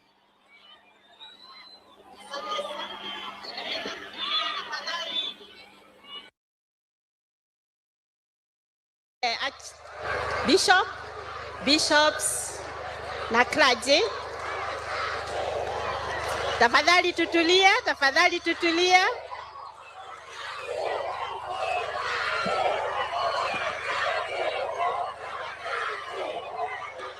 Haya, tutulie kidogo kwanza. Tutulie kidogo tusalimiwe na Deputy Governor. Haya, asante. Tutulie kidogo tusalimiwe na Deputy Governor. Asante. Asanteni kwa kutulia. Your Excellency, the President of the Republic of Kenya, waheshimiwa wote and all the protocols observed. Your Excellency, mimi ni naibu gavana wa Kiambu County, lakini pia mimi ni mzaliwa wa hapa Gatodo North. Kwetu nyumbani ni hapa tu karibu, na kwa hivyo nikiwa hapa niko nyumbani. Asante, ningetaka kukushukuru sana mtukufu Rais kwa kugundua ya kwamba eneo hili la Gatodo North ni eneo muhimu katika nchi yetu ya Kenya. Wakazi wa Gatodo North ni wafanyikazi wa bidii, ni wafugaji kuku na hata ng'ombe, na wanachangia pakubwa sana katika ujenzi wa nchi yetu ya Kenya. Watu wa hapa wanasema wako na jambo moja tu. They only have one agenda, na ni agenda ya development. Asante sana kwa sababu wewe ni transformational leader. Thank you. Shukrani. Thank you. Haya, rais wetu, tuketi tafadhali. Haya, asante, tunashukuru. Tukae kwanza. Asante. Rais wetu, siku ya leo tunakukaribisha hapa Kiambu. Nasema Your Excellency, kwa hayo yote ambaye yametajwa hapa siku ya leo, sisi wana Kiambu ndio beneficiaries wa kwanza. Nataka Your Excellency ni kushukuru kwa vile hizo soko zote zimetajwa hapa. Hizo soko zimejengwa hapa Kiambu. Na Your Excellency, mimi ndio nilikuwa wa kwanza kukuja pale kwako kwa ofisi wakati tulichaguliwa, na nikakuja nikakuomba tutengeneze soko za hapa, na kaunti ya Kiambu saa hizi, Your Excellency, tuko na soko moja, soko 20 ambazo saa hizi zinaendelea na kujengwa kwenye municipalities zetu zote. Your Excellency, hakuna hata moja ambaye haina soko ambaye inajengwa, na zingine ziko na hata 3. Na kwa vile sisi kama wana Kiambu tunajulikana kama wanabiashara, nataka nikushukuru kwa niaba ya watu wa Kiambu kwa vile hizo soko zikimalizika, watu wetu biashara zao pamoja na wakulima zitaendelea. Ya pili, Your Excellency, hizo barabara zote ambazo pia kubwa zimetajwa, ambaye haswa yenye ulitangaza wakati wa sherekeo yetu kule Nyayo Stadium, hiyo barabara ndiyo moja ambayo itasaidia hii kaunti ya Kiambu, kwa vile sisi wote wanabiashara wa hii area itatufungulia barabara, Your Excellency. Ya pili, I have a problem. I can read in English, but when people speak, I don't understand. Wakati huyu Korori alikuwa anaongea, Your Excellency, hizo barabara zote amesema ni kweli, ni zetu za hapa zinaendelea. Kuna barabara moja iko hapa nyuma inaitwa kutoka mahali kunaitwa Marige kwenda Kandakomu. Hiyo barabara pia kwa hiyo orodha, Your Excellency, tutakuomba tuiongeze pale. Kwa mambo yetu ambaye ni ya mahospitali, Your Excellency, mahospitali tumeendelea nayo, Your Excellency. Rafiki yangu Kororia hapa kwa ward yetu ya Mangu tuishafanya public participation ya level 3 hospital ambaye tutaianza within the next 2 months, tutakuwa tumeianza. Your Excellency, kama serikali tumewajibika kwa vile kwa mambo ya pombe, zile pombe ambazo rafiki yetu wa Muradha ameongea juu yake tena, Your Excellency, hizo pombe zinauzwa na wale wanauza pombe ambayo sio halali, lakini sio ambayo wamepewa leseni na kaunti. Na kwa hivyo ile kitu tutafanya ni kuulizana na washirikiana wetu ambaye ni DCCs, County Commissioner, tuhakikisha kwamba na chiefs tumemaliza hiyo mambo ya hiyo pombe. Ya mwisho, Your Excellency, wacha niseme ya kwamba hapa, Your Excellency, ile kazi ambayo tunashirikiana na wewe, mambo yetu ya CHPs, saa hizi CHPs wetu tuko na 3,400 ambao wana benefit kutoka kwako. Your Excellency, upande wetu ile stipend yenye tunapeana na wewe ndio upeane yetu, tuko current. Your Excellency, for the record, Kiambu County sasa registration ya SHA tuko at 1.6 million. Hivyo ni kusema tunaendelea, Your Excellency. Na kwa hivyo, Your Excellency, ile tu ombi mbili ningeomba hawa CHPs wetu, kwa vile tunashirikiana pamoja na tunaendelea vizuri na wako hapa, zile simu uliwapatia ilizeeka. Your Excellency, wengine wako nafuliza kwa hiyo kasimu, na zile bidhaa zingine zimepungua, zimeharibika. Wakati unaongea, tukumbuke hawa CHPs wetu wanatufanyia kazi nzuri, Your Excellency. Na kwa hivyo nikitamatisha, Your Excellency, nikukaribishe niseme sisi wana Kiambu tulisema mambo ya siasa, wakati huu hatutapiga siasa. Wacha tufanyie watu wetu kazi. Tukifanya kazi, siasa inakuja mwaka wa 2027 na tutakuwa tayari, Your Excellency. Saa zingine unajua simba akitulia anaonekana kama ni paka vile walivyosema, Your Excellency. Lakini sisi tuko sawa, Your Excellency. Na hii kazi tutaendelea naye, Your Excellency. 2027 siasa itajipanga na tutakuwa humo na Kororia. Mimi ndio sitting governor wa kaunti ya Kiambu. Mimi ndio governor to be wa Kiambu. Don't be in doubt in your mind. Wana Kiambu hoye! Wana Kiambu hoye! Wangapi wako na Wamatangi hoye! Tuone kwa mikono wenye wako na Wamatangi. Haya basi, kama uko na taswishi, ujue governor ambaye yako na anakuja ni mgani. Asanteni.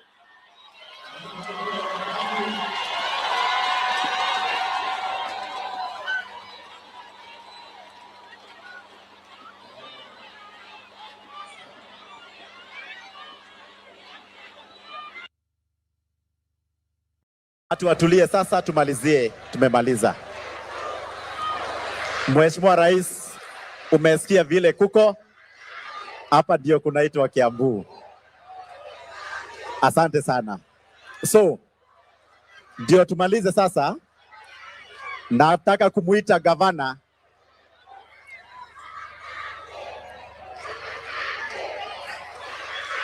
sawa sawa.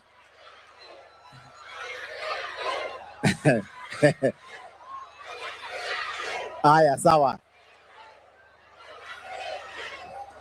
sawa, ndivyo tumemaliza. Nataka kuita gavana wa kwanza, anaitwa gavana wa kwanza wa Kiambu. This event is going to teach you how you can get started investing in real estate for as little as a few $100s using something called tax lien investing. Tax lien investing. Anaitwa gavana wa kwanza wa Kiambu ambaye pia ni waziri wa ICT, Gavana William Kabogo. Watu makofi ya William Kabogo.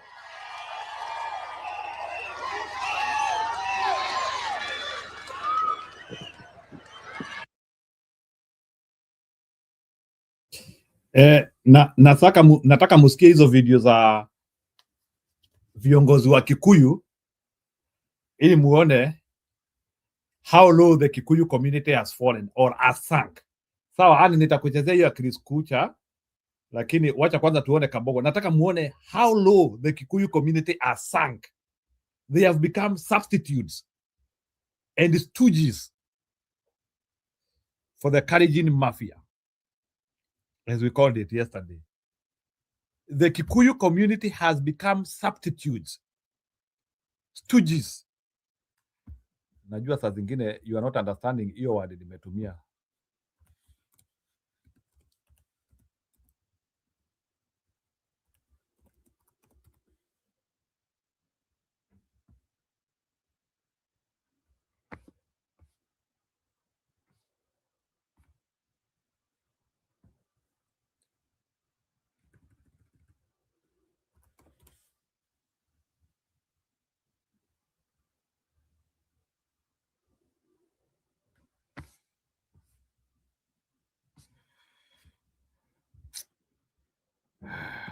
forgot. Yeah. Our substitute. Adokebu Murega. Dokebu Murega. Your Eminence, Archbishop, kanisa ya Independent, na wakaaji wa jimbo la Kiambu, hamjambo tena. Mheshimiwa Rais, hawa watu wa Kiambu mimi nawaelewa. Watu wanaweza kumuramura wewe na wakuumagalie. Wakumuramure na wakuumagalie. Yangu mimi sitasema mengi. Mimi ni mfanyikazi wa serikali.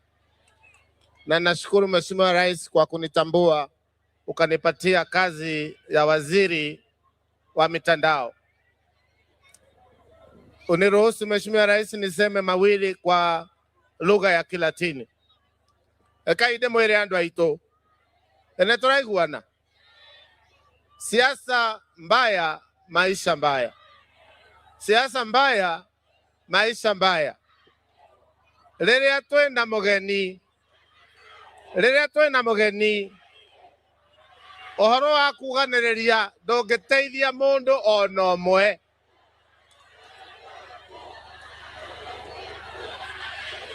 Niĩ kũnjugĩrĩria gũtimũteithia. Gĩtĩo kĩa mũthamaki kwanyu, gĩtĩo kĩu nĩkĩagĩrĩire kũheanwo. Mũkamenya atĩ mũthamaki ena ithuĩ haha, na okĩte gũtũcerera nĩ gũtwenda, na twĩ kanitha thĩiniĩ, koguo twĩtue ta andũ maramenya twĩ kanitha.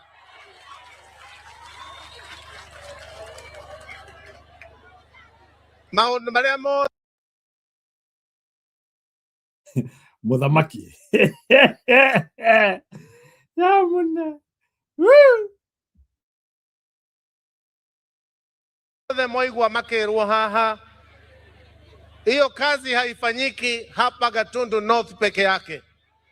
Kazi ya kujenga taifa inafanyika katika taifa la Kenya kila kona, na huyu mtendakazi Mheshimiwa Rais wa Jamhuri ya Kenya. Kwa hivyo mimi niwaambie kama mmoja wenu, tuwe watulivu na tuwe na subra. Mimi nimefanya kazi nikiwa mbunge hapa Juja, nikafanya kazi nikiwa gavana hapa Kiambu, nimefanya na Mheshimiwa Rais Kibaki, nimefanya na Mheshimiwa Rais Uhuru Kenyatta, lakini kamwe hakuna mwingine amefanya kazi imefanywa na huyu bwana katika miaka yake mitatu. Yoka de mwere odoge muthuri oigaga na muigage ke ngoro-ini. Muthuri oigaga tiga nĩ kura cianyu gũkũ mũlima ndangĩatuĩkire president ũguo aikarĩte harĩa. Koguo tũmũcokerie ngatho nĩ kũririkanaga, na kũririkana kũu nĩ gũtũrehera maendeleo.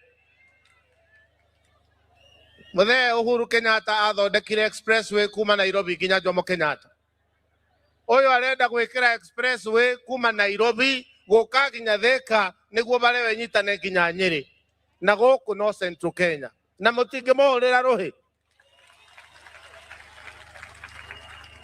Hiyo siasa ndogo haiwezi kusaidia sisi katika Wakenya. Na uchaguzi hauko hapa kesho. Sisi tunaelewa uchaguzi. Mimi Mheshimiwa Rais nimefanya 6. Na ningali akili yangu iko sawa. Mimi nataka niombe utusamehe kwa tabia hiyo unaona hapa. Kwa sababu sisi saa ingine upenda siasa sana watu ya Kiambu. Na kanisa mtusamehe. Yangu mimi nasema wale wanatuambia ati tungoje miaka miwili ati watakuja kutuonyesha barabara na hawana mpango, wanasema watakuja kutueleza. Na ni mwahe mfano ni Njoroge kururia ati ng'ombe ĩgaithĩtie nĩ gũitera ita iria handũ ha gũkama mũramĩroria nja. Hii siasa ya leo itaisha hapa, lakini mambo ya maendeleo itaendelea kufanyika katika jimbo hili na katika majimbo yote 47. Kwa hivyo mambo ya siasa duni haiwezi kutusaidia. Mimi sijasema nataka nini, mimi nimeajiriwa na nashukuru kuajiriwa, na tutasonga na William Ruto. Imagine Kafogo anasema ati anashukuru kuajiriwa. I need to repeat that ili mama Nyakairo usikie alafu nitoe uongee hapo. Siasa duni haiwezi kutusaidia. Mimi sijasema nataka nini, mimi nimeajiriwa na nashukuru kuajiriwa. Nashukuru kuajiriwa. Yamune. Mama Nyakairo, pick up. Asante Njiro na kusalimia. Niko na homa kidogo, sitaongea sana nisije kukohoa kwa forum. Otherwise niko sawa. Ni vile tu naumia kidogo, lakini najikaza. Saa ingine Njiro, unaumizaga roho yangu, ninashinda nikiwa na maumivu kali ya mafikira. Hawa si watu ambao tunatakiwa kusikiza wakiongea, because what they are talking is rubbish. Mtu anaongea tu kwa sababu ameshiba. Honestly speaking, do they think that what we are listening to them is what is going to build the country? Wanajua ni watu ngapi ambao wanalala njaa wakati huu wanaongea hivyo matope, na wanasema ati siasa nduni. Ni nani wanafanya siasa nduni? Si ni wao. I remember hapo mbeleni saide nilikuwa nimeingia, Joseph alikuwa anasema habari ya mabishop vile wamekuwa ni watu wa mali, ni watu wa kupewa pesa nini. Hawa wako kazi. Hawako kazi ya Mungu, wako kazi yao. Na tumeambiwa kuna mama mwingine hapa anaongea vizuri sana habari ya hawa mabishop. Amesema hao wako kazi. Hawako na nia nzuri ati kuhusu binadamu. Wao wako kazi, ni mshahara wanapata. Because they are the only beneficiaries. Hao wafuasi ni watu wa kuleta kuongezea kwa hiyo chondo ijae kabisa. So there is nothing that we are focusing on these bishops. Joseph alisema Catholic, they are the only people, and it is true, very true. Wamekataa hizo pesa, wamesema wakae na nia yao, na kwa hivyo ni wakweli ambao watu wanatakiwa kufuata. Pesa imepeleka watu pahali pabaya, imeumiza watu vibaya sana. Hii mambo ambayo mnaambilio ya Singapore. Nani huyo anaweza jenga Singapore ukimaliza watu nguvu? Unawajengea Singapore wakiwa wapi? Watu wakikufa wote, Singapore ni ya nini?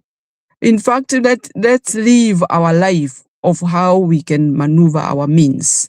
Bila kuambiliwa habari ya Singapore. And furthermore, we should have seen the start of Singapore since the word go, when this guy came in and started talking about how mama boga, boda. We would have seen that Singapore is starting to rise up. But look at how he is trying to treat us like fools.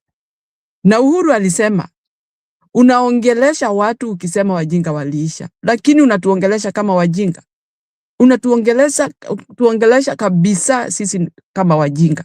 So, Kenyans, we ought to be listening to this guy. Yele anasema kama ndio alikuwa anakuja kufanya, afanye bila hata kutuambia atafanya.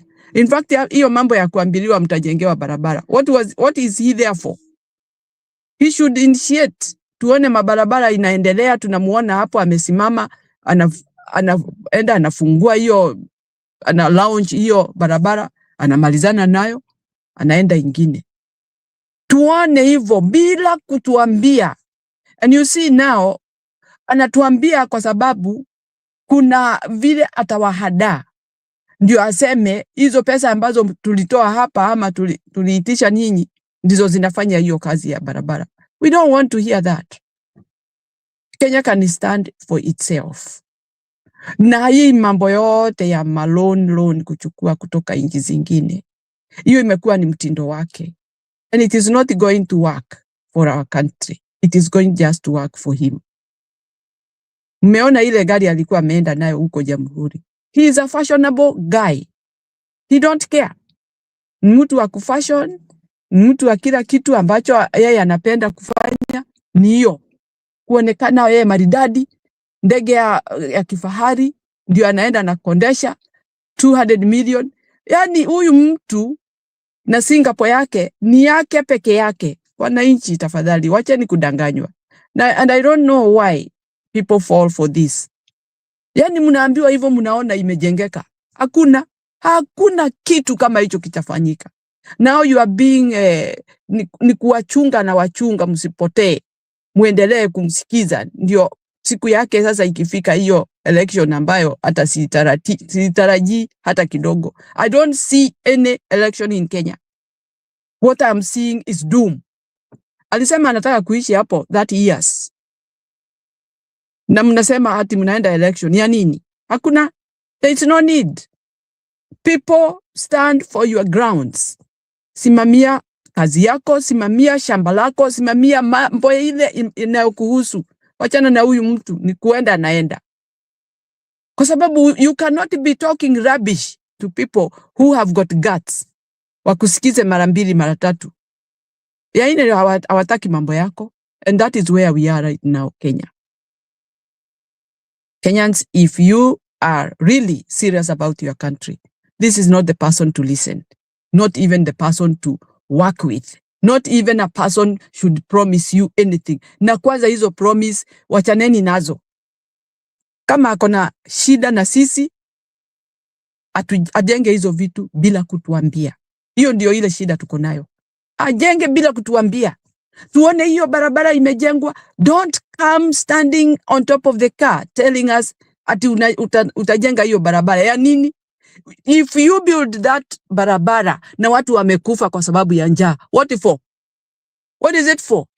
Is it only for the president to be passing there? Surely. Hiyo ndio maswali ile Wakenya wanatakiwa kujiuliza. Anatuambia Singapore anajengea nani? Watu wote wamekufa na njaa na maradhi, watu hawajasoma. Singapore ni ya nini? What benefit do you get from Singapore? Singapore will never rise in Kenya with this kind of regime, with this kind of people who don't have guts. Mafikira yao wanafikiri tu vile watatufanya wajinga na kutufanya fukara. So hatutaendelea hivyo. Wakenya msimame, mseme no. Hizo promise ni zake peke yake na watoto wake na kila mtu ambaye anamhusu, lakini sio sisi. Wakenya sisi hatumhusu haja even one time. Hajanilea mimi, hajanipea chakula, hajanipea kalamu ya kwenda shule, hajanipea anything that has raised me to what I am. Si Ruto. And now he's coming with all these big plans ambayo Kenya haiwezi kujisimamia kwa sababu ya ile shida iko Kenya. Hebu jiulize, mnaambiwa Singapore anatoa wapi hizo pesa? Nchi ambayo imeisha, nchi ambayo haina mali, nchi ambayo inakopa from morning to evening. Surely you need to understand that these guys are just there to eat us life. Watuache tukitembea na magoti. Asante Jiro, niyo tu nilikuwa nataka kusema. Naingia kazini, tafadhali mniwie radhi. Asante. Thank you.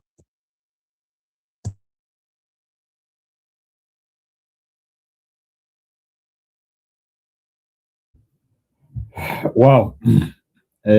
Mama Nyakairo, sure for that presentation. Asking for my neighbor, there are no CCTV along highway buildings, etc.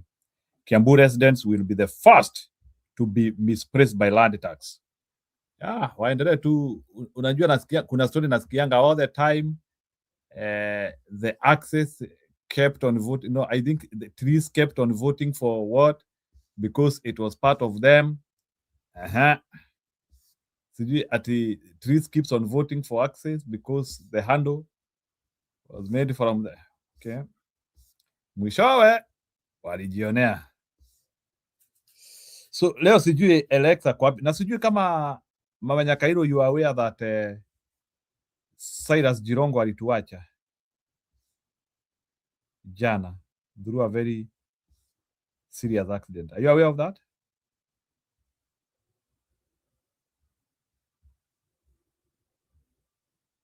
Mama Nyakairo, uko na habari Jirongo alituacha jana? Juzi, I mean.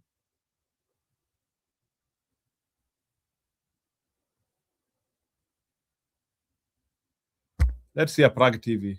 How do you give your book the best chance to succeed in 2026? If you've written a book and you're thinking... Everyone has a past. However, Cyrus Jirongo carried a convoy of it. I have my phone here, Jeff. There is a message I would love you to read. Then I'll explain that message. This message was sent to my daughter, Sally, on the 2nd of June. Wewe ujichunge sana hiyo mdomo yako, na ukishindwa tutakuonyesha kuizima. And even hours after his death, that past refused to stay buried. Mimi nimebeba msalaba mkubwa sana tangu mwaka wa 92. Jirongo's political identity was forged in the finance of youth for KANU 92, also known as YK92, the infamous outfit built to deliver Daniel Arap Moi a second term during Kenya's first multi-party election. When the elections are called, I urge all contestants to ensure that they conduct their campaign in a mature and peaceful manner. As chairman, Jirongo presided over a campaign machine that ran on raw cash and audacity. Money moved voters, moved loyalties, and moved fear.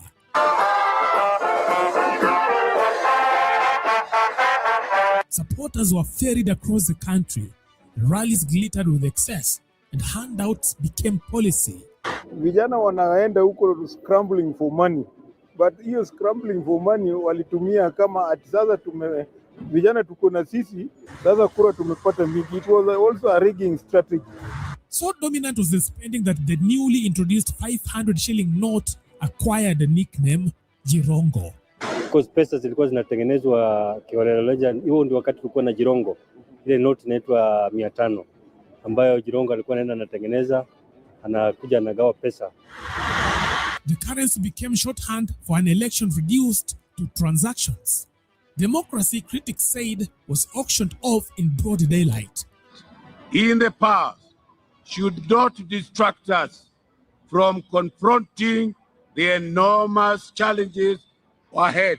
Among the foot soldiers was a young William Ruto, widely described as Jirongo's right-hand man, learning the mechanics of power at close range. The extravagance rattled even KANU's inner circle, and by 1993, Moi pulled the plug on YK92. We made sure that our strongholds, we weakened them by all means. Then came the money trail. For years, the source of YK92's billions was heard as political rumor. Jirongo later confirmed what many suspected. It came from Goldenberg. In interviews, including a public podcast conversation with Edwin Sifuna, he said more than 11 billion Kenyan shillings came from the Goldenberg scandal, and it funded KANU's 1992 campaign through YK92. Are you saying the money that I received was Goldenberg money? Obviously, it was Goldenberg money. You are not printing money. Now, if the only people who can print money is the government. Because Moi and the government, Moi was the government, and that money was coming from a KANU office. It was not from a bank. Remember this, Even a bank existed called Exchange Bank, purposely put up, right? Yeah. To under pretense that we are looking for dollars, and the money is being given by central bank to these people, and adding them 33%, the import compensation, all that.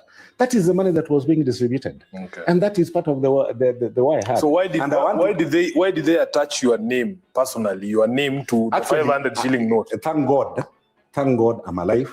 I can still talk. Yes. He rejected claims of masterminding the fraud, but accepted that the cash passed through his operation. Mimi nimebeba msalaba mkubwa sana tangu mwaka wa 92. Nilifanya siasa na baba ya Gideon, nikiongoza vijana katika taifa la Kenya. Wakati nikiongoza vijana katika taifa la Kenya, mimi nilikuwa mfanyabiashara na sikutaka mambo yote ya siasa katika biashara yangu. Lakini kwa sababu ya ile heshima nilikuwa na mzee Moi, nikasema nitaingia siasa nifanye na huyu mzee. Wakati tulifanya hiyo siasa, uchumi wa taifa hili ulidhoroteka mpaka mwisho. At the Goldenberg inquiry, Kamlesh Patni testified that he financed YK92. The scandal devastated the economy, driving inflation and public debt. Hili nilikuwa ndio nimemaliza tu shule na kukawa na kitu ambayo ilikuwa inaitwa YK92.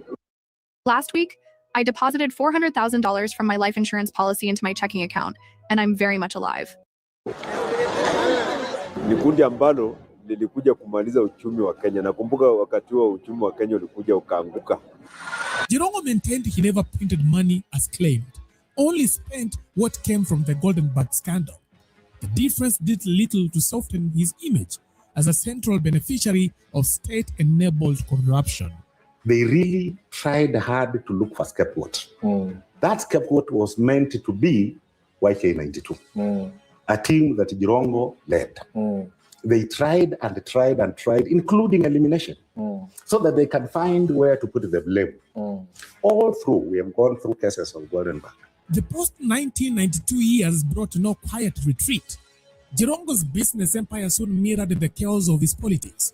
Sololo Outlets, one of his firms, was linked to massive non-performing loans at Post Bank Credit, reportedly swallowing 7.4 billion Kenyan shillings. Investigation flagged check-kitting, questionable land deals tied to NSSF funds, and pressure on public institutions to bankroll political interests. Parliamentary debates turned his name into a symbol of 1990s crony capitalism. By the 2010s, the image of untouchable wealth collapsed. The man once paraded as a billionaire watched courts dismantle his empire into pieces. In 2017, he was declared bankrupt. From 300 million, I was asked to pay 1.6 billion. I'm in the process right now of settling 1 billion shillings. A billion? Yes, most of it has been paid. It is there, lying on an escrow account.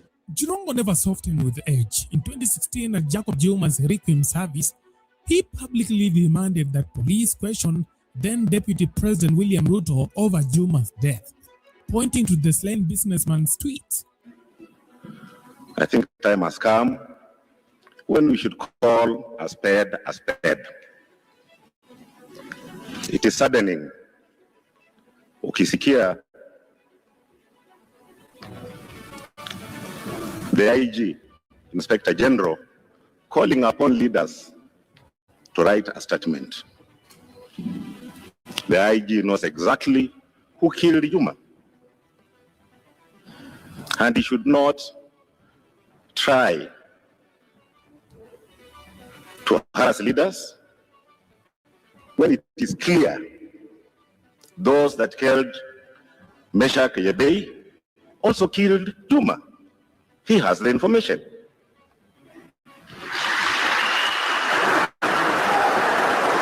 At the moment, severed any remaining ties from their YK92 days, and he cast Jirongo as a political brawler, willing to confront former proteges in public. In death, Cyrus Jirongo leaves behind no neat closing paragraph. His story remains stitched together by cash, controversy, ambition, and defiance. Kenyans remember him not quietly, but loudly, exactly the way he lived.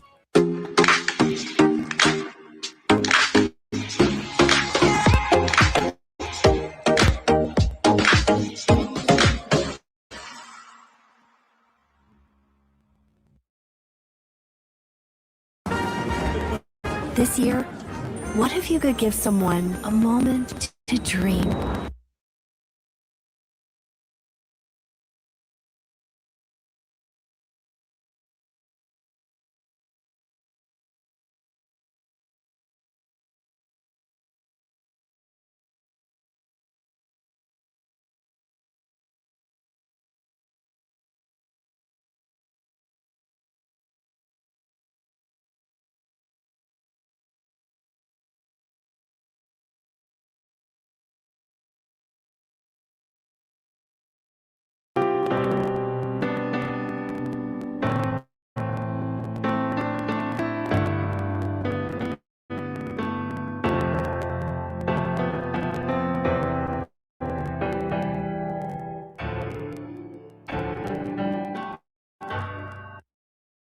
I was talking to one of the analysts I really respect yesterday when it suddenly hit me.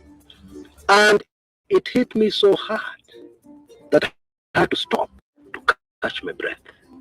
Oh yes, it is something that is very serious and affects anybody who is following our politics in a very serious way.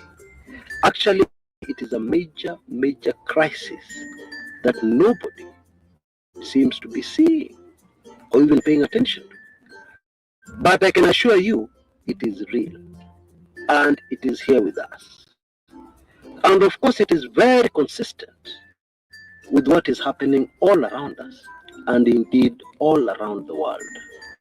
Of course, most of us are aware which season we are in, okay? And those who have followed this channel for a long time will also know that this season of exposure also comes with something called deception. We are in a period of world history of great major deception.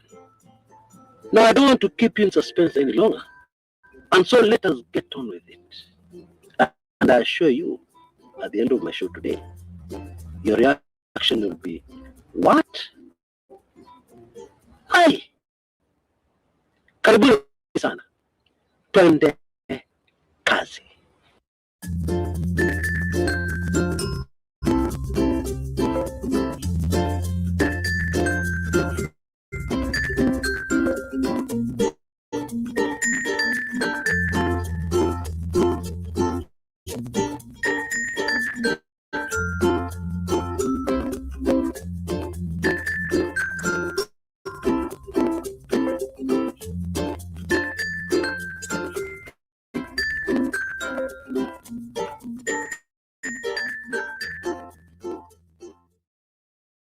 For all of us to fully understand what was going down here and what hit me, I need to tell you the whole story from the beginning.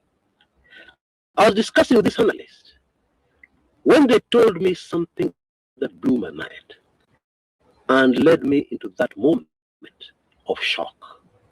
He said, during the recently concluded by-elections, he was following very closely the results in Malava as was streaming in.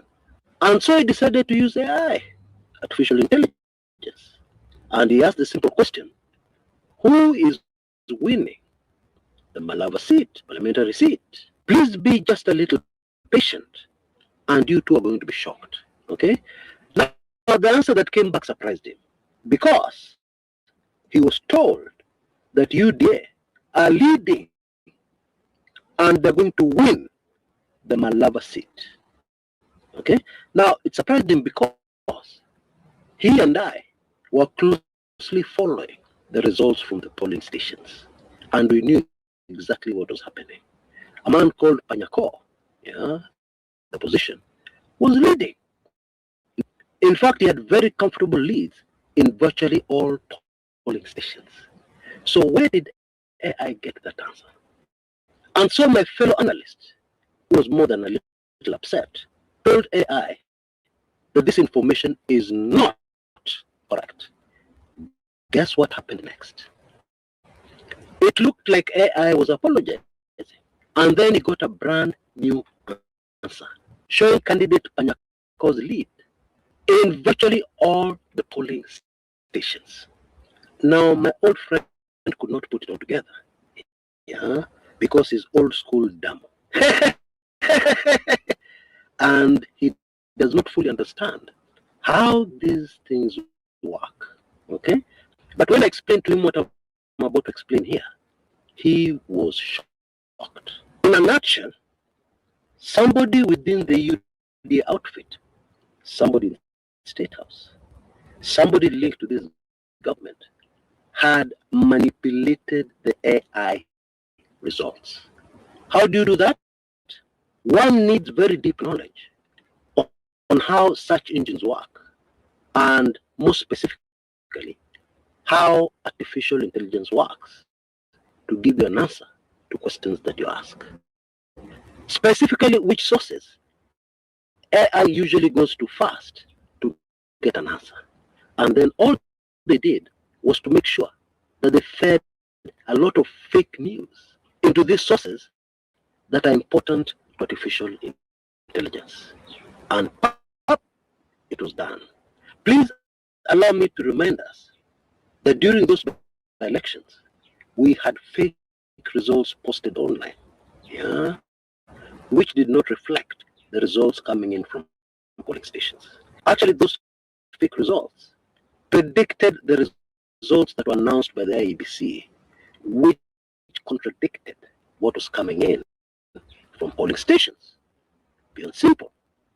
It blew my mind because of what we had been discussing immediately before this issue of AI came in. We were discussing Sonko's new political party. And the view of this seasoned analyst is that Sonko has been paid by Ruto and Ruto allies to mess up the votes, mainly in Nairobi and Mombasa, to divide opposition votes, and therefore give Ruto a bigger chance of winning the next presidential elections. Actually, this analyst, who I really respect, was merely repeating propaganda, carefully planted by government bloggers. He had swallowed it hook, line, and sinker, and believed it without even stopping to think about it. Now, remember, this is not just an ordinary Mwananchi, being fooled by this propaganda. No. So imagine what it does to the rest of us who may not be so experienced in politics. The truth is, had he stopped to think this through just for less than a minute, he would have known immediately that information cannot be correct, can never be correct. Okay? Why? We are being told that Sonko was paid. Hold on a minute. Mike Sonko was paid money by somebody. Mike Sonko was motivated. That's the important part. Mike Sonko was motivated to do something for money. Hey, Sonko is a very generous man.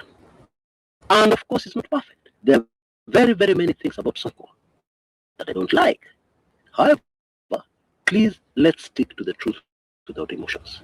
And the truth is, Sonko does not have any money problems.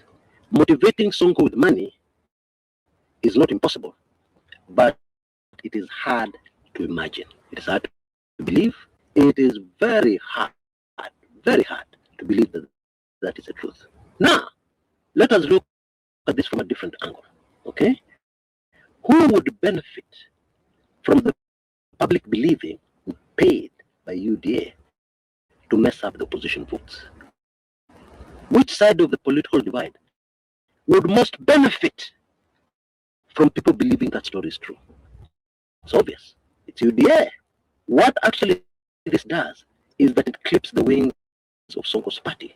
It really slows down any political headway Sonko may have had. I am sure you're following. Which means, without any other evidence, and I have other evidence, but without any other evidence, it means that it would appear that this was propaganda planted by UDA people to slow down Mike Sonko's new political party and his political initiative going forward. Because the mood on the ground is that nobody wants to hear anything about anybody who has any association with UDA or Ruto. Nobody wants to hear that. And we saw that very clearly in the by-elections. Supporters of Ruto were innocently appearing to cast their votes, like Alfred Muto in Machakos. And the voters were angrily chasing them away. I mean, these people have not even come to make a speech. They've just come innocently to cast their vote. And the reaction of the public, hey, it was clear for all of us to see. Bottom line, a vast majority of us are manipulated manipulated. Yeah, we have fed narratives that we swallow hook, line, and sinker. Yeah, which we see online, and yet we already know that the government bloggers online doing exactly that, and yet we still get fooled. Let me give you another example. Regarding Gachagua, right now, if you go online, the attacks on regarding Gachagua are massive and consistent. And one of the narratives that government bloggers have managed to sell to the public is that Rigathi Gachagua is a tribalist. Okay, I'm not defending Rigathi Gachagua, but let's just look at the facts. Let us even assume that indeed Gachagua is a tribalist, okay, for argument's sake, so that we don't miss the point here, because the point here is very important, okay? So Gachagua is a tribalist. Now, what effect does that have on a united opposition? It has a massive effect. Nobody's going to follow Gachagua. If this regime was not so hated, I believe that there's some voters who would have preferred Ruto to a tribalist. Now, hold on a minute. If you do a quick check of the number of PSs in government who all hail from one community in Kenya, this research cannot take you a long time. Yeah, just a few minutes, and you'll discover all of them hail from one community, and that community is the same community as President Ruto's community. So I need to ask a simple question: who is the bigger tribalist here? Is it the person whose bloggers are accusing Gachagua of being a tribalist, or is it Gachagua? Please answer that question for yourself. I think you want to hear the main propaganda, the strategy that government bloggers have had against Kumekucha Chris. Okay? It's very simple, but also it is very effective for people who are new on this channel. Okay? And it is Kumekucha Chris. Your predictions are always wrong. 100% of the times, they're wrong. Now, somebody who's new to this channel has no reason not to swallow that one hook, line, and sinker. That's just an example. And I can give many, many more examples. But the huge problem here is as follows. We normally call out these government bloggers. We catch them red-handed. We quickly identify the false narrative they're trying to spread. Many, many times. And we assume that we have gotten it 100% correct. And there are no other false narratives that we have fallen for. Actually, there's plenty of other information, because there's a full-time job for these guys. Kutoka asubuhi mpaka usiku wa manane, they do nothing else. There's so many other pieces of propaganda, like narratives, that get through to us and influence the way we think, influence the way we feel about our politics, and will ultimately influence the way we vote in the next general elections. Now,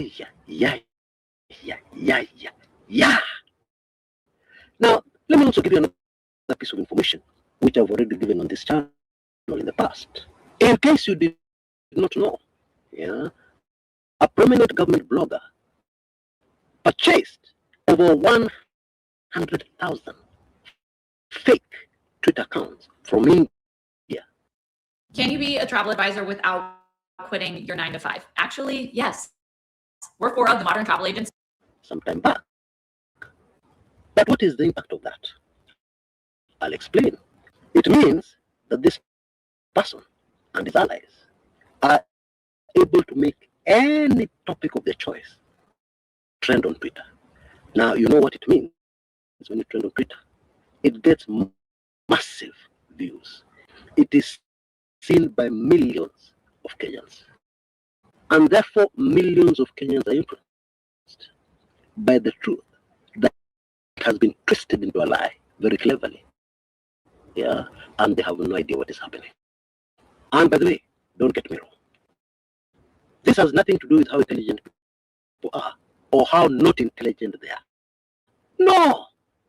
It has to do with science. You know, there is a huge difference between reading a book. Reading a book improves your brain, exercises your brain, while reading something online is actually harmful to you. It actually makes you stop thinking and analyzing. You just take in information, and without thinking, you absorb it as the gospel truth. And I don't think that is an accident. I believe that is very deliberate for these times we live in. I'm sure some of us understand what I'm talking about. And if you don't, maybe referring to the graphics on your screens right now may greatly assist you to understand this very damaging thing that is happening right before our eyes. Yeah. And it is my hope and prayer that producing this video will help most of us stop and think as we consume information online. Because, for example, the Sonko story, if somebody stops just for a minute and asks a very simple question, can Sonko be motivated by money? What are the chances of Sonko being motivated by money from somebody else to do something? The answer to that question would immediately tell somebody to slow down and look at something a little more deeply. Now, I'm not a Sonko supporter, and so I beg you to leave the emotions out of this and look at the bigger picture here. Okay, that is just an example. But I can assure you, it is happening all around us, all the time. I am afraid dunia haina huruma. There is no pity. There is no empathy you should expect from anybody. Many of you faithful followers of this channel did not get an opportunity. Yeah, over the offer we have, we don't miss the point here, because the point here is very important. Okay, so Gachagua is a tribalist. Now, what effect does that have on a united opposition? It has a massive effect. Nobody's going to follow Gachagua. If this regime was not so heated, I believe that there's some voters who would have preferred Ruto to a tribalist. Now, hold on a minute. If you do a quick check of the number of PSs in government who all hail from one community in Kenya, this research cannot take you a long time. Yeah, just a few minutes, and you'll discover all of them hail from one community, and that community is the same community as President Ruto's community. So I need to ask a simple question. Who is the bigger tribalist here? Is it the person whose blood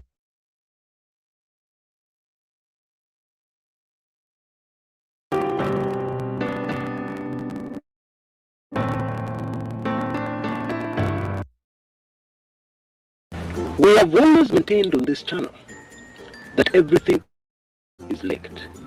But then there are some things which are more linked than others. Okay? And in the case of the passing on of former Lugari legislator and a very famous man because of the YK92 youth movement, which was formed to support Moi and Moi's re-election. The passing on of this man is very linked to the top leadership of this country. And in my humble opinion, this is going to have devastating, explosive consequences on the current leadership of Kenya going forward. You see, in Kenya we worship the dead instead of the one and only living, most high God. And what this means is that some of the things that the late Cyrus Njirongo was saying, some of the things that he was emphasizing on so much, may very stubbornly come into the national limelight and cause a lot of political upheaval and maybe even chaos. All because we worship the dead and are very keen to do something for them when they're gone. That is just Kenya. Okay? Cyrus Njirongo was a polygamist. he had at least, wait for this one, 10 active wives. Well, polygamy in Western Kenya, especially amongst the Luhya community, is not a big deal. It is normal. That's the truth. But for those of us who take history very seriously, and the biographies even more seriously, yeah, because we always want to learn life lessons. This is a key point, because it directly points to one of the major weaknesses of the departed Bwana Jirongo, which was women. You see, other people's lives are supposed to caution us. Even the departing is supposed to be a reminder that we are mortal, and that each and every one of us must make efforts to prepare themselves for the next life. Okay, I hear you. You're telling me, Chris, get out of here.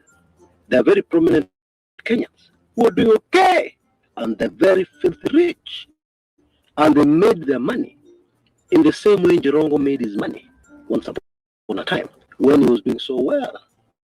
And some of those people are in the top leadership of Kenya, and they also have the same problem, and it does not seem to have stopped them or affected them.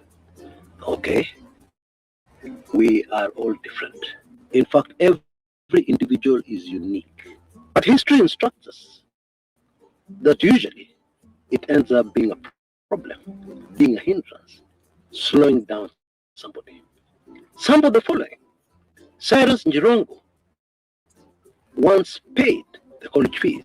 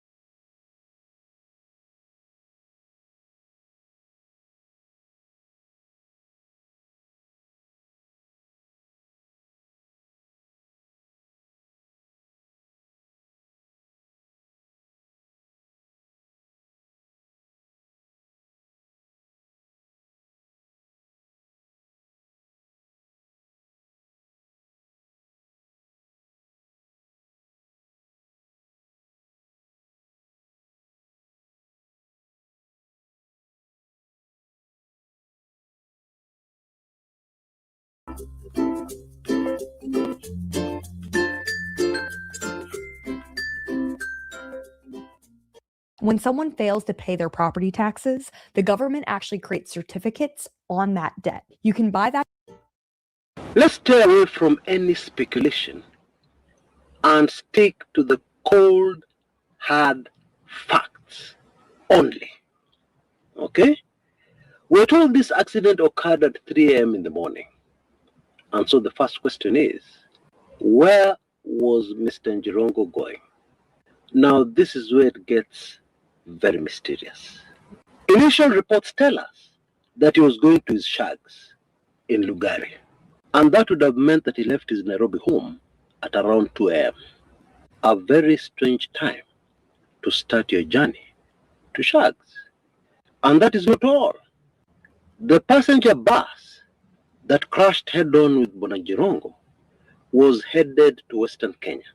Yeah, Lugari is in Western Kenya, which is conclusive evidence that Bwana Jirongo was going in the opposite direction towards Nairobi. Again, the time of the accident does not make any sense. What time did he leave his Lugari home?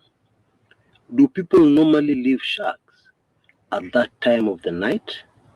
Of course, if you have your own personal vehicle, you can decide to leave at any time. But usually, it is for extraordinary reasons. I would now like us to listen to a brief audio clip of the late Cyrus Njirongo, talking about some sensitive issues.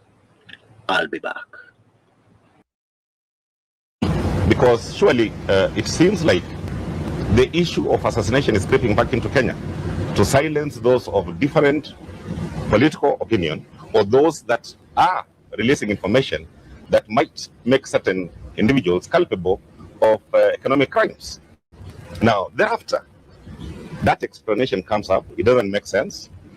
Then, or somebody's killed, you hear certain criminals were gunned down, you are told a gun was recovered, and the casings that we had found at the scene of crime tally with the gun that should have been used in that murder. And then somehow the media is manipulated and the people forget about it. In the case of Jacob Juma had even named on 10th of December 2015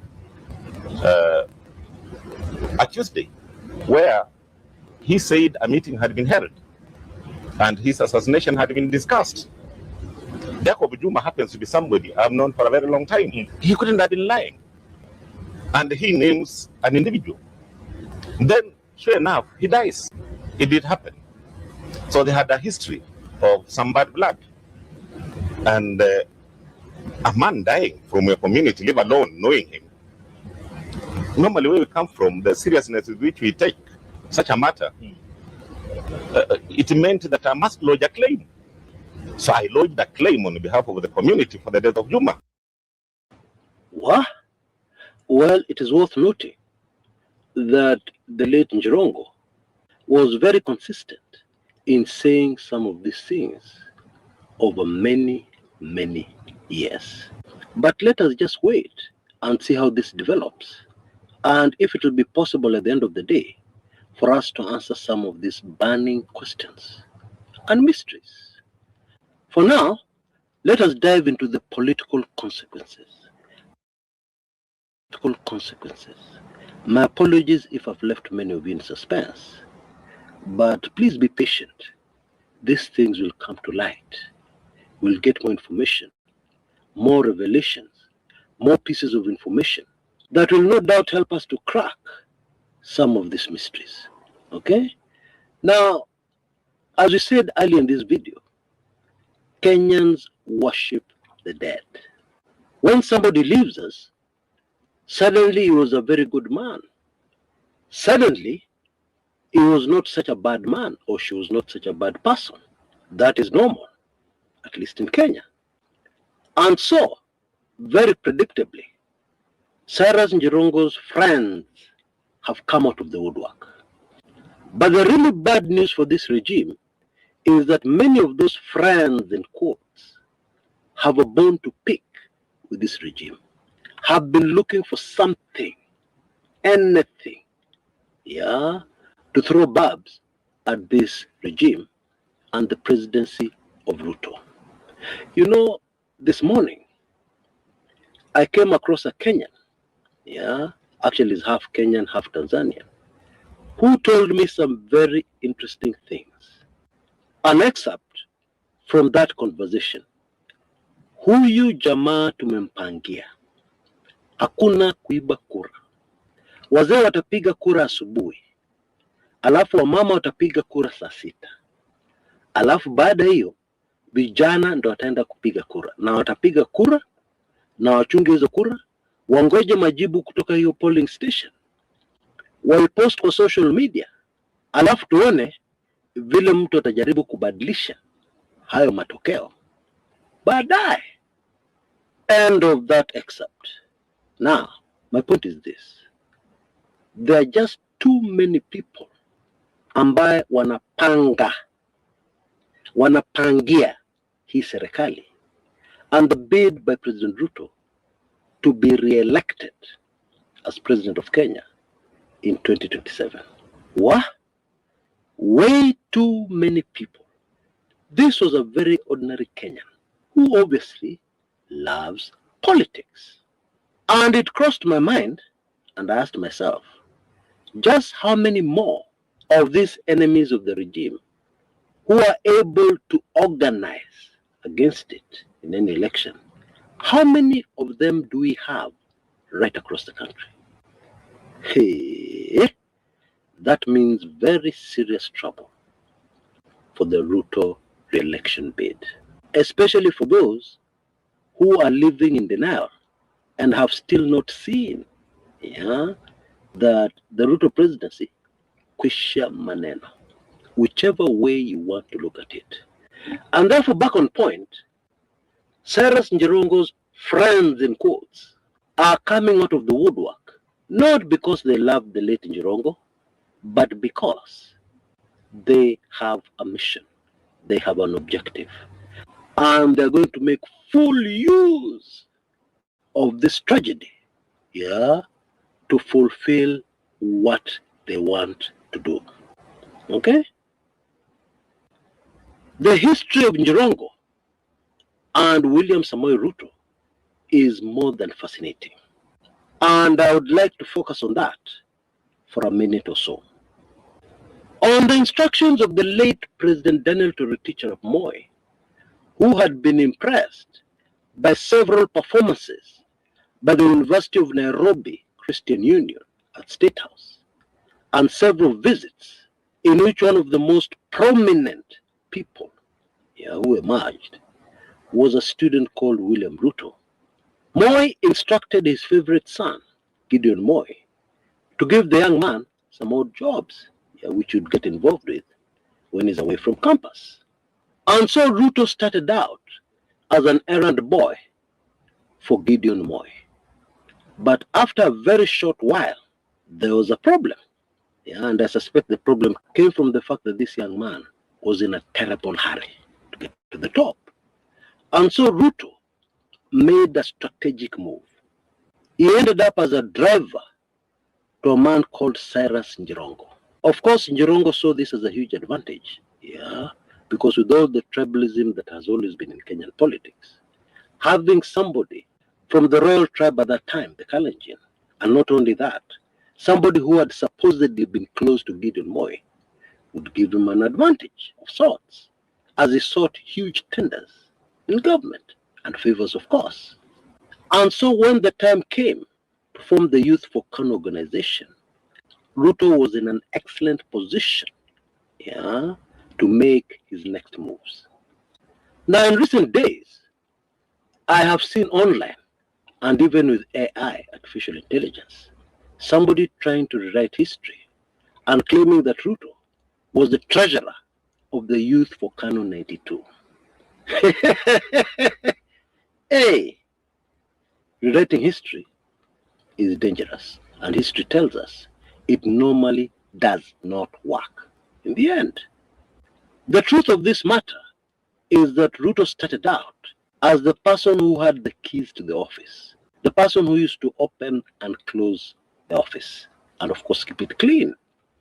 And of course later, he ended up with a title, which was almost meaningless, according to my opinion. But the long and short of all this is that there would have been no Ruto without Njirongo, if you follow that story closely. Friends, history is more than super fascinating, especially in politics. I hope to do other videos on this developing story in the days to come, so you can look forward to more inside information, unique information on this very, very shortly. But I believe today we have made a good start, at least a good start. By the way, it is the season of the friends of Kumekucha and supporters of this channel. Na wale mashabik sugu, for those who understand Kiswahili. And this time round, I have decided to give something back, with a very, very crazy offer that is now coming to an end. Therefore you must move with speed. You can see the details on the screens right now. Because to qualify for this crazy offer, which is my small way of giving back at least something small, to you faithful supporters who are sticking with me even during these very hard economic times. Okay? To qualify is very easy. All you have to do is that after your latest gifting, just drop me an email and I will give you a permanent golden key, which gives you free access to everything, kumekucha, past, present, and future, without you ever having to pay anything ever again. It is a permanent golden key. You just have to make sure that your gift, your donation, is not less than Kenya shillings 1,900. So please rush. This is coming to an end at any time. Please rush and take full advantage of it. Until next time, this is Chris Kumekucha.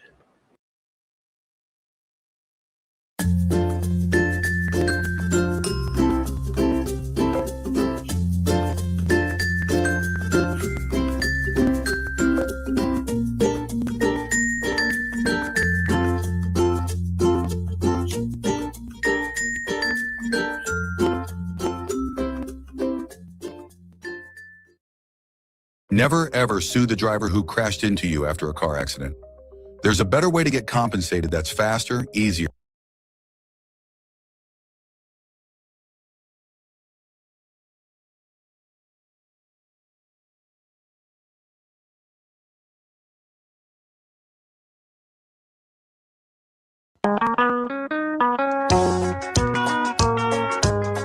They were a blessing to President Moi because they were now courageous, brave to say Kanuju. Jirongo, in terms of leadership, in terms of making snap decisions, that was the guy.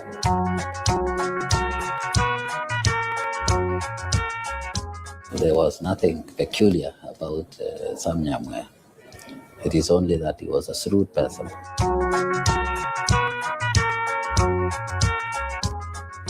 Ruto was a very straight person, very background person, until maybe towards the end of YK that he started coming up.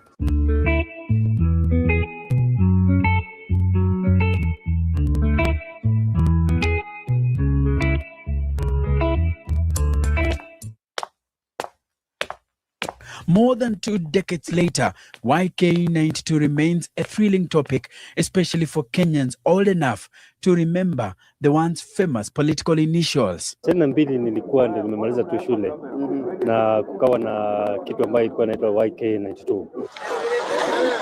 Ni kundi ambalo lilikuja kumaliza uchumi wa Kenya. Nakumbuka wakati huo uchumi wa Kenya ulikuja ukaanguka. Because pesa zilikuwa zinatengenezwa kiholela. Hiyo ndio wakati tulikuwa na Jirongo. Ile note inaitwa 500 ambayo Jirongo alikuwa anaenda anatengeneza, anakuja anagawa pesa. Vijana wanaenda huko scrambling for money. But hiyo scrambling for money walitumia kama ati sasa vijana tuko na sisi, sasa kura tumepata mingi. It was also a rigging strategy. Ni campaign ambayo ilitumia vijana kwa njia mbaya. So it is a study case that people should pay attention to, but not to replicate. 1992 was a consequential year for Kenya. An economy in turmoil, runaway corruption, and a poisoned political climate characterized by assassinations and regular public protests. A resurgent opposition bolstered by brave clergymen and a militant civil society had just managed to push for the reintroduction of multi-party democracy.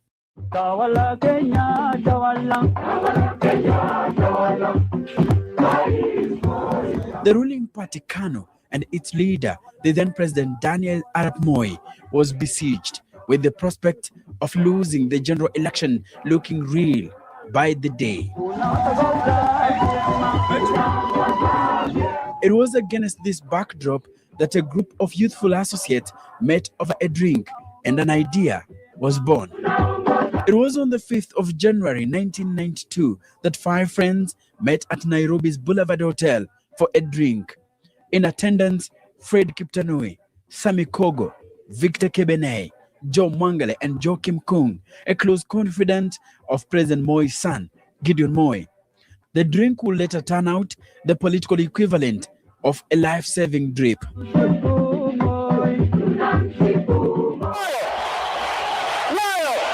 On December 3rd, 1991, a month to this meeting, President Moi had transformed the political scene by consenting to a repeal of Section 2A of the Constitution, opening the space for creation of alternative political parties.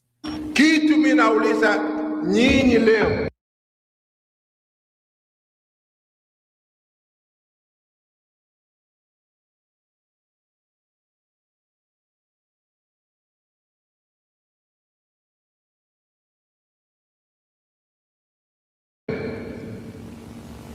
ili tuone hao walio katika siasa, wale walio watumishi wa serikali, sisi tuseme kwamba tufungue, tuondoe ile section ya katiba ya Kenya ya 2A.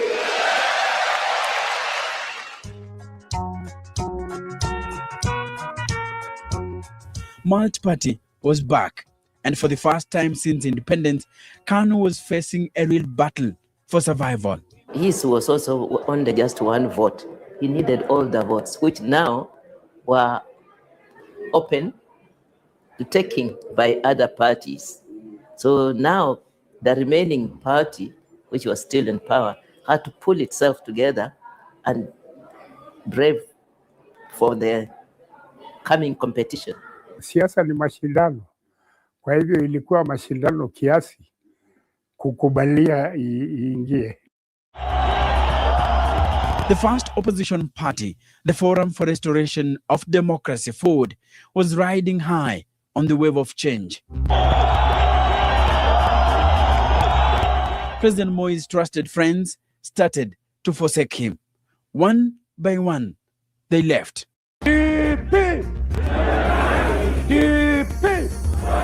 But it was the resignation of Mwai Kibaki, the then Minister for Health, on Christmas Day in 1991 that sent shockwaves across the country. I have resigned from the government, and that a detailed statement will be issued tomorrow. He was to be joined by then powerful politicians, mainly from the central Kenya region, to form the Democratic Party, DP. Now forward! But it was FORD that provided the real challenge. It attracted hundreds of thousands of supporters, and for a while, it looked set to wrest power from Moi. These emerging developments dominated discussions among the five friends. KANU was staring at defeat, and the position of these five young men, most of them sons of political figures in the society, was at stake. They agreed to an idea: a youth league that will champion KANU's re-election, a replica of UK's Labour Party youth movement. They named the movement KANU National Youth Congress. You know, they knew of one party, one government, one nation. For them, the president was their president. The party was their government.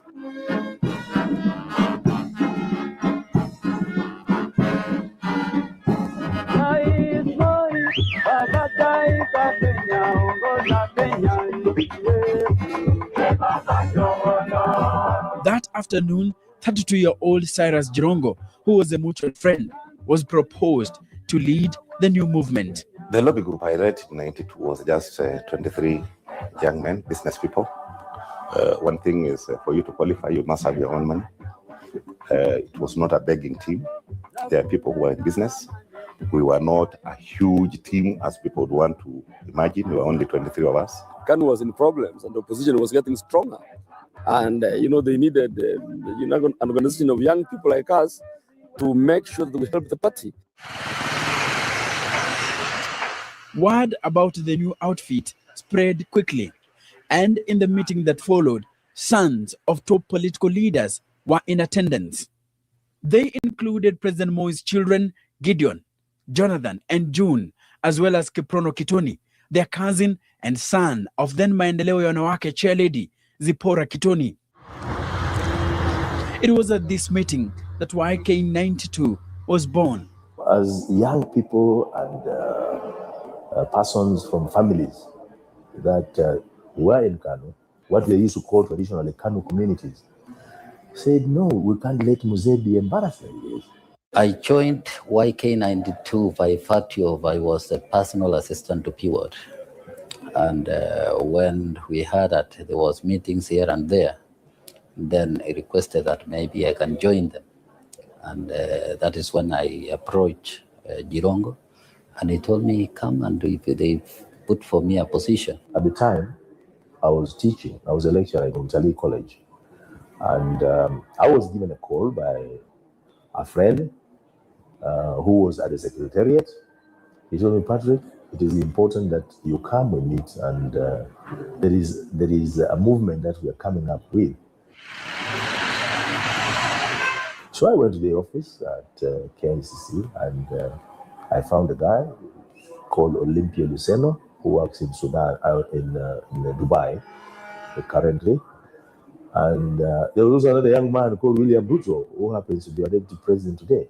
They welcomed me, and they told me they are aware that I was a lecturer in Italy, and they told me they had set up structures to group support.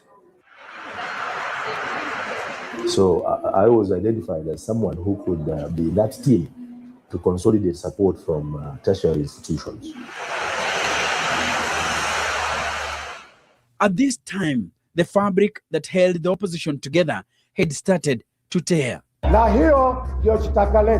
Apart from DP eating into the opposition bloc, Ford, the once indomitable party that shook the nation, split into two.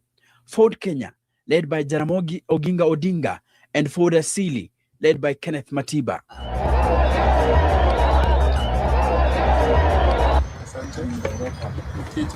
Franklin Bate was the Deputy State House Controller and Moi's speechwriter at the time YK92 was conceptualized. President Moi didn't take chances.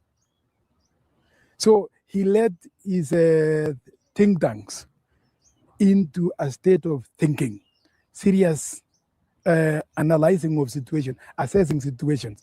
And immediately he asked, where are the young people? And then they became so handy. The Honorable Jirongo and his team came by. And they were told what was the wish of the president, and the president himself is the one who was telling them. They went back, and they came back with a modus operandi. And the modus operandi yielded YK92. I would loosely say we also had a kitchen cabinet, even amongst the national officials. There are some members who are more national in terms of access than the others, yet they were on the same team. But I'll give credit to His Excellency's children. It was particularly the girl June. June was a main person with our team. Of course, there was Jonathan in the background. And what we realized, whatever we decide, the sentiments will be passed over to Cyrus Jirongo, and he had quite a good rapport with them. Within hours, he would guarantee us that I'm giving you an answer from Mzee. That was initially. But with the time, it became him. He's the one who now had the direct access to His Excellency then. They were a structured team. And they had a team, I now don't remember the number of the Central Committee, which was headed by Jirongo. That is a group that was meeting with President Moi on regular basis to brief him on the goings on in the countryside.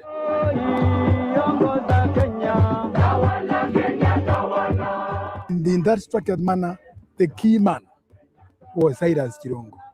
That was the key man. That was the man who Moi could call even alone and tell him A, B, C, D about what to do with his team. Late 1991, June Moi organized the initial meeting between the group and President Moi. The meeting took place at his home in Cabinet Gardens, Nairobi. YK92 was later officially launched on March 4th, 1992 at the Nyayo National Stadium.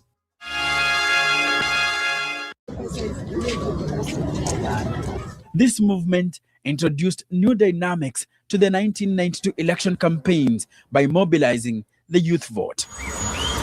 We had a very short-term plan, and that plan was KANU win.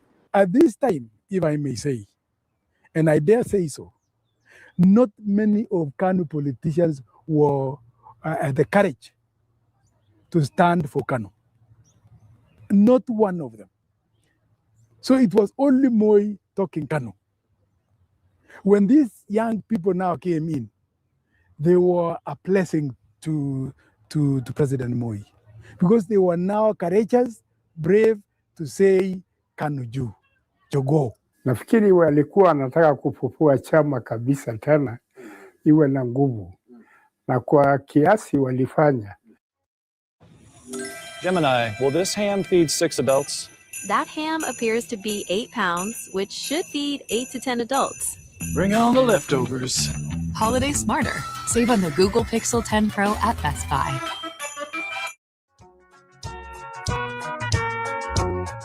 YK92 carried out their purpose by heckling and intimidating the opposition during the political gatherings and vote buying. They warned opposition chiefs against campaigning in the rural areas of Kenya, or what they called KANU zones. When you are having a competitor, you try all means to outwing the other. So I could say, as much as they had liberty to campaign everywhere, we made sure that our strongholds, we weakened them by all means. Yes, and we strategically put our supporters on the ground so that it is coming from the ground. But the ideas were really from our head office, which is the YK92 head office. So we send people and then they assemble people and we tell them, this is what you are going to do.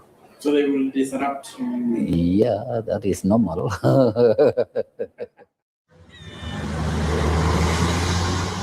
They were working for a boss. And that boss belonged to a party known as KANU. And they were bought into the idea of KANU retaining power. Naturally, therefore, they were standing up against any other person who would want to interfere with that wish, with that arrangement. Mwai Kibaki, a former vice president to Daniel Arap Moi, was seeking to unseat his now former boss. But when the DP leader ventured into KANU's heartlands, he encountered organized harassment. An important rally in Kapsabet, scheduled for September 3rd, was cancelled at short notice by the district commissioner. Early September, after a successful tour of Uasin Gishu, Kibaki had been stopped from entering Moi's Bridge by pro-KANU youth armed with machetes and arrows. But the most serious incident occurred on Sunday, 13th September. The DP leader was ambushed at Sotik in Kericho district, where he had stopped to greet local residents. A crowd of youth had attacked, overturning one car and smashing two others, forcing Kibaki's security men to form a ring around the former VP with stones raining down on the vehicles. The invective flowed fast and furious when Kibaki encountered a mob in Limuru. He had come to welcome the recruitment of the immediate former MP.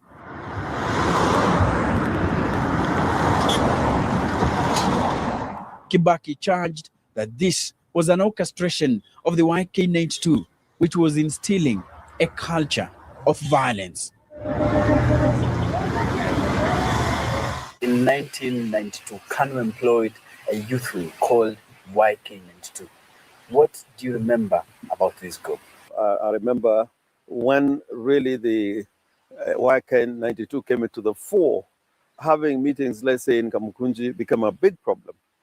Initially, you could call a meeting in Kamukunji, your only problem was the police. But come YK92, you had also to mobilize yourself in preparation for violence coming from, the leadership or organized with the leadership of YK92. Well, I can never forget that name, YK92, because they were the ones used by the regime, the government of the day, led by Moi, to suppress freedom of expression, freedom of whatever. And YK92 is but one of the instruments that Moi used to suppress what we were fighting for. Ours was to campaign for Moi, and that's it. Okay. And that's what we did. Intimidation, the part of intimidation. What capacity would a businessman have to intimidate? Those who intimidate have other capacities other than being purely a businessman. I know for sure there are some statements that would be released, and we are not aware of those statements. There is one statement that was released insulting the then Electoral Commission chair, Zakaios Chesoni. We were not aware totally. And when you looked at the facts, because that is it had been faxed to the media stations, it had no address. When we pushed harder, it came out that the statement had been issued by the then Deputy Control of State House, Franklin Bett. So there are many people who acted, did their own mischievous things, and use the name Youth for Kano 92 as a cover. We were targeting, first of all, to consolidate Kano areas, because we needed to give them courage that the party still existed and we were going somewhere. Yes. So when we went to our strongholds, so that we can then now move out and see if we can get 1 or 2 votes from there, these overzealous politicians now started using Youth for Kano 92, printing their own T-shirts, offering their own small supporters in the villages, and creating chaos. My friend, what is underhand deals in politics? Even as you're asking me those questions today, what is going on in America, in the United States, between Hillary Clinton and Donald Trump? What's going on? Underhand deals. So what am I saying? It cannot be blamed on Kanu alone that they propagated propaganda. Propaganda is part of politics. It is part and parcel of it. That I can confirm. Without propaganda, you may not win an election. Anywhere in the world, anywhere, name it, anywhere in the world. So the YK did it very well? Yes, they did very well.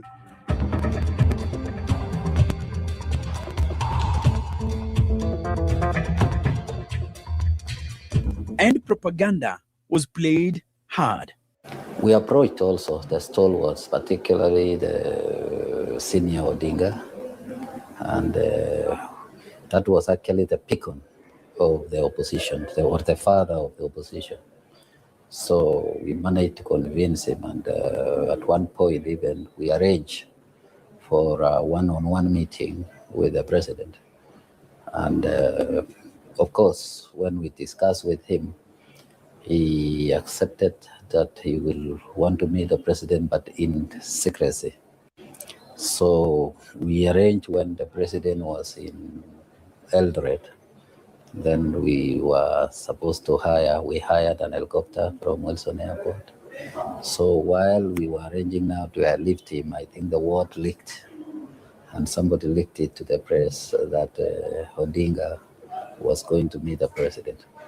So when that word leaked, then he resynced the invitation, and of course it worked, because at one point now the opposition, when they were sitting, they were accusing one another. So you wanted to go and eat ugali and what have you.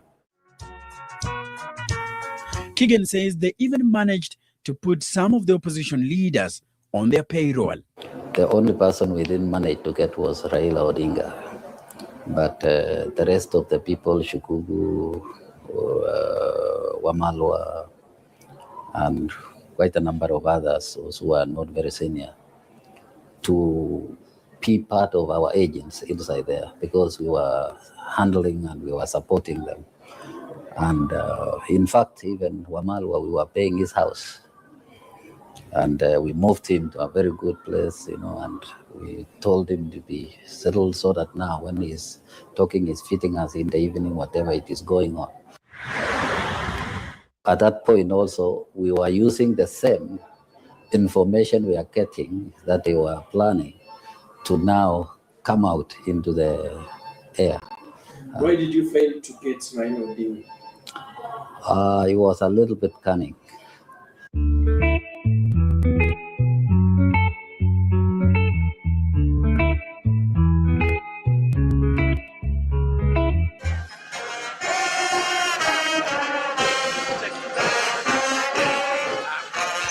More than 20 years after the 1992 elections, the story of YK92 is still material, as one of its members, William Samoei Arap Ruto, is Kenya's deputy president.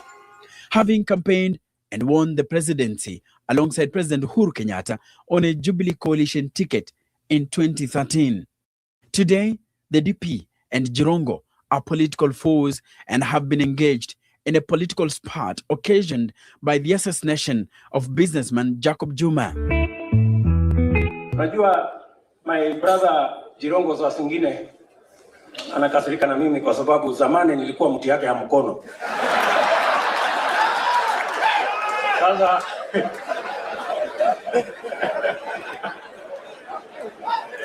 anakasirika na mimi, sasa anaona huyu ambaye alikuwa mtu yake ya mkono alifikia wapi hapa mpaka aka. Lakini unajua my friend, ni kujipanga na nilikwambia.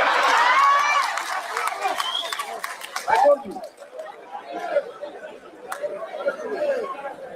Mimi sikatai, nilikuwa mtu yako ya mkono, lakini sasa unanikasirikia ya nini? Na sasa hii ni maneno ya Mungu. Would you be jealous for William Ruto? To yourself? Would you want to go to Hague, go through the problems he's gone through? My thinking about leadership is totally different. His thinking is totally different. And leadership is about honor. You work hard to get honor. Aged 25, Ruto was fresh from the university when he was drafted into the YK team. When Ruto was just a young man I think he had not even finished the university. And I think along the way he cleared within the year. So he went to Kano office where Julia was, and he managed to stick around there. And then all of a sudden, he was now, once in a while, he was joining the meetings of Kano, youth for Kano, and so on. But he was just somebody. Yeah, he had no job, he had nothing. He was just a student who was looking for a job. They were the University of Nairobi sub-branch.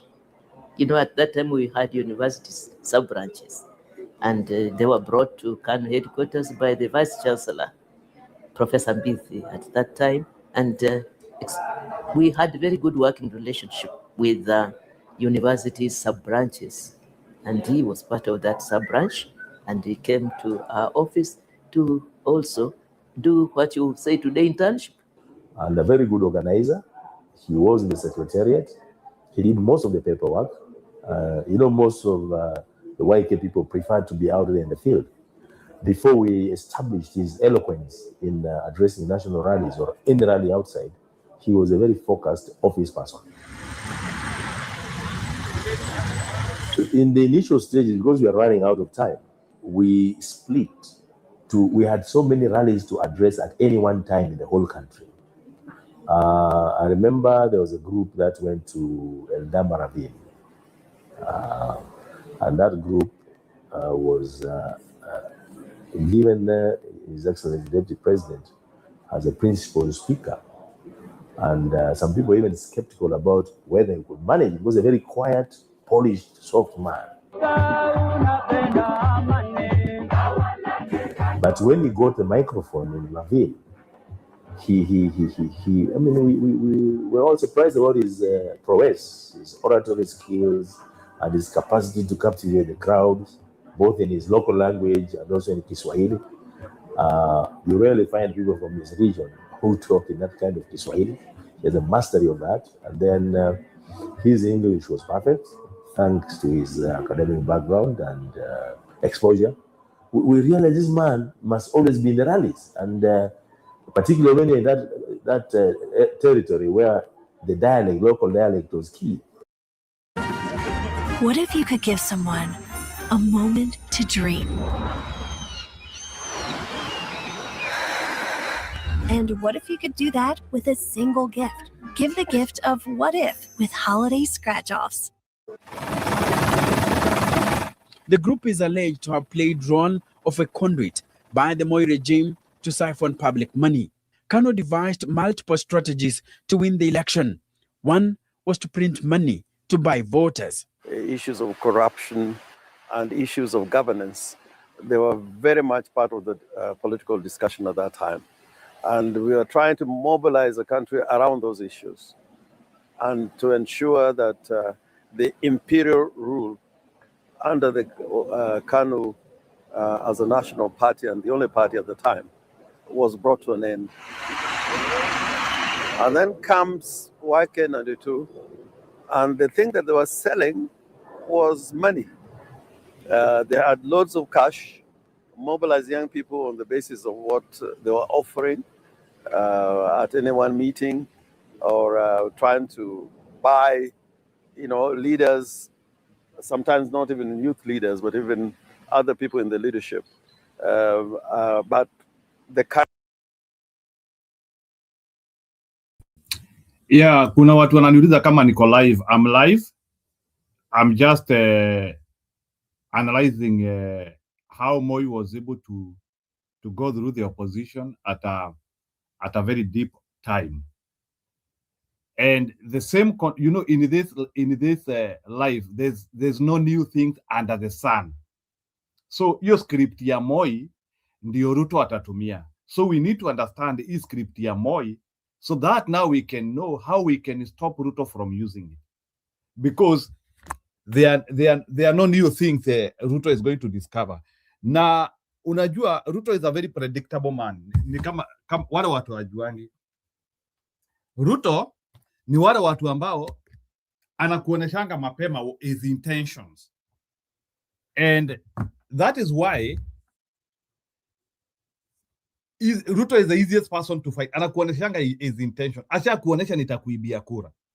You are not fighting it. Ruto asha kuonesha, I will do this.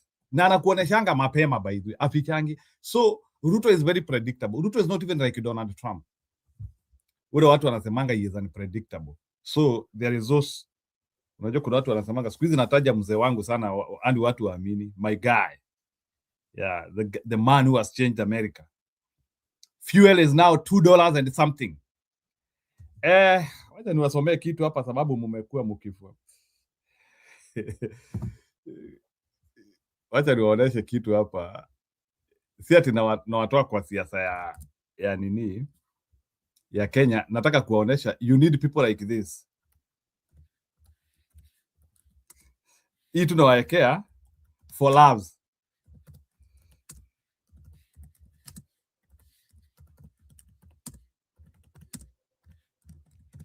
Nataka kuwaonesha the art of sycophancy. Hii lazima nawaekea tu for love. So na musinichukulia kwa vibaya. Like you need these guys everywhere. So si ati ya wako. So Wanjeri, hii nawaekea tu for love.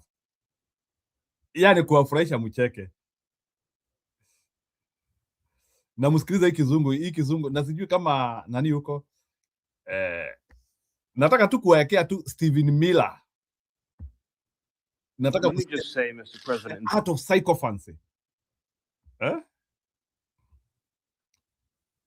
he might be speaking the truth. So si ati nasema, but nataka kuonesha there's not any government which can survive without sycophants. So this is Stephen Miller. He is speaking the truth, but it is sycophancy in steroid. Nataka musikilize. Let me just say, Mr. President, that this country was going to die without you. This country was going to actually die without you. That's what we were facing in 2024. We've been invaded for 4 years. Our communities were sinking. Our public safety had gone to zero. Cartels were running entire communities. Sex trafficking, child trafficking, labor trafficking was out of control. Overdoses were out of control. The cartels were claiming more and more territory. City services were buckling. This was a country on the verge of dying, and you alone saved it. And when you stepped forward, originally in 2016, you started the movement to make America great again, and that means make America. Let me just say, Mr. President.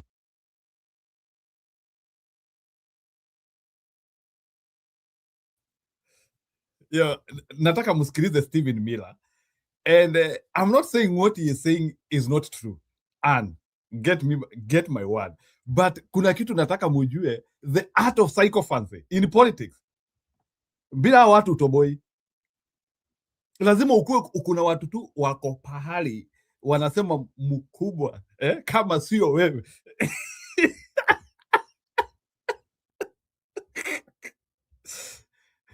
I'm not saying what Stephen Miller is saying is not correct. But you need this. This is what we call royalty at the core. Bila watu utoboy. Nataka tu kuwekea. I want you to learn something here. Stephen, and that's why I like Stephen Miller. Unaona tu mzai venye anasikiliza hapo. I'm not saying what you're saying is not correct. But there is something I want you to listen to the selection of words. Let me just say, Mr. President, that this country was going to die without you. This country was going to actually die without you. That's what we were facing in 2024. We've been invaded for 4 years. Our communities were sinking. Our public safety had gone to zero. Cartels were running entire communities. Sex trafficking, child trafficking, labor trafficking was out of control. Overdoses were out of control. The cartels were claiming more and more territory. City services were buckling. This was a country on the verge of dying, and you alone saved it. And when you stepped forward, originally in 2016, you started the movement to make America great again. And that means make America great again in every way. And that means safety and prosperity and peace and freedom from cartels and crime and gangs. And your vision and your leadership in declaring war on the drug cartels is the single most successful public safety initiative in American history. And I need the media to understand what President Trump has done. People have been talking about drug cartels for longer than I've been alive. And everyone has just taken for granted that they can't be touched or stopped. They're too big, they're too powerful, they're too evil, they're too murderous. They can operate with impunity. And in just 9 months, President Trump is the only American leader, not just in our lifetimes, but ever, to actually take the fight to the drug cartels, to actually seek their eradication. And it is happening. And so while the Democrats are shutting the government down and fighting for free health care for illegal aliens, look at what President Trump has assembled here. He's assembled a team under his vision, direction, and leadership that is saving hundreds of thousands of lives. Hundreds of thousands of lives. And only President Trump could have done this. And I will say one last thing, which is that his courage has been an inspiration to everyone else in this room. There are people in this room, looking at, for example, at Todd Lyons, who have been relentlessly doxxed and harassed and threatened. But when they see President Trump's courage, what he's been through for 10 years to save America, when they came after his family, his businesses, his safety, his freedom, everyone at this table knows we can give whatever it takes to get the mission done. So President Trump, thank you for your leadership, your boldness, your courage, and your vision. We're honored to serve underneath you. Information. Truth.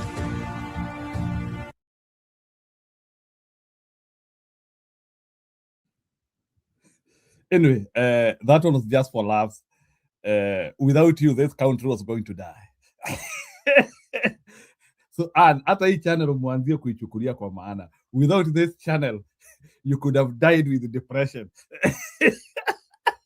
Sasa mwanzie kukua masycophant wa hii channel yetu pia. You people, you have to start kuilimbikiza.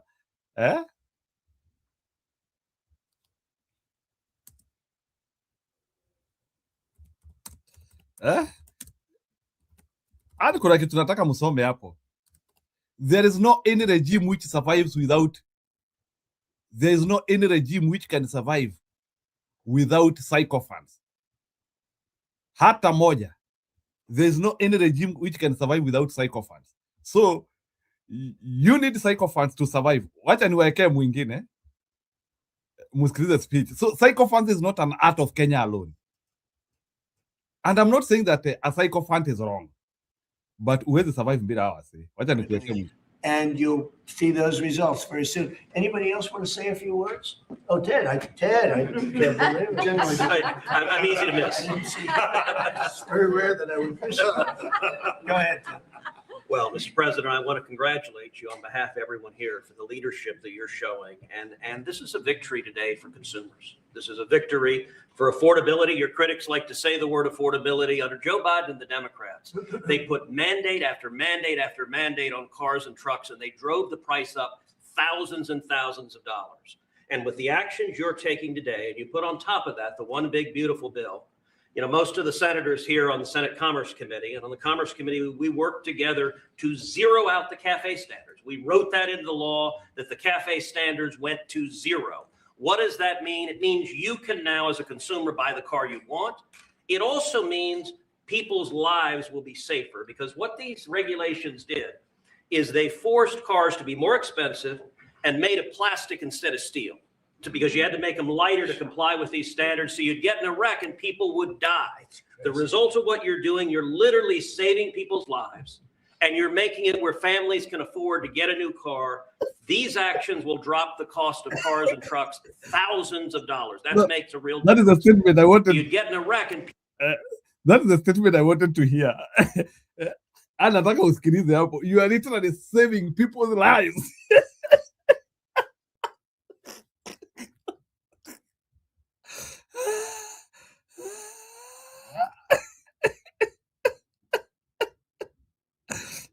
I'm not saying that you're wrong, but in the politics, Bill was come out, boy.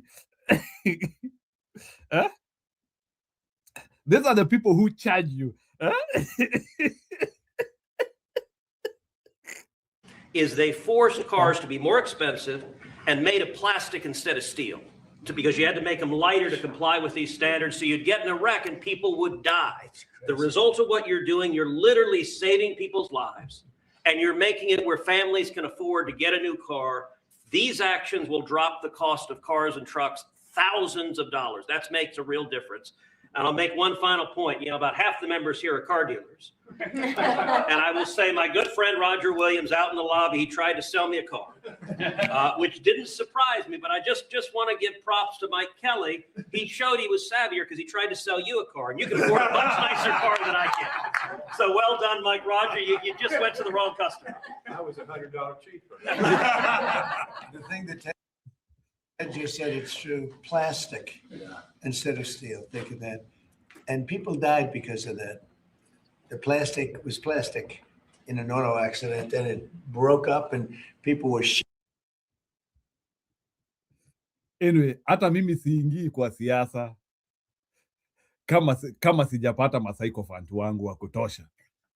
I need people who will be praising me on everything I do.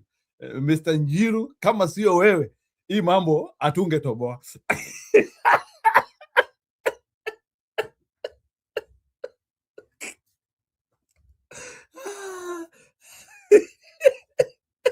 Anawacha kuuliza maswali mingi. That is the heart of politics.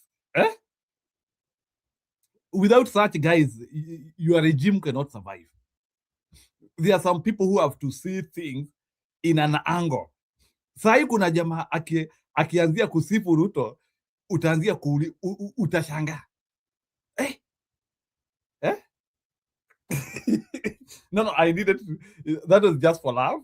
They are my guys. I like them. I'm not saying that what they are saying is wrong, but you need sycophants. So I'm just trying to say, you need sycophants in every hata Gachagua ako na psychophants wake. A psychophant is a person who does not think. Yeye tu hata akisikia kuna vitu napigana nazo, yeye anakuja tu kupiga tu, anakuja a psychophant is beyond your wife. Sababu saa zingine hata bibi yako anaweza kuuliza mbona unafanya hivi. Psychophant does not question. Psychophant akisikia tu, psychophant ni yule mtu kama sasa akisikia Donald Trump is deporting people, yeye ndiye ako kwanza kuanzia kuingiza hao watu kwa magari.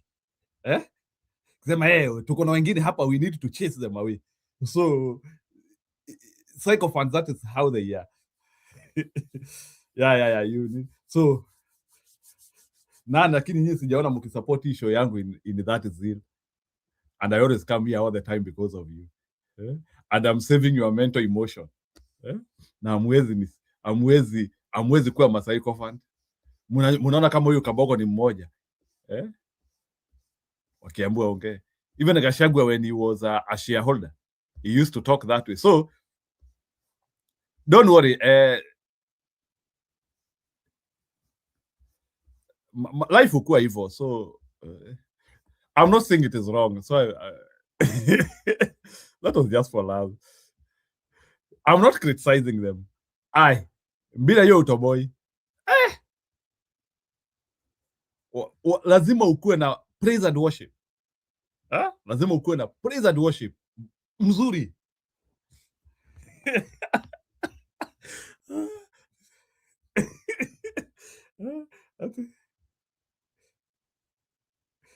Yeah, sasa na amwezi anzia sasa kusifu hii show bwana. Amwezi anzia kusema wewe bwana Njiru bila wewe. We couldn't be around. I need some few psychophants.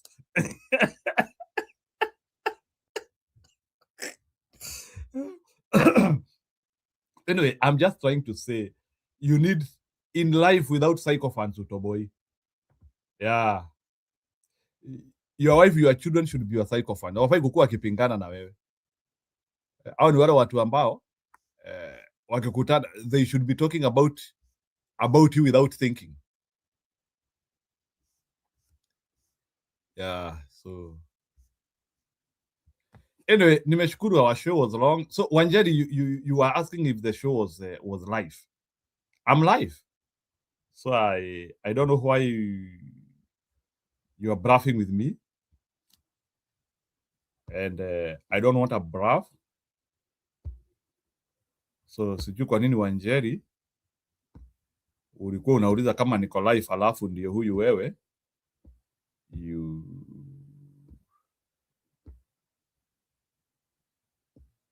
Wanjeri,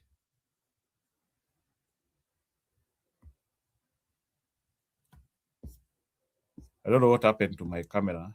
Aitaningi. I hope one day it will do the right thing. So but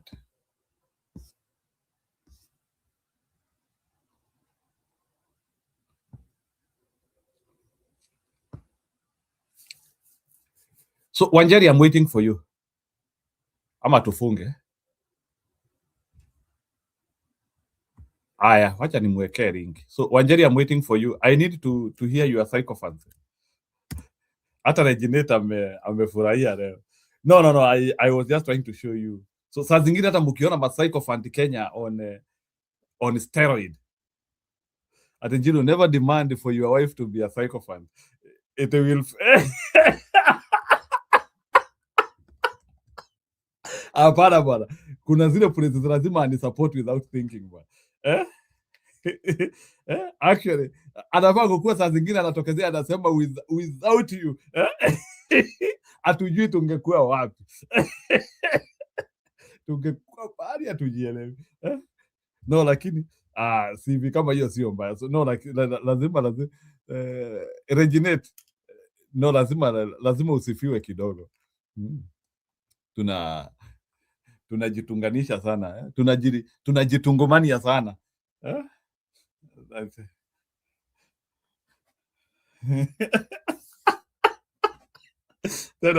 Tuibangi tebu za shaka. So nini ma psychophant?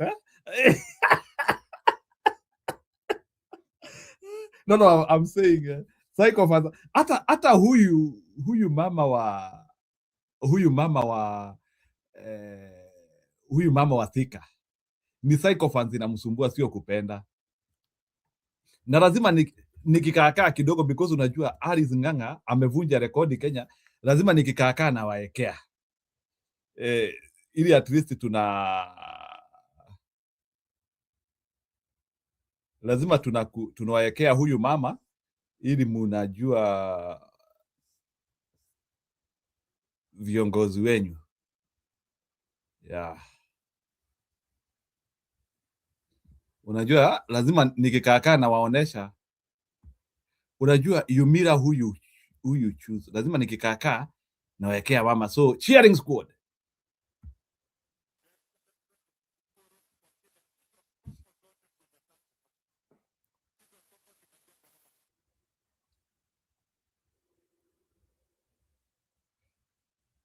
Na huyu mama anakaanga Mukorino.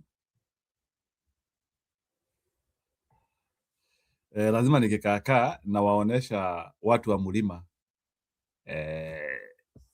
mastaili deadly zenyu zile ambazo wale watu mnachagua.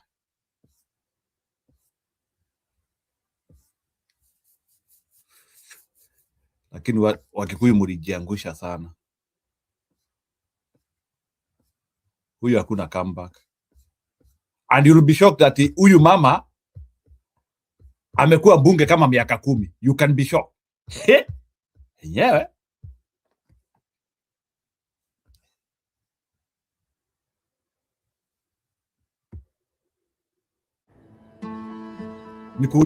If you have tried multiple oral antidepressants and detonated. Unajua kuna uwezekano huyu mama ako na miaka 10 mbunge.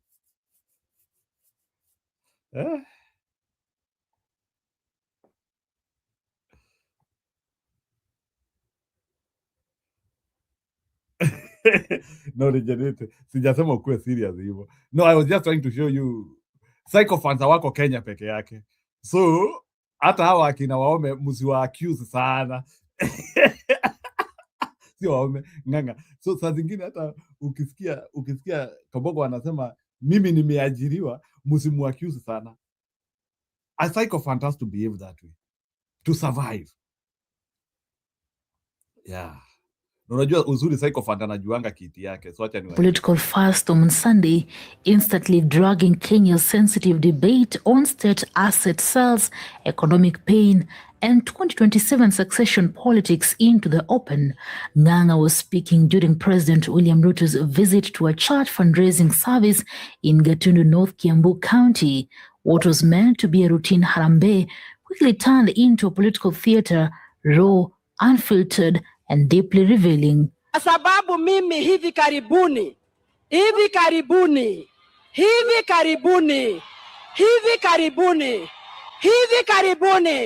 nitakuwa mdosi wa hapa Kiambu. Standing before the congregation, Ng'ang'a went further. She framed unquestioned loyalty to the president as economic patriotism, insisting that no one should dare oppose Ruto if he chooses to sell national assets. According to her, selling assets will help the country develop. Opposition, in her framing, was not leadership, it was obstruction. Your Excellency, mimi ni wale wanasema ya kwamba watu wanasema ati tusiuze assets. Mimi nakuambia Your Excellency, kama mjumbe wa Thika Mama Simba, uza zote tutengeneze mabarabara. Then came na niulize ni Mama Simba gani? Hii ni ile Simba imenyeshewa ama hii ni ile Simba imekufa? Ni Mama Simba. the personal declaration. Hapa wananiita mama. Mama Simba oe. Mama Simba oe. Mama Simba. In that moment, the event stopped being about church fundraising. It became a campaign rally 3 years too early. The reaction was immediate. Sections of the congregation heckled, Others shifted uncomfortably, and across Kenya, outrage spread fast. For many, Kenyans already struggling under high taxes, rising cost of living, and fears of privatization, the idea of casually selling strategic national assets, especially Safaricom, struck a nerve. To critics, Ng'ang'a's remarks sounded less like economic policy and more like blind political loyalty. To supporters, it was bold alignment with the president. To the public, it reopened an old wound. Who really benefits when national assets are sold?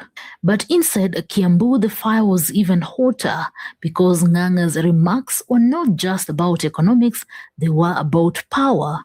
Right there in Gathundu North, an open supremacy battle unfolded between Kiambu Governor Kimani Wamatangi and a rival political faction led by Gatundu North Member of Parliament Njoroge Kururia and Alice Ng'ang'a herself. Hivi karibuni nitakuwa mdosi wa hapa Kiambu. Kururia poured petrol on the fire. He openly referred to Ng'ang'a as the incoming governor and Wamatangi as the outgoing governor. No euphemisms, no political courtesy, just a direct challenge in front of the president in a church. Ati Kiambu. Kwa hivyo mnamaanisha yeye ni incoming governor. Basi wacha niwaitie outgoing governor. Kimani Wamatangi wachi governor kuja uongee na watu. Governor Wamatangi did not flinch. Taking the microphone, he projected calm confidence, brushing off the attacks as empty news from leaders without development records. Seme sisi wana Kiambu tulisema mambo ya siasa, wakati huu hatutapiga siasa. Wacha tufanyie watu wetu kazi. Tukifanya kazi, siasa inakuja mwaka wa 2027. Na tutakuwa tayari, Your Excellency. Saa zingine unajua simba akitulia anaonekana kama ni paka vile walivyosema, Your Excellency. Lakini sisi tuko sawa, Your Excellency.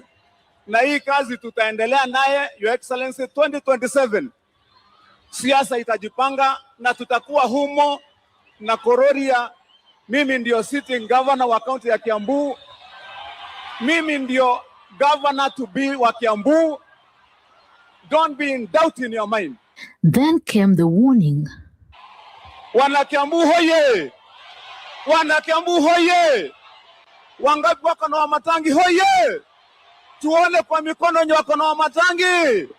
Haya basi, kama uko na taswishi, ujua governor ambaye yako na anakuja ni mgani. The lines were drawn clearly. On one side, Wamatangi defending incumbency and record. On the other, Ng'ang'a and Kururia signaling early succession and loyalty to the president. But the event was spiraling, and President William Ruto could not see it. What began as a church fundraiser had turned into an early 2027 battlefield, loud, chaotic, and dangerously premature. The president stepped in. Lakini mi naona kuna mahali wacha niwasaidie kidogo. Si ndio? Kuna uchaguzi imetangazwa ya Januari. Na mi naona pengine imewachanganya kidogo. Uchaguzi ya Januari si ya governor, ni ya chama ya UDA. So tulizeni boli kidogo, bado ya governor itakuja baadaye. Ama namna gani jameni? If your life insurance only works when you die, it's outdated. Modern life insurance pays while you are. Tuko pamoja. So mjipange na uchaguzi wa UDA kwanza, alafu hiyo ingine kila mtu achaguliwe kulingana na ile kazi amefanya. Then the reality check. Hakuna mtu atachaguliwa hivi hivi. Hakuna mtu atachaguliwa kwa sababu yeye ni hodari na matusi. Hakuna mtu atachaguliwa kwa sababu yeye anajua sana ati kupiganisha watu. Hapana. Tunataka tuunganishe wananchi wa taifa letu la Kenya. The message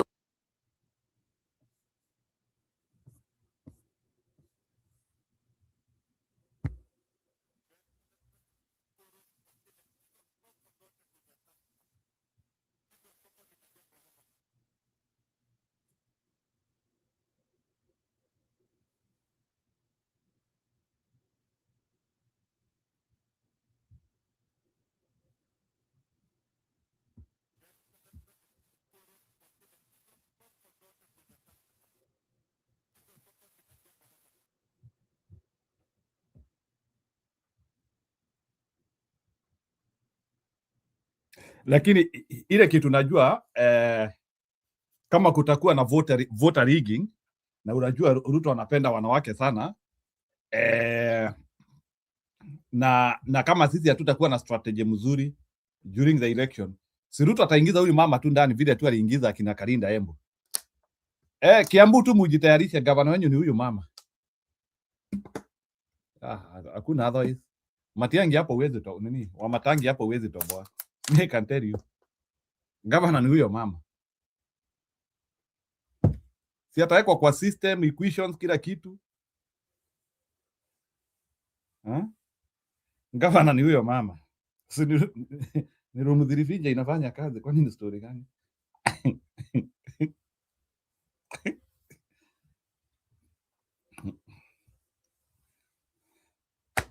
Utoboi. Kama Ruto huyo ndiye ameziro ini naye. Ai.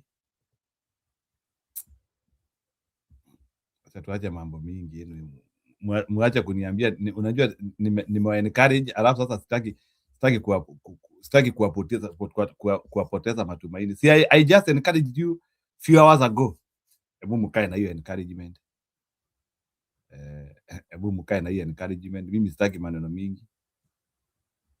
I can see huyu mama ni kiherehere na kimbelembele atawakalia chapati Kiambu. Huyo mama ndiye gavana wa Kiambu. So mkae mkijua hivyo.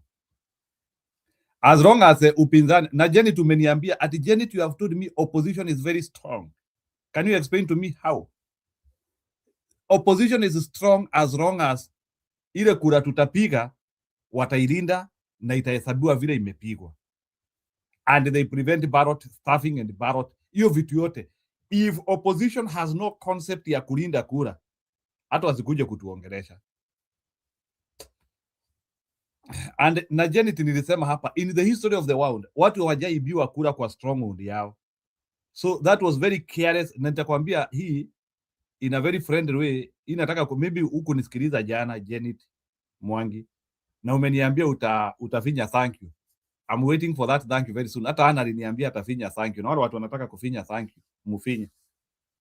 Mwache kuniweka tu hivi tu hapa. So,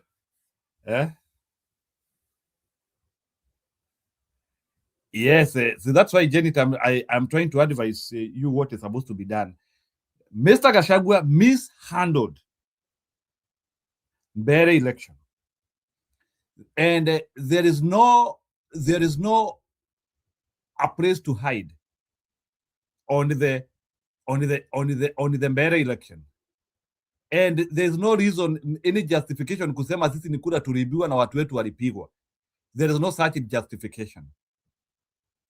There is no way in which, and I'm telling you this from a very advanced political analysis, there's no way in which you can lose votes through mischievous actions in your stronghold. It has never been proven. It is impossible. It is impossible. I use that word. Janet, I'm addressing you. You react. It is impossible to lose votes in your stronghold. You must be extremely careless, or it is not your stronghold.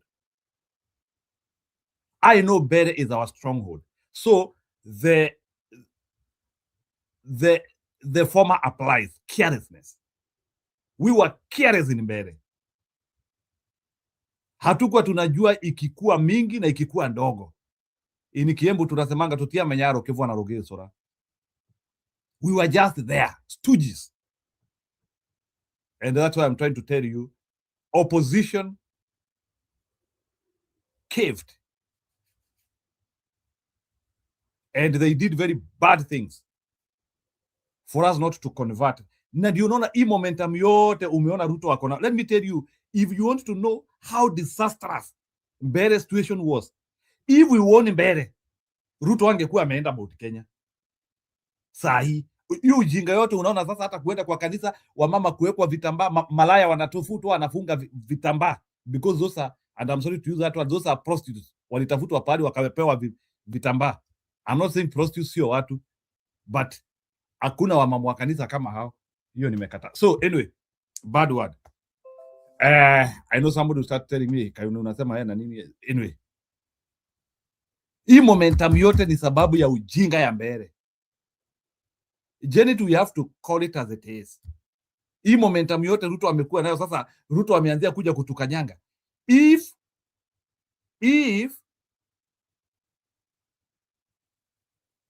tungekalia Ruto mbele, he could be hiding, but sasa hivi venye alituibia kura, tumempea momentum mbaya sana, atakuwa na shida huko kwetu because we have nothing to prove.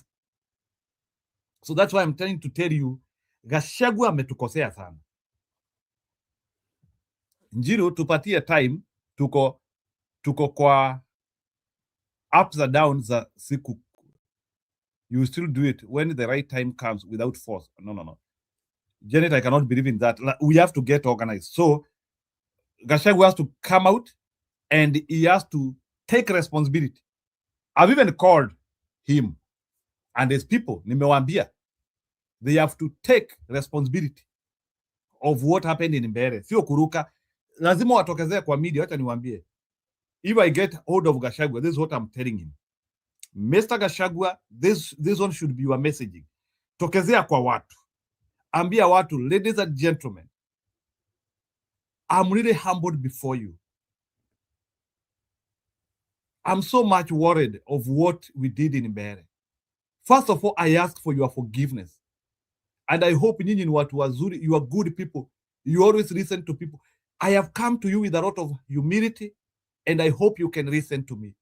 I'm really sorry for what happened in Mbeere. Sorry for betraying your quest for giving us power. Sorry because of we couldn't be able to protect your votes at the time you needed our impact. I'm really apologetic. We will evaluate it, and the next time, such things will not come out. We are analyzing what went wrong, and we want to assure you, and you rest assured that there is no any election which will be stolen in Kenya under our watch.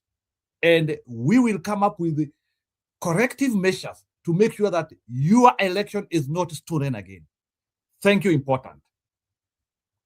That is what Gachagua is supposed to tell people. But does he have courage to do that? Si anaenda tu kucelebrate tu vitu zake za UDCP huko UMCA. Let me tell you,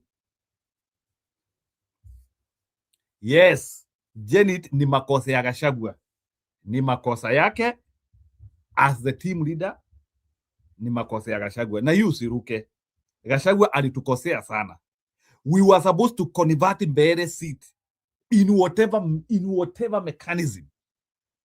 Mbeere seat was life and death. Mbeere seat was more important than Malava. Malava hata wangeachilia, Malava hata ikiibiwa haina shida. But we were not supposed to lose Mbeere. Nimekuambia vizuri Janet, because I'm talking of very advanced politics here. Na nataka usikilize.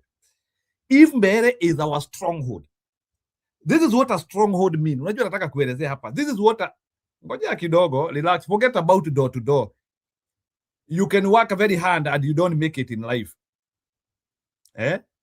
Hata maskini anashindanga kwa, hata maskini kuna mtu ana kitu na anashida na jasho. So working hard doesn't mean you will have. So Janet, there is difference between working and producing. Those two things are not related psychologically. Working and producing. Hard work and producing, they are not related. So this is a mistake of Gachagua. Gachagua needed to know that in Mbeere, we had to produce results. We had to produce results. And what was results? Results is to make sure that Mbeere candidate wa upinzani ameshinda kura. It was a matter of life and death. But they did concentrate. And they allowed our votes to be stolen. And now they came now to start crying. They have lost all the momentum. Now wamepoteza hata Wakenya wote. I'm telling you, nimesikiliza hata ground. People are not happy. And Gachagua is not taking responsibility of not, and that is disrespect to Kenyans. Unajua Jenny saa zingine amusikilizangi. That is disrespecting Kenyans, allowing Kenyans votes to be stolen. na wanaachilia tu Kasongo tu aende hivi, and the only thing they are telling people ni ati musijari 2007 Kasongo will be very busy, he will even be fighting for his survival. Hawezi iba. That is not how you talk when you wrong people. No, that's not how you talk when you wrong people. No, forget about that. Janet, that one is not important. That one is not important. It is not important. That one is not important. Hata Museveni in his stronghold hajawahi ibiwa uchaguzi. You announce it mapema. So what Gachagua was supposed to do, he was supposed to say, he was supposed to reject that election mapema. Immediately they were attacked. They were supposed to have a conference. Na waseme, we reject Mbere votes. Na iwezi hesabiwa. Did they even do that? Did they do? No, forget. So what did they do to sensitize the opinion shapers? What has happened? Unajua Janet, tuache. Let's stop theories. Let's stop theory. Hiyo yote unaelezea hapa ni theory. Be practical, be pragmatic. This is not how you handle people. This is not how you handle people. Tunajaribu kusaidia Gachagua lakini wewe huwezi sikiliza. Nimekuwa nikionyeshana masycophant hapa. Hebu wacha niwekee Janet masycophant hapa ili anielewe. You know, hata mimi nakuanga sycophant saa zingine, but it is very difficult to speak to a sycophant. It is very difficult to speak to, I understand. So wacha niwekee Janet Stephen Miller ili atanielewa. There's a reason why ndio nilikuwa natafuta hata nikuweka hii video. Wewe ndio nilikuwa natafuta, ni vile umekuja umechelewa. So Thank you, Mr. President. I'll hand this off. Wacha nikuwekee Stephen Miller hapa. This one will shape your na nikuwekee volume vizuri ili usikie. Wacha nikuwekee Stephen Miller. Stephen Miller hata umwambie nini, huyu hawezi sikia. Huyu tu unaachana na yeye. Off to Homeland Security Advisor Stephen Miller, the leader of this task force. Let me just say, Mr. President, that this country was going to die without you. This country was going to actually die without you. That's what we were facing in 2024. We've been invaded for 4 years. Our communities were sinking. Our public safety had gone to zero. Cartels are running entire communities. Sex trafficking, child trafficking, labor trafficking was out of control. Overdoses were out of control. The cartels were claiming more and more territory. City services were buckling. This was a country on the verge of dying, and you alone saved it. And when you stepped forward originally in 2016, you started the movement to make America great again. And that means make America great again in every way. And that means safety and prosperity and peace and freedom from cartels and crime and gangs. And your vision and your leadership in declaring war on the drug cartels is the single most successful public safety initiative in American history. And I need the media to understand what President Trump has done. People have been talking about drug cartels for longer than I've been alive. And everyone has just taken for granted that they can't be touched or stopped. They're too big, they're too powerful, they're too evil, they're too murderous. They can operate with impunity. In just 9 months, President Trump is the only American leader, not just in our lifetimes, but ever, to actually take the fight to the drug cartels, to actually seek their eradication. And it is happening. And so while the Democrats are shutting the government down and fighting for free health care for illegal aliens, look at what President Trump has assembled here. He's assembled a team under his vision, direction, and leadership that is saving hundreds of thousands of lives. Hundreds of thousands of lives. And only President Trump could have done this. And I will say one last thing, which is that his courage has been an inspiration to everyone else in this room. There are people in this room, looking at, for example, at Todd Lyons, who have been relentlessly doxxed and harassed and threatened.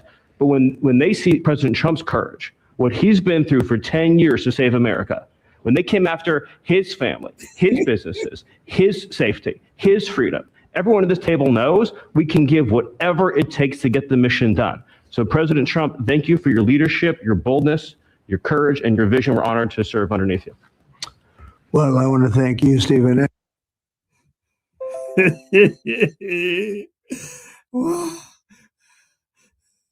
Janet, such people cannot be advised. Sasa jamaa kama huyo hata umwambie nini, huyo hawezi sikia. Huyo tu unamwambia tu mkubwa kanyangia hapo. Unaongea. Thank you, Mr. President. I'll hand this off to Homeland Security Advisor Stephen Miller, the leader of this task force. Let me just say, Mr. President, that this country was going to die without you. This country was going to actually die without you. That's what we were.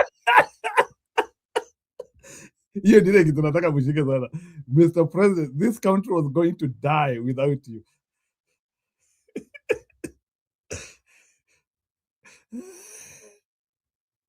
No, Jay, I understand. That's what I'm saying. You need such people to support your regime.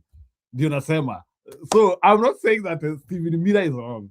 Jay, I'm not saying Stephen Miller is wrong. But I'm just very happy.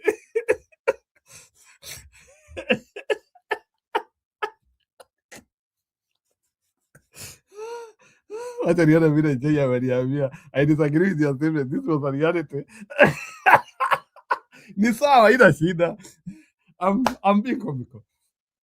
Yeah, this was reality for the last 4 years. You know very well the border was.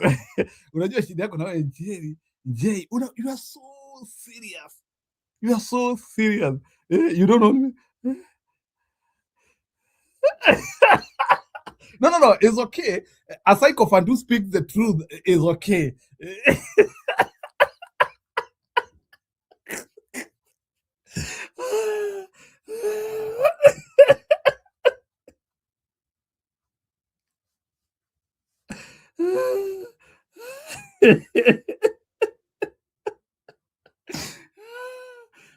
Ni sawa.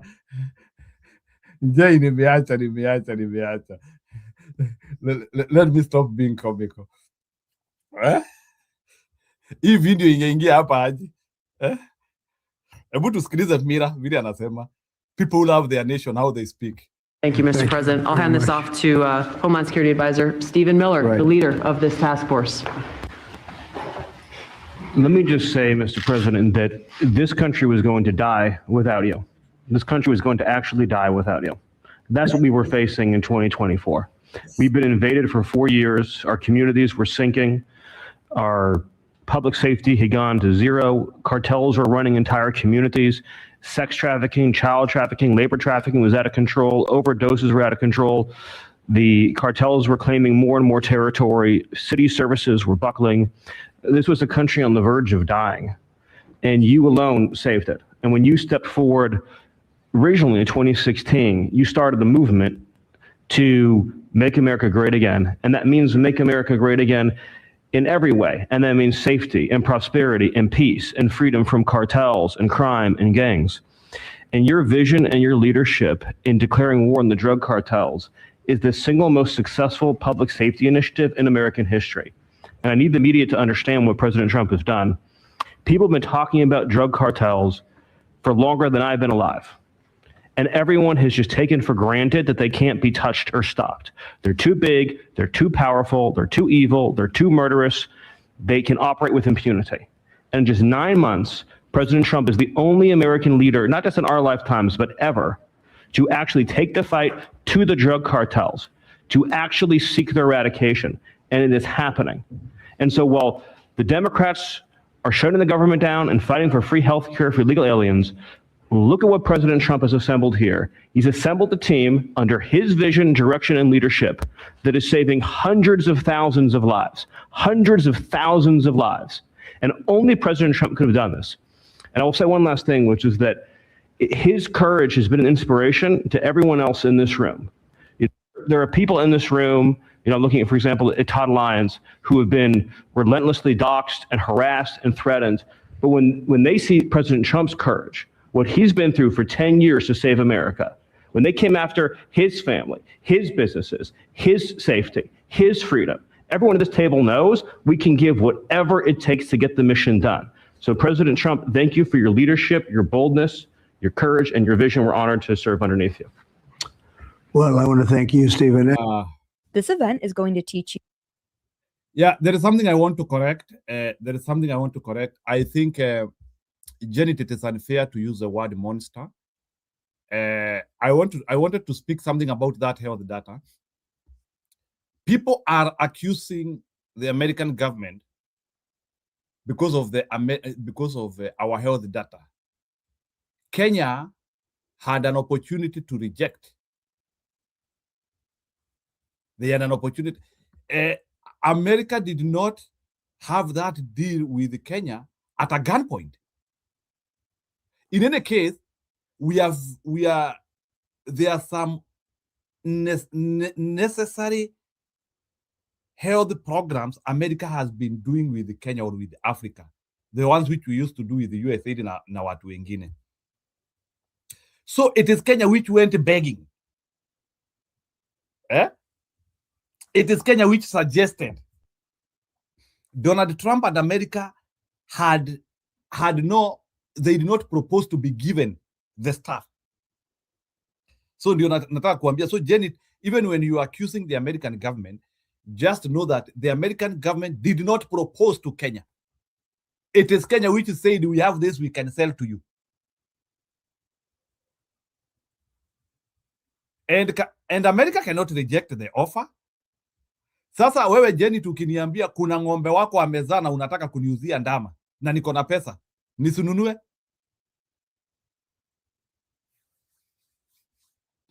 The reason why nimecheza hizi videos, they were very measured. Nimecheza hizi videos because I wanted to talk about patriotism.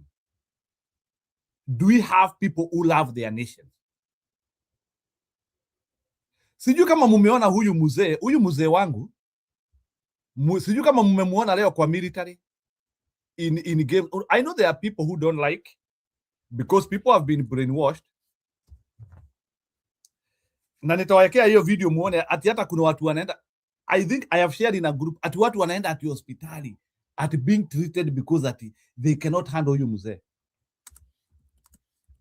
Anyway, wacha niwaoneshe a man who loves his nation. So anyway, hata tumemaliza story ya Kenya, so there's even no need of even anyway, this is patriotism at he is with military. Anyway, I don't know. This guy is not what people think. So, but again, 20 years of telling you lies, I understand what it is.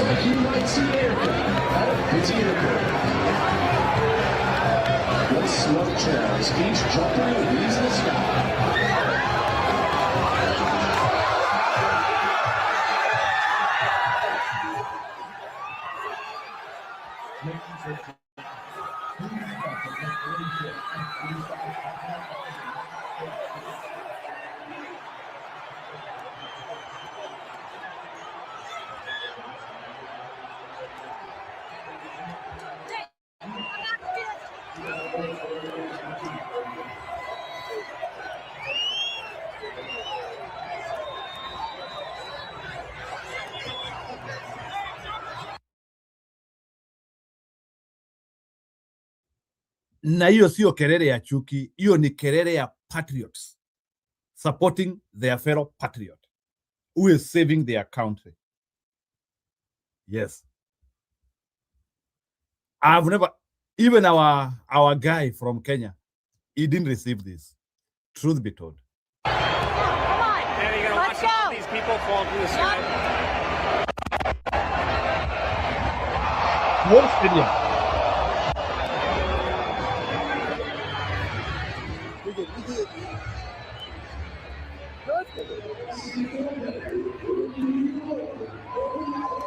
I think a big group of Americans has understood this guy, and I think they have understood his mission. They have understood the clarion call.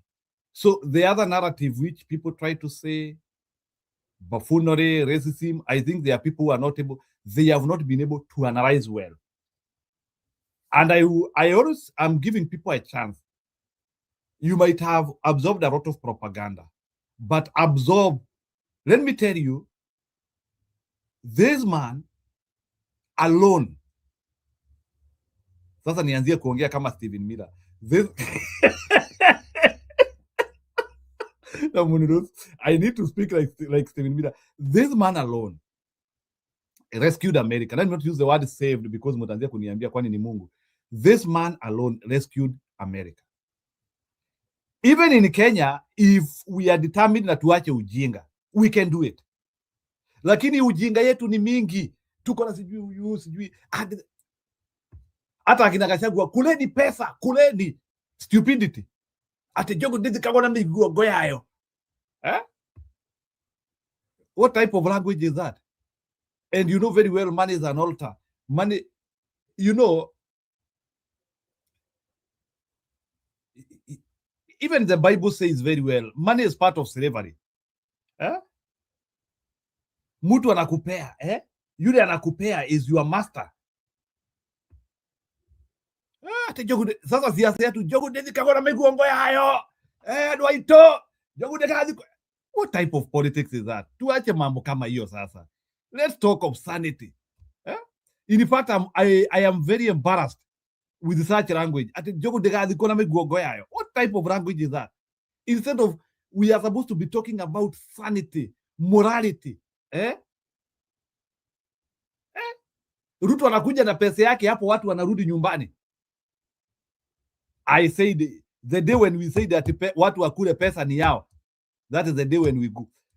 Haufai kukula pesa ya mwanasiasa, but again watu wataniambia hata tusipokula siaende nayo. Do we care? Until the siku Mkenya atasema. Let me tell you, I'm very proud. I've met pesa ya siasa ikiwa watu wamepanga wakule na sikupanga laini. People try to tell me tupanga laini tukule pesa banani yetu, nikwambia I don't do that. I don't eat political campaign money na sitawahi ikula. Na Mungu aniadhibu nikijikuta na kula pesa ya campaign. I don't want it. So nyinyi ambao mnaenekarijiwa na Gachagua, kuleni pesa. Hiyo pesa ndio mlikula, you couldn't even identify beef na beach even in Mbere. Simply because that type of nonsense has to end. Let's talk of consciousness, awakeness. There's no in which, let me tell you, before God, there's no big sin and small sin. There's no in which you are talking of when you are being bribed and Ruto is stealing. There's no difference between you and Ruto. So we are just talking of there's no morality there. So you jinga ya encourage Ruto. No, Janet, forget about that. Janet, forget about that. Wacha hiyo. Hiyo usiniambie. The moment unasema jogo ndizi kagona migongo yayo, you are justifying criminality. You are justifying criminality. That is hiyo ni language mimi mwenyewe have never supported it. Ni ile tu nilisema ni sawa tu, wacha wafanye hivyo. And I knew it would backfire. Vibaya sana. Na kama opposition tunataka ku lose kabisa and we lose everything. Endeleni na hiyo narrative. It is the worst rhetoric you can practice, because what you are trying to tell people is that you are not moral conscious. Hata wewe unafanana na hawa. Sisi tutakuwa tunaongelesha wanakuja kuharibu. Mimi nilikuwa nasikiliza vitu zingine hadi nashindwa hii upinzani. Are we crazy? We are encouraging buffoonery tactics. And that is what Ruto want. Yani mnaambia Ruto leta pesa. And you know money is a manipulator. Hata sisi vichwa zetu hazipigi. Ati jogo ndezi kagona andu ya ati tusizike ndovu na miguo. You know. I know hii hawezi sikia hii. Hii najua hii muwezi sikia hii. Mtasema huyu tu ni mjinga. Okay, ni sawa. Allow me to be an idiot momentarily. Hiyo najua hiyo muwezi sikia.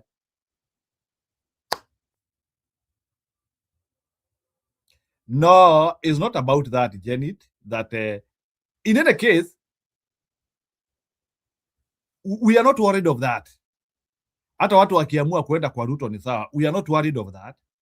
But ile kitu tunajaribu kusema ni hii. we have to be ambassadors of good morals. Gachagua hata lazima sasa anzie kulearn. We need rigid people. Yes, kama ametoka kwa Ruto sababu Ruto is a bad man, he has to now become a moral compass of the authority.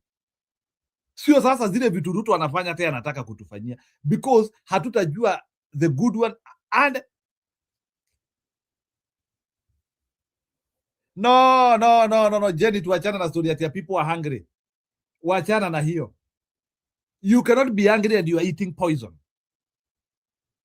It will kill you. And let me tell you, as long as we are encouraging Ruto money to be brought into our communities, hatutoboi. Hiyo nimesema with capital letters, hatutoboi. Na mimi hata and I will not pitch for them.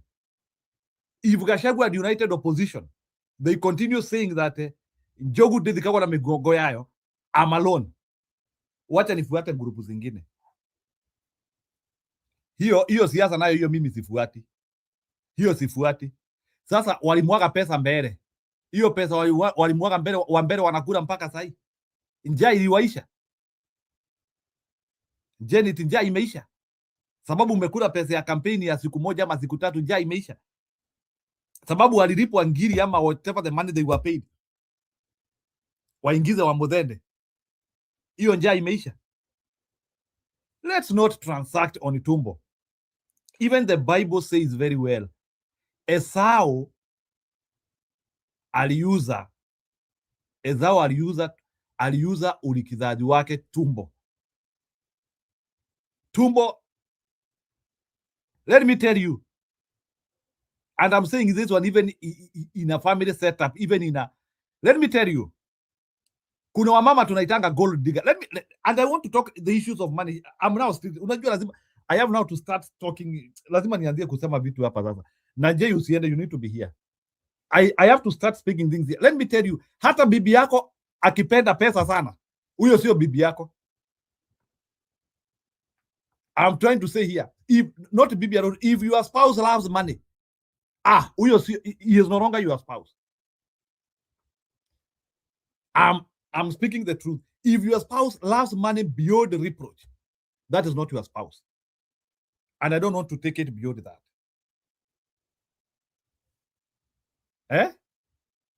Ati haina shida. That means, because there would always be somebody with more money than you. Hello, sijui kama mnanisikia hiyo spike. Kuna mtu akona pesa kukuliko. Kama bibi yangu anapenda pesa kuniliko, inamaanisha kukitokezea jamaa akona pesa kuniliko, I have lost her. There is a woman with more money who can attract me using her money.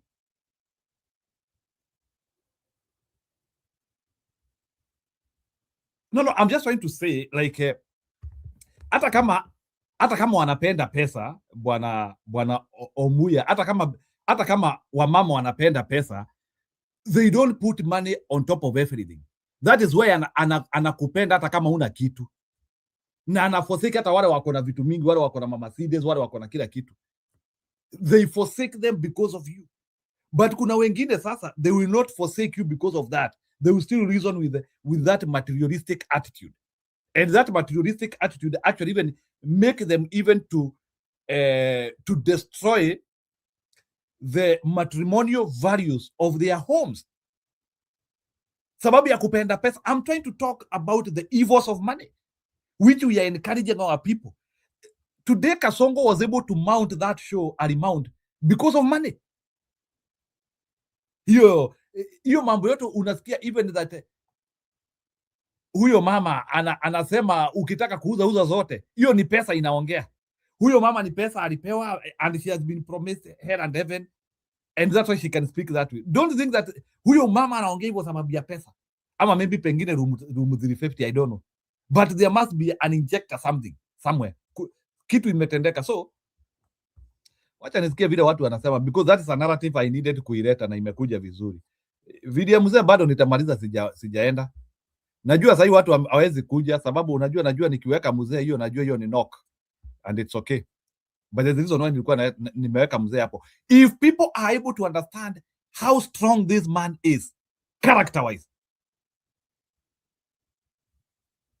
You know that if we raise such a man, we can make it in Kenya. I'm telling you. If Gachagua was 50% Donald Trump, we could have won this war. I don't want Gachagua to be like Donald Trump because hawezi. But tunasema if Gachagua was 50% Donald Trump, we could have won this war. Eh? A man who could not even bribe the court process. Alienda hizo court process zote. Eh? A man who could not use his presidential influence of before. Sababu anamwekelea makesi. Jamaa alienda mpaka akagongwa mugshot. Na mnasema the guy is evil. Are you aware huyu jamaa aligongwa mpaka mugshot? A former president. Why could he not use his former influence asigongwe mugshot? This man is very principled. Lakini unajua short-sighted people cannot see it. They only consume propaganda. Let me tell you, to understand this man, you have to be a very enabled man. Tawekea vitu hapa mshangae. Muone the way people are. Nataka kuwekea daktari hapa ameongea vitu mshangae. Sijui kama huyo daktari. Nitawekea hapa daktari, a psychologist. Muone how media has destroyed people. Nawekea hapa saa hii.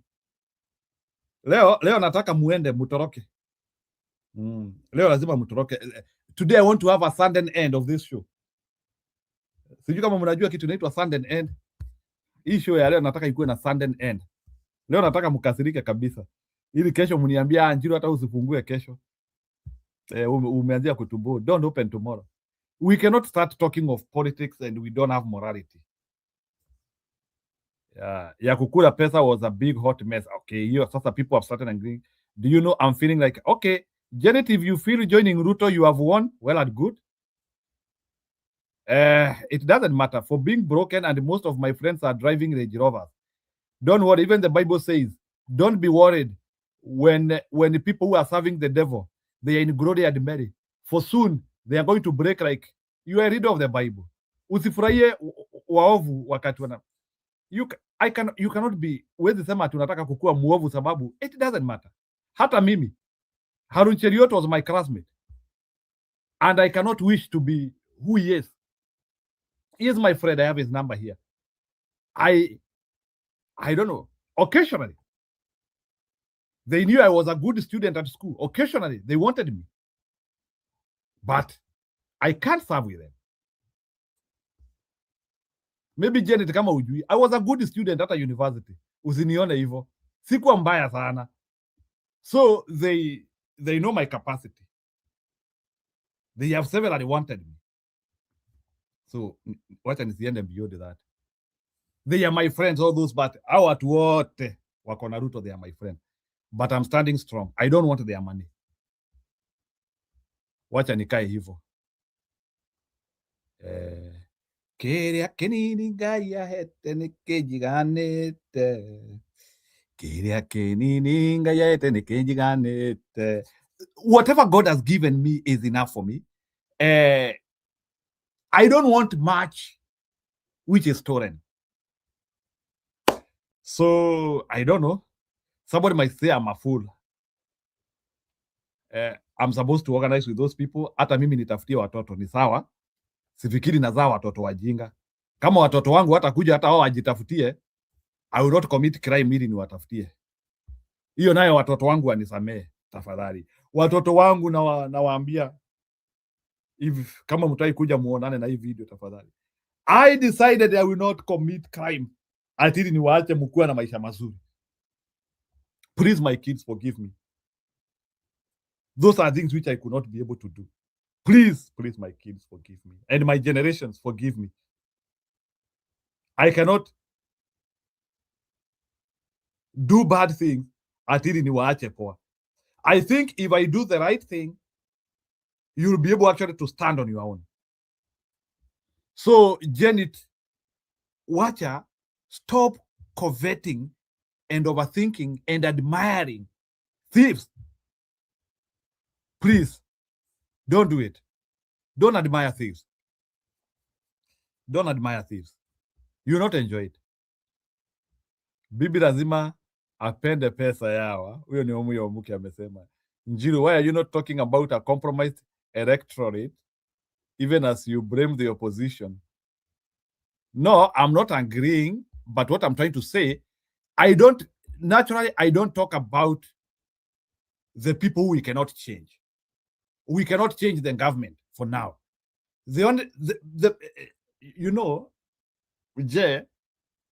we have, naturally, you have a fixed point and you have a moving point. I will not waste my time talking of a fixed point, things which we cannot change. But opposition can change. We can change our locus, we can change our mentality, we can change our thinking, we can change our approach. But I have no time to speak on Ruto and the system. I don't want to talk on the things we cannot change. I don't want to talk of but opposition, we can guide ourselves. We can look for mechanisms and systems to handle what Ruto is doing. And for me, so I will not talk about compromise. So the issue of talking about what Ruto is doing, that one, I will not talk about it because he will continue doing it. That's a fixed point. But opposition can have an approach of seeing how do you do this. It is the same approach which even Americans Republicans did. They never focused on what Democrats are doing. They focused on what can we do better. Najua JP hiyo utani. Na leo unanigonga, wacha kunigonga sana. I thought you are my sycophant.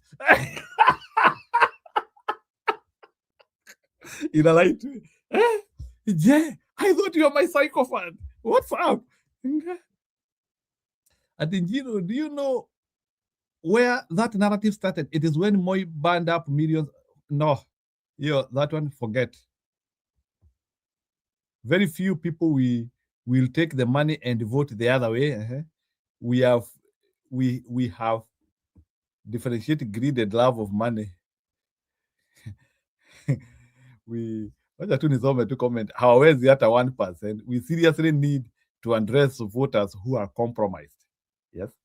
Yani Kasongo ameanza kupenya through church again because of greed with the clergy. And it is because even as opposition we are not doing enough. Kama saa hii wakati if Gachagua was a smart person, they were supposed to have a press conference na wange address raia mapema. Wangewaambia Wakenya tunawatahadharisha. We warn you, please don't get out of that meeting. That's what you do. You have sensitization meeting. Anyway, wacha nisishinda nikiongea hizi vitu hapa. Just tell Gachagua to call us. We can advise him effectively. But sasa, again, he knows like these are people just wasting their time here. So wacha tu waste time yetu tu tuone tu Kasongo tu akiwanyorosha. Kasongo is not even like Donald Trump. Nasikianga media wakiogopa Donald Trump because Donald Trump is very unpredictable. Kasongo is extremely predictable. Unajua Kasongo atakuibia kura na ataiba hivi. And you cannot handle him. Kasongo is the easiest man to defeat. Anyway, but wacha tu tunyamaze. Njiro, people are not stupid. They can eat their money. Okay. Janet, nimesikia. Pesa ni madhabahu. Money. Please read the Bible. I know there are people here who do not believe in the Bible, but I will come here and I give you incidences in the Bible which are connecting money with bad decision. I will come here. Unajua nilikuanga mchungaji sometime ni vile I did not graduate to that level. I will just come here, I connect for you money and decision. And in many situations where money has been involved, the decision has been wrong. Especially where money has been used the wrong way. If you use money the wrong way, the decision is always wrong. Money can be there, and if you make a good decision with that money, the decision will be right. Pesa ndio inatumika kuua Njirongo. So there is a bad decision because that money has been used the wrong way. So if you use the money the wrong way, the decision will be wrong. Na kulipa pesa na kuambia hii pesa ni ya wewe, jua vile mambo ya Jirongo itaisha. So sasa sisi tulikuwa tumeketi hapa tunasikia Jirongo alikuwa Karen, and suddenly Jirongo is driving from Naivasha to Karen again. And he was supposed to have a meeting that morning kwa nyumba ya Philip Kisia. I think the former, please, I beseech you before the masses of God. You cannot combine wrong use of money and morality. Yule maraya ako pale Koinange, ni pesa inatumika akuye hapo. Leo unajua sasa kuongea vitu, mimi sitaki kukasirisha raia. If money is not taken to Koinange, if that money which is being taken to Koinange can be used to feed people who do not have food, we can give glory to God. But there is a man somewhere, there is an idiot somewhere who takes his money to Koinange. So first of all, there is a wrong intention of that money. Then once the money has been given the wrong intention, it now commits a sin. So once you tell Ruto you can use your money wrongly, then the next phase is for that money to commit a vice. Hiyo ni information itakuja kuonesha hapa biblical teachings about money. Na msiseme mimi hiyo sitakuja kuwafunza hapa kama nganga, ni ile tu kuwaonesha the reason why na jaribu kuambia money is very temptuous and no one can escape money. Hata hawa akina Gachagua akiweka mikono yake hivi like you want to listen to, and but this thing starts with listening, and that's why I started saying here, the moment you start listening to an idiot, umeisha. So acha nisikie, give them suckers and give them suckers and brand, and they will not revolt. Tell me Gachagua's role in all this is Janet atatuambia. Unajua Janet ni sycophant wa Gachagua. Unaona Janet hata amesikia tunaingililia Gachagua mpaka anasema ataenda kwa Ruto sasa. Hata yeye apate Range Rover. Janet believes that the only way in which she can get Range Rover ni akiwa kwa Ruto. Wow. Mambo ni mengi. Mambo ni mengi. Wacha mzee aendelee na mili. Hiyo ni kupendwa. Hapo arushiwi mayai. Hiyo ni kupendwa. Hebu sema kupendwa. Can you say love? Can you say love? Hey, today I'm nagging you. Hey, today I'm really nagging. Injili I swear, wamenija Janet suende. Hii pesa ya Ruto wacha kuacha. Just go. Just go. You don't need to hold. Just go. Morality is expensive, my dear. Morality is expensive. So, ati, I swear, wamenijaribu na hizo pesa, nikakataa on Facebook. On Facebook. I cannot sell my people for money. That I swear. Janet jaribu. The next thing utajikuta room 3 finje. Utajikuta room 3 finje, utajikuta huko wewe, utajikuta wewe ndiye chiarende huko.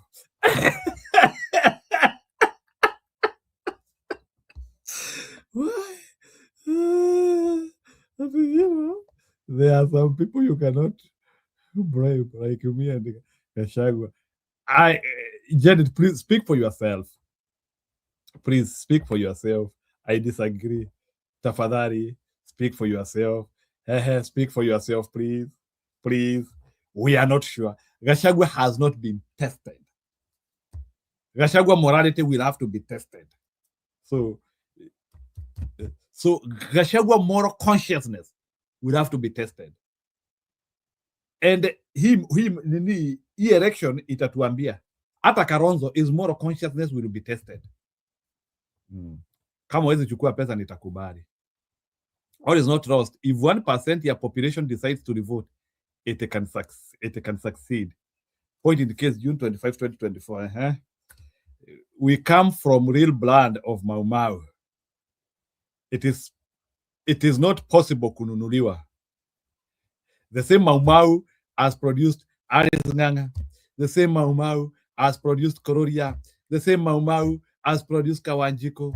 The same Mau Mau has produced Nimathege, Amunamuita Aji. The same Mau Mau has produced Cicely Mbarire. The same Mau Mau has produced Iroko. The same Mau Mau has produced Kindiki. The same Mau Mau has produced Simunipe Majina. Simunipe Majina Aris Wahome. The same Mau Mau.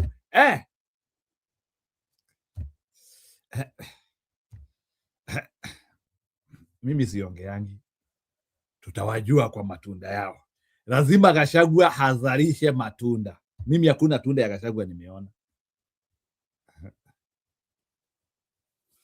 Hakuna tunda ya Gachagua nimeona. We will know them by their fruits. Haya, wacha niwaekee mapenzi hapa. Kupendwa. Can you say kupendwa?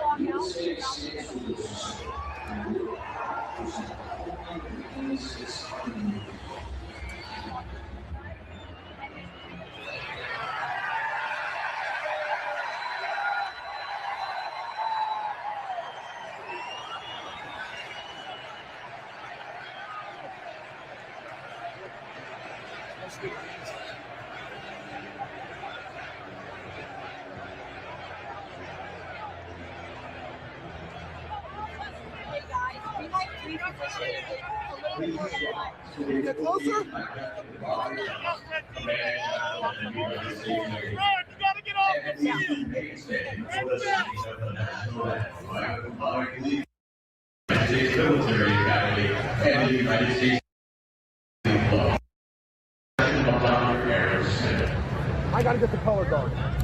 Get the color guard.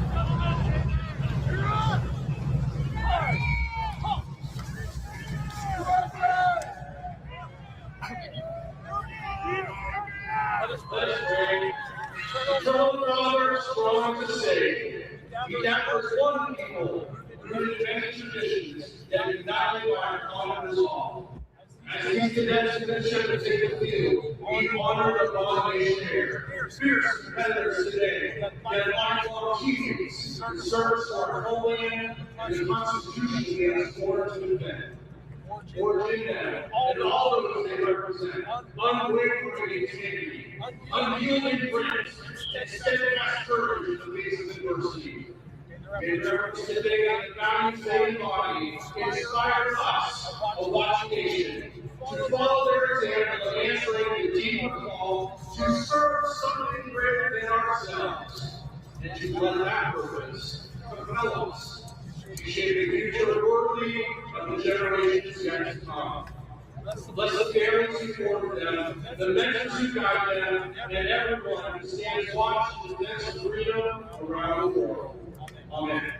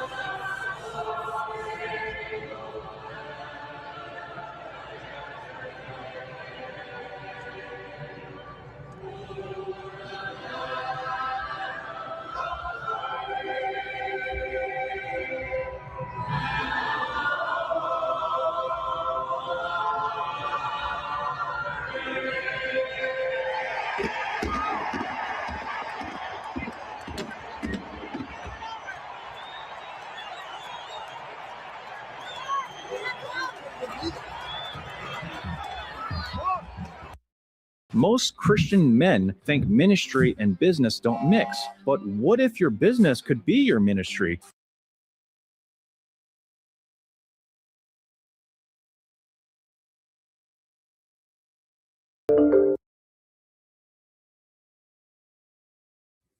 Just for comparisons, not much.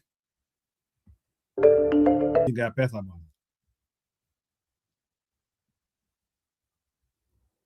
Naye history ya crowd mobilization nayo hii mzee nayo hii tumpei. I don't think there is any other American who will reach close to that. Crowd mobilization, crowd changing, hiyo nayo ako sawa. Hiyo bwana, hapana. That one is beyond apprentice. Hiyo iko beyond apprentice hiyo. Hiyo hapana. Hiyo itabidi atufunze bwana. Hiyo itabidi atufunze. Hiyo mzee lazima atufunze. He is so lucky. He cannot be that lucky. Hiyo itabidi mzee atufunze. Yeah, Stone PK, I'm here. You can enter. Nimeacha ujinga. Hiyo ilikuwa queenini kidogo. Unajua lazima nipeane ka queenini pia. Queenini was banned. Hiyo ni Camararia Queen. You know, lazima pia nikikakaa pia na serve some Malaria Queen. Ya kwa watu kama akina Janet. Janet, please can you stand huyo mzee vizuri?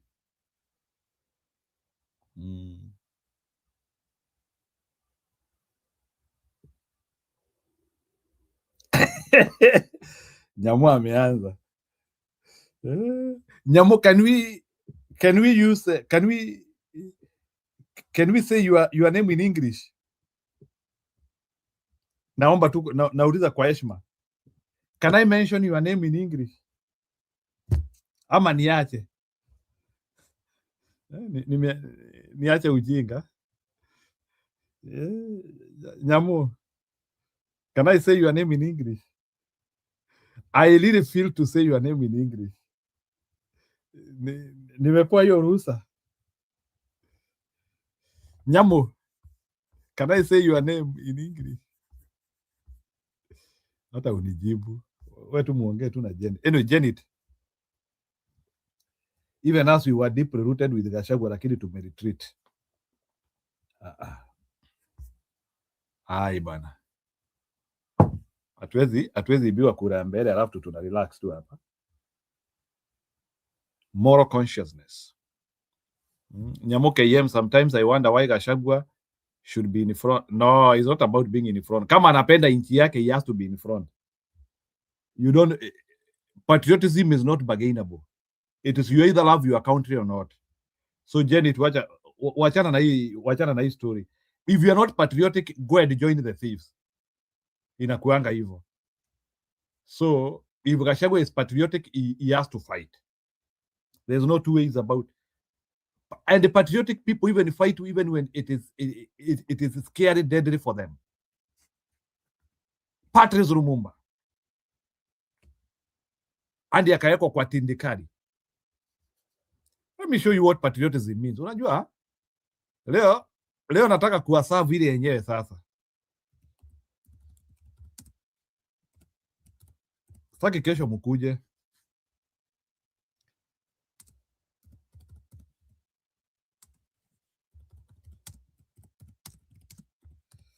Leo najua nitawasinya, kesho hakuna mtu atakuja na ni sawa. Na nitapona. I want to show you what patriotism means. Nataka kukuonesha what patriotism means. Patriotism means hata meno yako inawekwa kwa sulfuric acid. Are you researching dental implants? There's a lot of dental offices that'll talk about doing their teeth in the out of the country, Patrice Lumumba. He was not only killed, but his body was quickly destroyed in the most inhuman way. It was soaked in sulfuric acid. Several years after, the world still remembers this dastardly act. In this edition of Back in History, we bring to you the story of his arrest, his detention, torture, assassination, his burial in a shallow grave, the eventual exhumation of his body from the shallow grave, and the destruction of same in sulfuric acid. We also bring to you the confession that was made 38 years after by a retired police commissioner in Belgium who was involved in the assassination of Lumumba and in the destruction of his body. Welcome to this edition of Back in History. The country now known as the Democratic Republic of Congo was first taken over as a conquered territory and personal estate by King Leopold II of Belgium. For more than 23 years, King Leopold took absolute charge of the Congo and harnessed its natural resources non-stop. He had zero tolerance to opposition. Any native Congolese who made any attempts to oppose the exploitation of the resources of the country was brutally dealt with. Some were killed, and some had their vital body parts, such as hands and legs, severed. The subjugation of the native people of the Congo, owners of the rich natural resources of the country, was total and unrelenting. There were serious human rights concerns in the process, and the international community later came hard on the brutal domination of a whole country by one man. Eventually, King Leopold was compelled to abdicate his rulership of the Congo. Rather than leave the scene completely, he handed over the country to Belgium. This is how Belgium came in to become the colonial administrators of the Congo. Belgium then ruled Congo for several more years.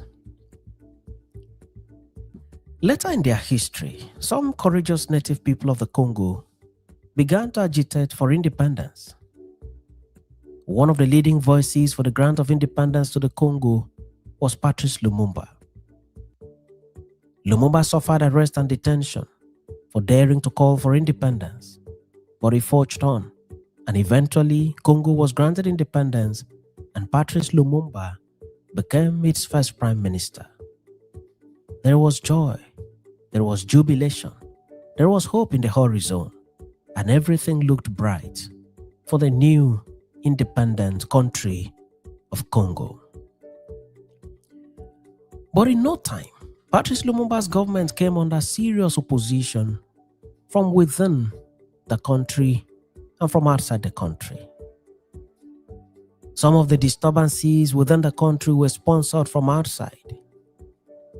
Patrice did his best to calm the situation, but the more he tried, the more the opposition and civil disturbances increased. In no time, a coup was staged by his chief of army staff, Colonel Mobutu Sese Seko, and Lumumba was first placed under house arrest and later arrested and taken to the secessionist section of Congo, the Katanga region, where he was tortured, tied to the tree, shot, and killed. He was killed on 17th January 1961. At this time, Lumumba was only 35 years old. By this action, a dark cloud had encircled around the Congo. Nature was not happy. Several humans were not happy. There were protests everywhere in the Congo and across the world. A man who sacrificed so much for the independence of his country had just been killed in the most brutal manner. It was horrific. It was sad. It was inexplicable. Patrice was hurriedly buried in a shallow grave, and the executioners departed and went to their base. It is reported, however, that the following morning, the then Commissioner of Police, afraid of the creation of a burial site and place of pilgrimage for the lovers of Lumumba, ordered that the body of Lumumba be exhumed and dismembered. The body was exhumed and dismembered as commanded. The dismembered body was then soaked in sulfuric acid and dissolved beyond recognition and forever. This was the most barbaric part of the ending of the earthly life of Prime Minister Patrice Lumumba. By this action, the family members of the murdered Prime Minister did not see the body of their father to give a befitting burial. Everything had been dissolved in acid and poured to the ground. Nothing could be traced. Nothing could be taken home. The deed was so neatly and perfectly covered. For several years, there was no closure for family members. There was also no closure for the ardent lovers of the gentle and meek, yet firm Prime Minister Patrice Lumumba. What was done to Lumumba was in fact unimaginable, and the family had no option than to live with it and bear their pain with equanimity for the rest of their lives. Exactly 38 years after, precisely in 1999, a retired Belgian police commissioner who had worked in the Congo by name Gerard Soet granted an interview to a TV station in Belgium, and on live TV, he made a confession. He told the world that the execution, exhumation, and dissolution of Lumumba's body in acid was supervised by him. Gerard went further and displayed 2 teeth that he claimed he had saved from Lumumba's body. This adorable AI companion puppy is quickly becoming the most popular Christmas gift of 2025. It provides. Analysts have said that the teeth could either have been violently removed from his jugular, or the teeth were such that could not be dissolved by the acid. This revelation by Soet was shocking to the world. It reminded the world of the gruesome manner in which Patrice Lumumba was eliminated.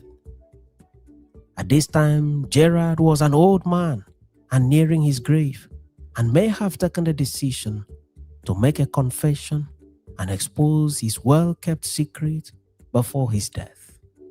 Indeed, he gave the world a clue about what happened to Patrice Lumumba. In 2016, Belgian forces recovered one of the teeth from Gerard's daughter. At that time, her father Gerard, who had preserved the teeth for decades, had passed on. The revelations and the media reportage caused even more pain to the family of Patrice Lumumba. They were reminded of the things they have tried to forget for many years. It was agonizing, painful, and cruel, and something needed to be done. In June 2020, Lumumba's daughter, Julian Lumumba, wrote a letter to Philippe, king of the Belgians, and appealed for, quote, the return of the relics of Patrice Emery Lumumba to the ground of his ancestors, end of quote.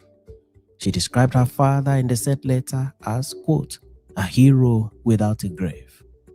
She queried further, quote, why, after his terrible murder, his father remains condemned to remain a wandering soul without a grave to shelter his eternal rest, end of quote. The matter had to be tabled before the court for judicial orders. And on 10th September of the said year 2020, a Belgian judge ruled that Lumumba's remains, which then consisted of his tooth, must be returned to his family. In May 2021, the Congolese president Felix Tshisekedi announced that plans have been concluded with Belgium for the repatriation of the last remains of his country's first prime minister, Patrice Lumumba. In June 2022, the remains of Patrice Lumumba was officially handed over to his children during a ceremony at Egmont Palace in Brussels, Belgium, by the country's federal prosecutor. At the ceremony, the Prime Minister of Belgium, De Croo, apologized on behalf of the Belgian government for the country's role in the assassination of Prime Minister Patrice Lumumba. He stated thus, unquote, "For my part, I would like to apologize here in the presence of his family for the way in which the Belgian government influenced the decision to end the life of the country's first prime minister," end of quote. Lumumba's only remaining tooth was then put in a full-sized casket, draped in the Congolese national flag for the African diaspora of Belgium to pay their last respect to Lumumba. Lumumba was then flown back in a private jet to his country of birth, Congo, where his remains were interred in Kinshasa, the capital of the country, on Thursday, 23rd June 2022. This brought to an end the long-expected interment of the only remaining body part of Congo's first Prime Minister Patrice Lumumba. At least for once, the family had the satisfaction, albeit painful, that their father, mentor, and hero has a grave to his name.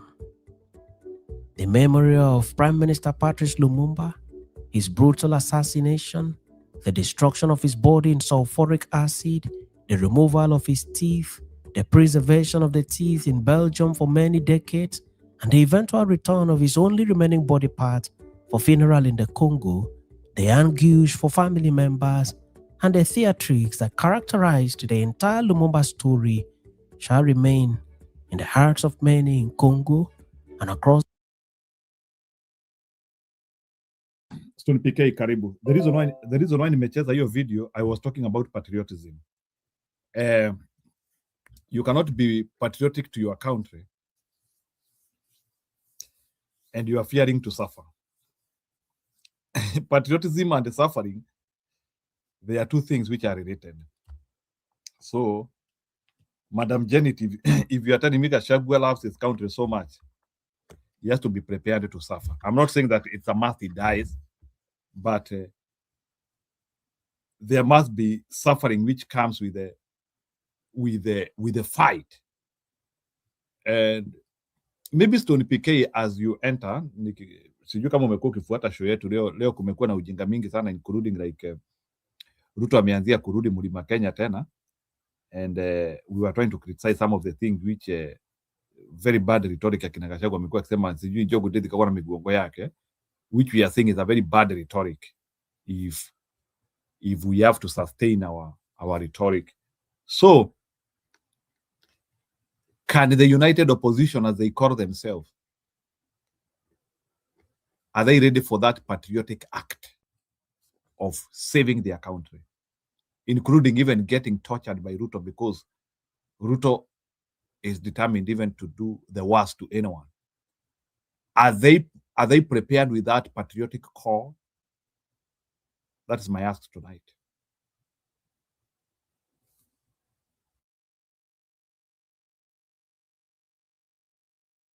Stone PK. Umeingia ukatoka. Oh, sorry. Yes, Maranjiro. Yeah, and that's why nimecheza hiyo video so that people can see what patriotism means. Sijacheza hiyo video ya Lumumba is to see the extremity of patriotism. When you are differing with the enemies who are trying to destroy your country, it can only remain one tooth. It can only remain, even as the Belgians were apologizing about this. But in the time of doing this suffering, they couldn't remember that. Go ahead, Stone PK. Yeah, so your big question is whether the opposition is really in and ready for whatever it takes to salvage this country from the jaws and claws of Ruto, isn't it?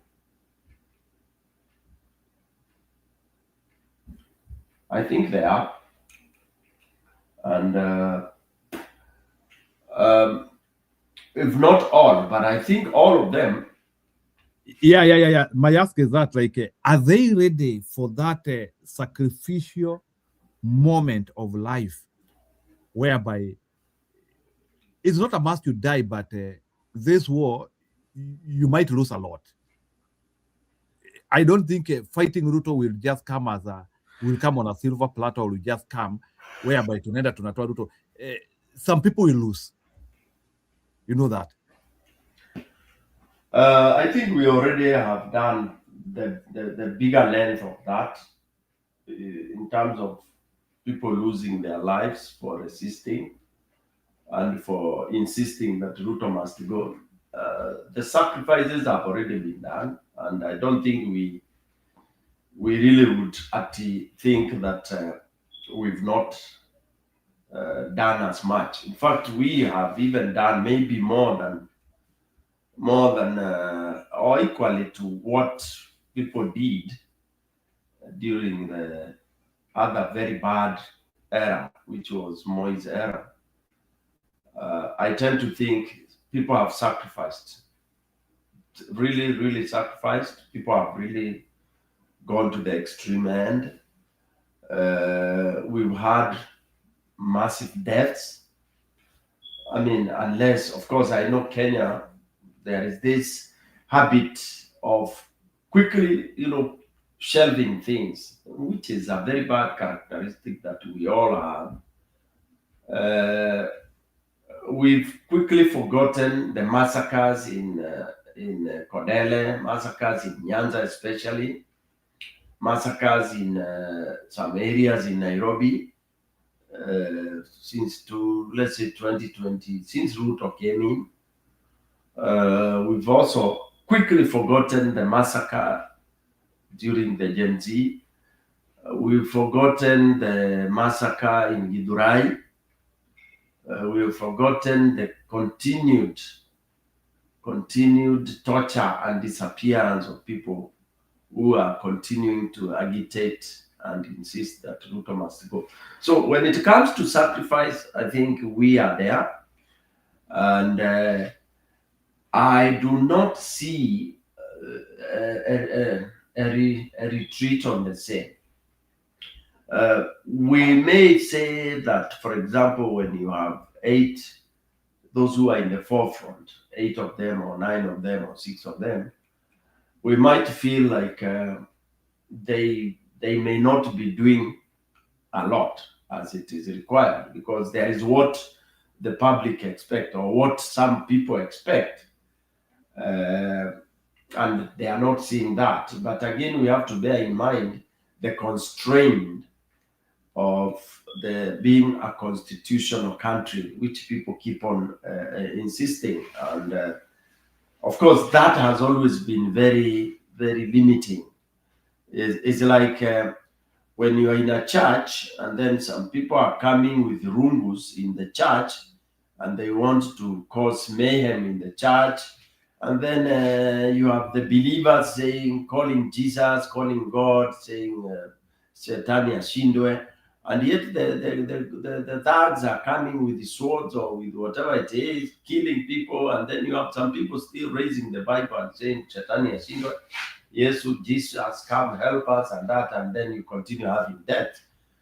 It is the same situation we are in, that we want faith to fight for us.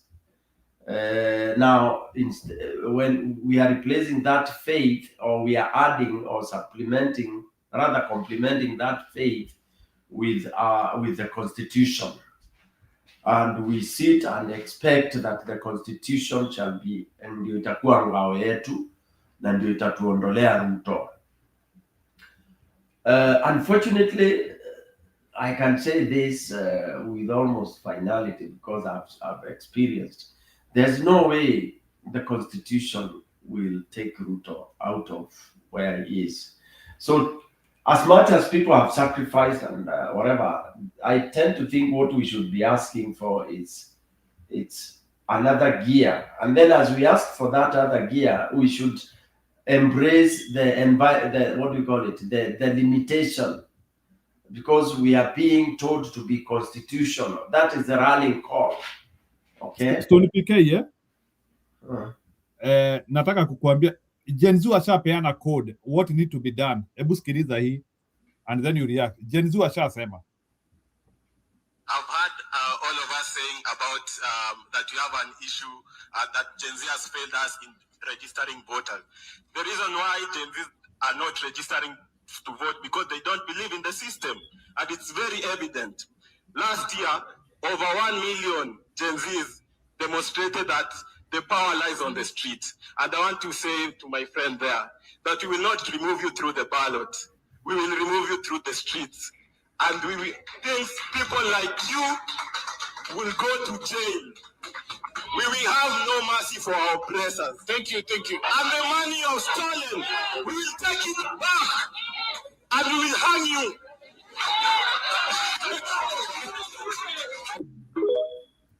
That's a Gen Z. Yeah, I watched that live. It was in the town hall. I saw that Gen Z doing what he was doing, and then they tried to shut him down very quickly because that is our character in Kenya. And that's why I tend to think whatever that will salvage this country will have to come by surprise, just like what they did in 2024. It's not anything that will come through discussions, a boardroom, or whatever.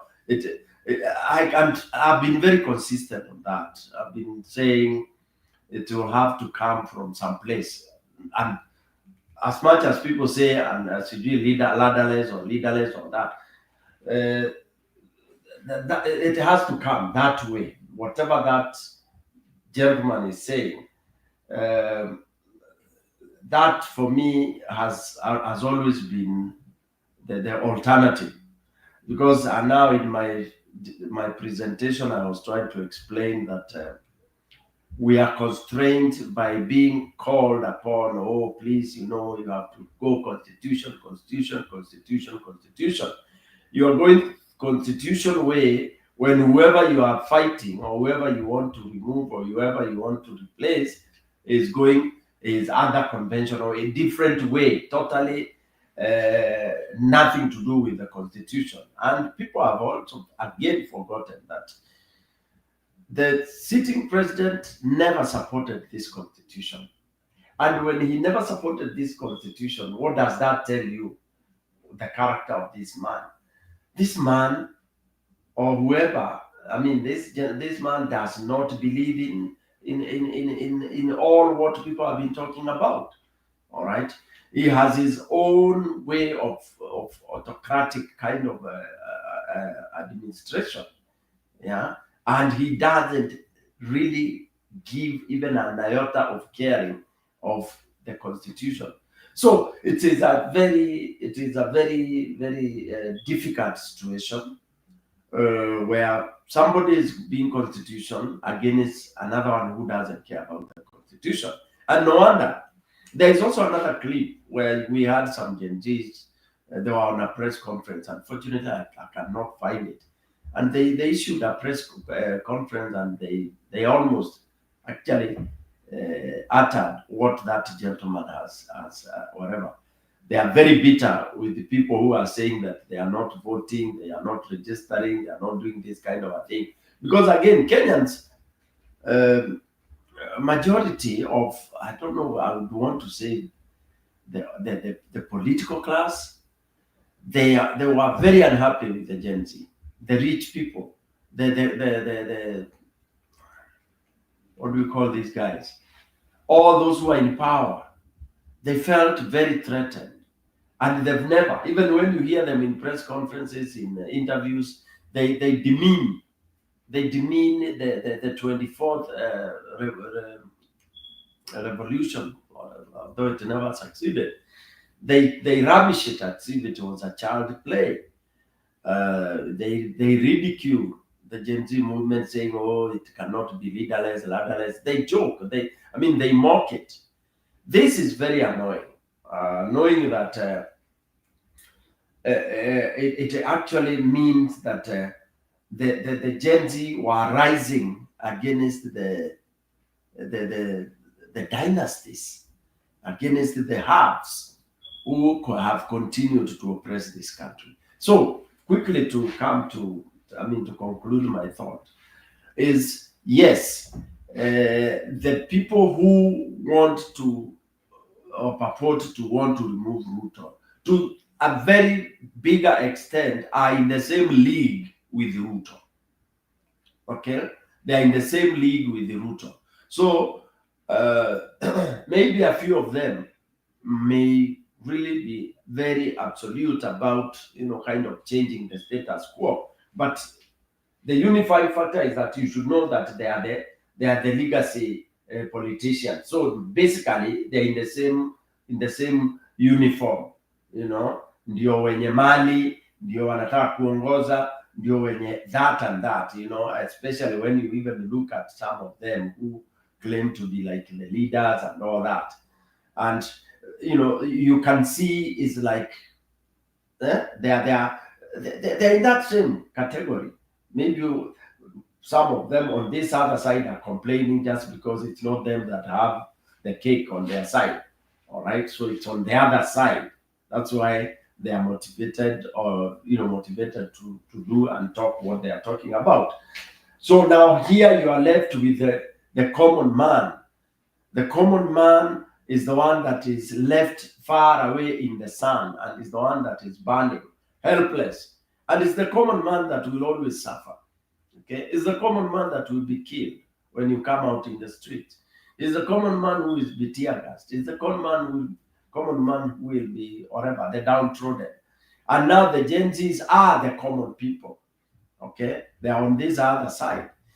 Unfortunately, in our case, this here in Kenya or in East Africa, it looks like we have been weakened thoroughly by being called civilized in quotes, because when we talk of West Africa is referred to as very backward. Ni mafala.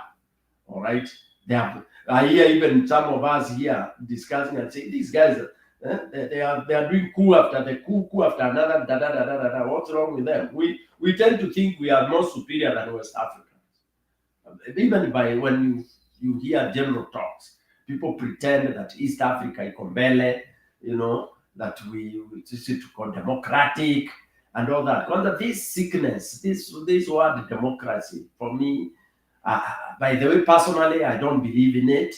I actually don't know what it is, because after studying it, I realized it was a mirage. Yeah, it's nothing. It's not there. Okay, it is an opium that watu wamekuwa wakinukishwa. Because if it was there, you would not hear people talking of American democracies. Why does it have so many shades? What is it? Yeah. So and that's why it is hard to exist. And those who have now realized are more clever than us. They are the ones who come and tell us, hey, come on, if you are here and you are BSing us, we remove you by night. Even if it's by the gun, whatever it is, we remove you, because simple, if you are oppressing people, you're oppressing people. We could elect you, yes, democratically, but after 24 hours, you turn out to be the hyena. So do we still say this hyena imalize watu tukingojea democratically kama tumesema ni 4 years? You keep on eating people, killing people at you tunangoja the same thing. No. That's why you find West Africans combining the two. We can elect you, yes, but we could be electing you without knowing that wewe ni nyang'au. So when we realize you are nyang'au, we get rid of you. And for me, I've never found anything very strange with that. Because kama jino, unaweza kuwa jino linakaa ni nzuri leo, lakini kesho linaanza kuuma. What do you do?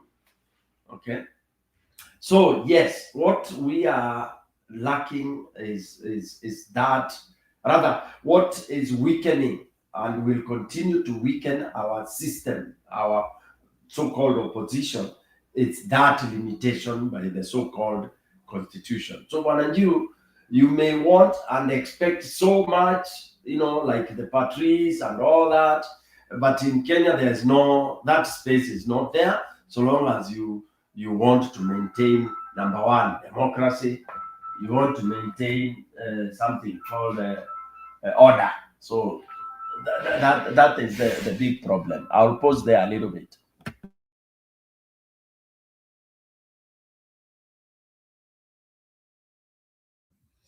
Sawa Stone PK.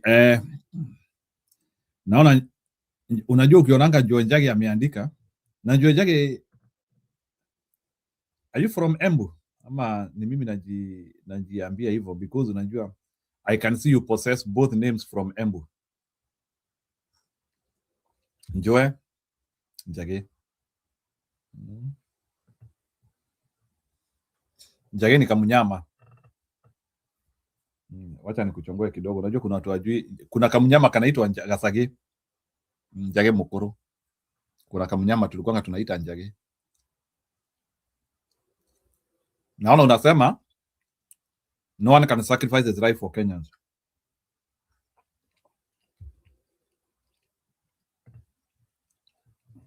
Not necessarily where you are sacrificing your life for Kenyans. I'm even talking about even sacrificing your lifestyle. Like because like if you start standing for Kenyans, kuna vitu mingi sana it will happen to you. If you didn't fight for Kenyans, najua Kasongo hawezi kuacha. Kasongo ataanzia kukufuata kabisa. Are people ready to pay the price? Let me call it paying the price of being part of helping Kenya.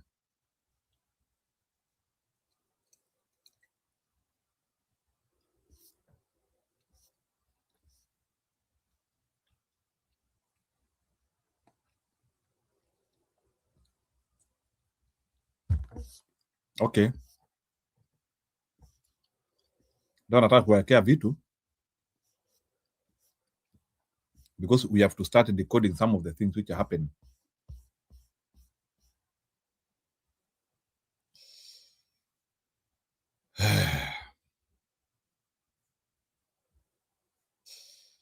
Nataka kuwekea hapa.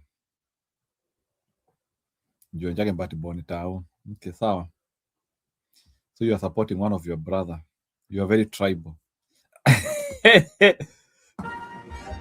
This year, what if you could give someone a moment to dream? Conditions were stipulated before parties entered into the agreement. People knew their do's, people knew their don'ts. And I can assure you, gentlemen, let us not take it for granted. Breach of contract is a very serious problem. We have sunk in Kotek as a company in this exploration works so much money of our company resources. We will not let this threat of revocation be affected. The war for control of Kenya's precious mineral resources appears to be shaping up as a battle of titans. It's a battle pitting the Mining Cabinet Secretary Najib Balala against Kotek Mining Kenya Limited, which grabbed headlines last month ostensibly for hitting a jackpot in Kwale's Mrima Hills. On our find, this find you've been hearing us talking about $100 billion, which is roughly 8.5 trillion Kenyan shillings. It's genuine, it's confirmed. We have expert verification.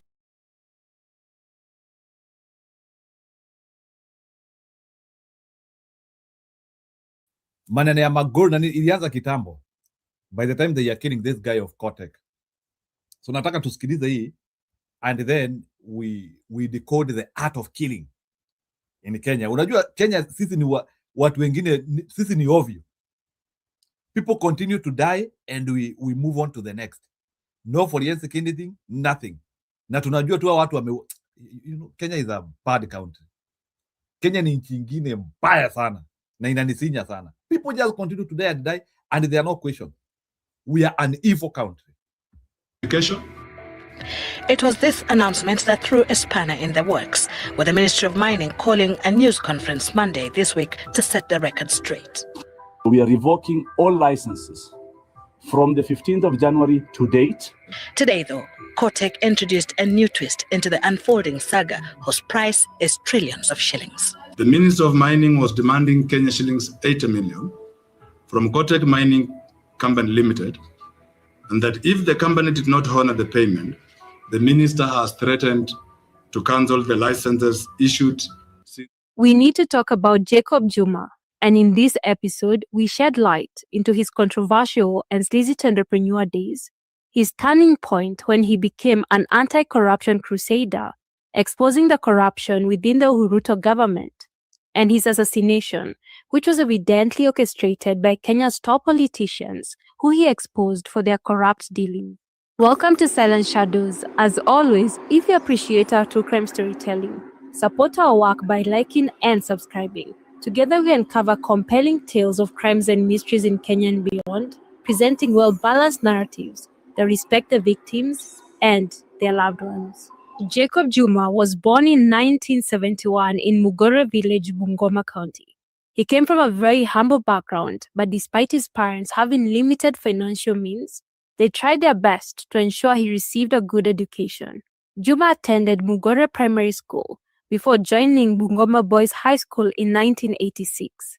After completing his high school education, he joined Kenya Polytechnic in Nairobi. This is where the tides of good fortune turned for Juma when in 1992, he was introduced to the wealthy Western Kenya politician Chris Okemo and Cyrus Jirongo. When Juma met Cyrus Jirongo, Jirongo was a tenderpreneur and the head of the infamous Youth for KANU, also known as YK92, whose purpose was to help President Moi win the hotly contested 1992 elections. One thing to know about the Youth for KANU leaders is their proximity to power made them rich at a very young age. Of course, this money came in the form of cash, bankrolled by the Central Bank of Kenya to fund the 1992 general election under Moi's instructions, but also through kickbacks for their loyalty to Moi. Some of the kickbacks Jirongo received included big government tenders awarded to his two companies, Cypher Projects International and Sololo Outlets Limited. One of the biggest tenders he ever secured, worth 1.2 billion Kenyan shillings, was to build Hazina Estate in Nairobi for the National Social Security Fund, NSSF. At this time, Juma was essentially Jirongo's errand boy and mentee, and Jirongo would help Juma out financially by even paying for his school fees at the Kenya Polytechnic. 3 years after meeting Jirongo and learning the ropes of being a tenderpreneur, at the age of 24 in 1995, Juma registered a company called Juma Construction Limited. Shortly thereafter, he secured his first tender to build a dining hall at the Cooperative College in Karen, Nairobi. This was a small project worth about 1.5 million Kenyan shillings. In an interview with Nairobi Business Monthly in September 2013, Juma claimed to have made 500,000 Kenyan shillings in profit from this project. Part of this profit, along with a bank loan, funded his next big construction project, which he won a tender for, of course.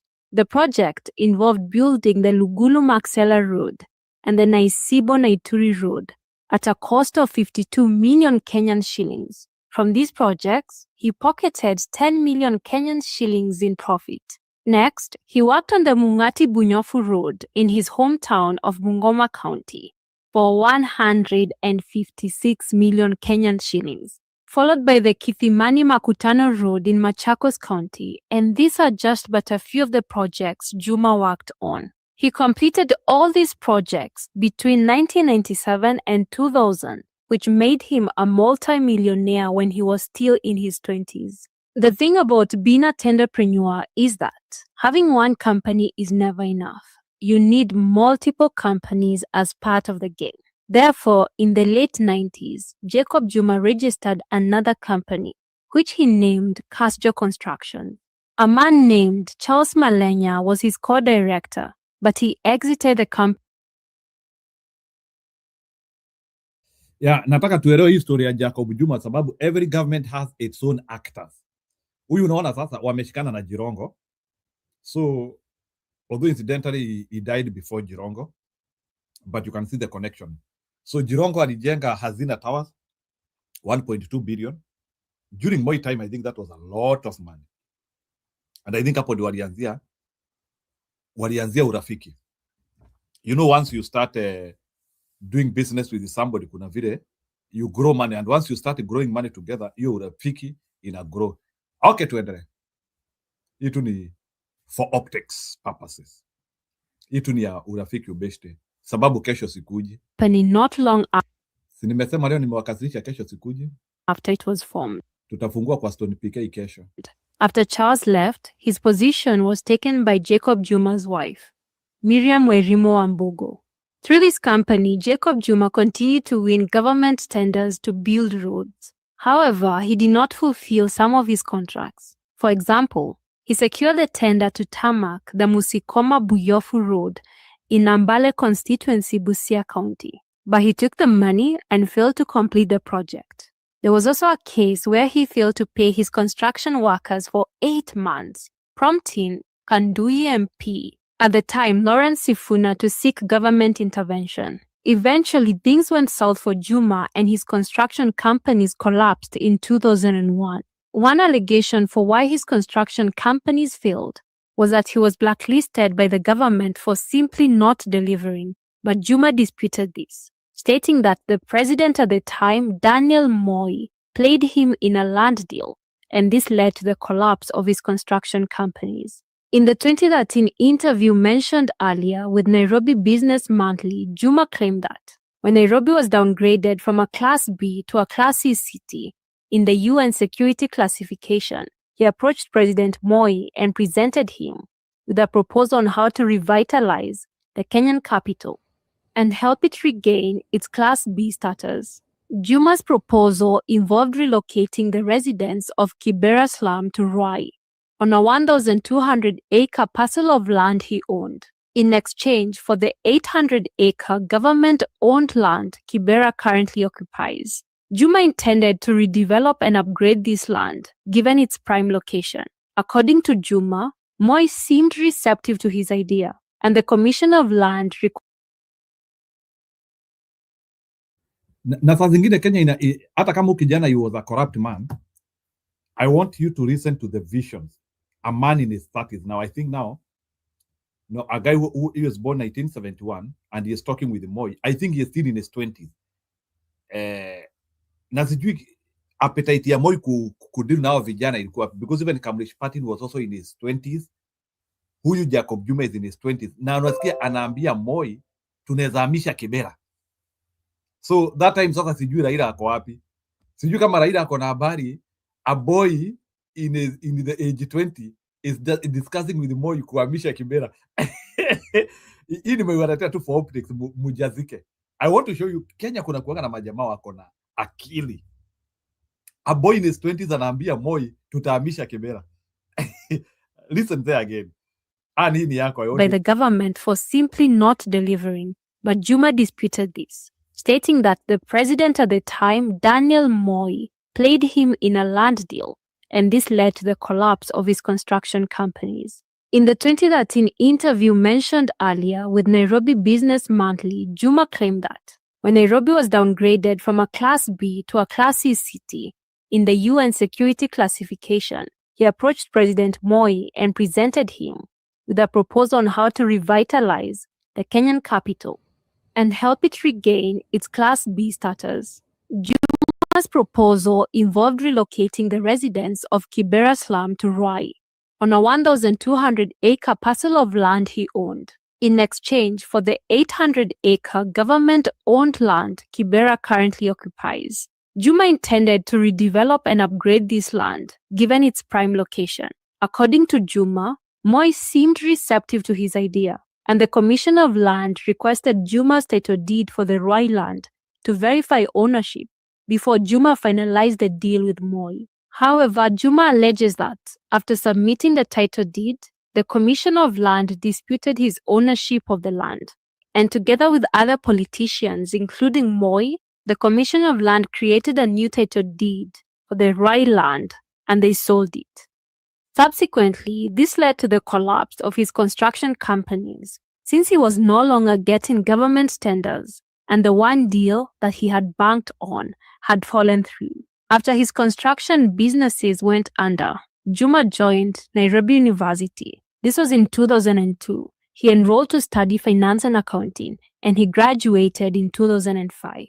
Going back to school to get his degree in 2002 was not the only thing Jacob Juma did after the collapse of his construction companies. He founded another company. This time, he named it Erad Supplies and General Contracts Limited. The directors of the company included Sirisia MP John Waluke Koi and Grace Wahungu.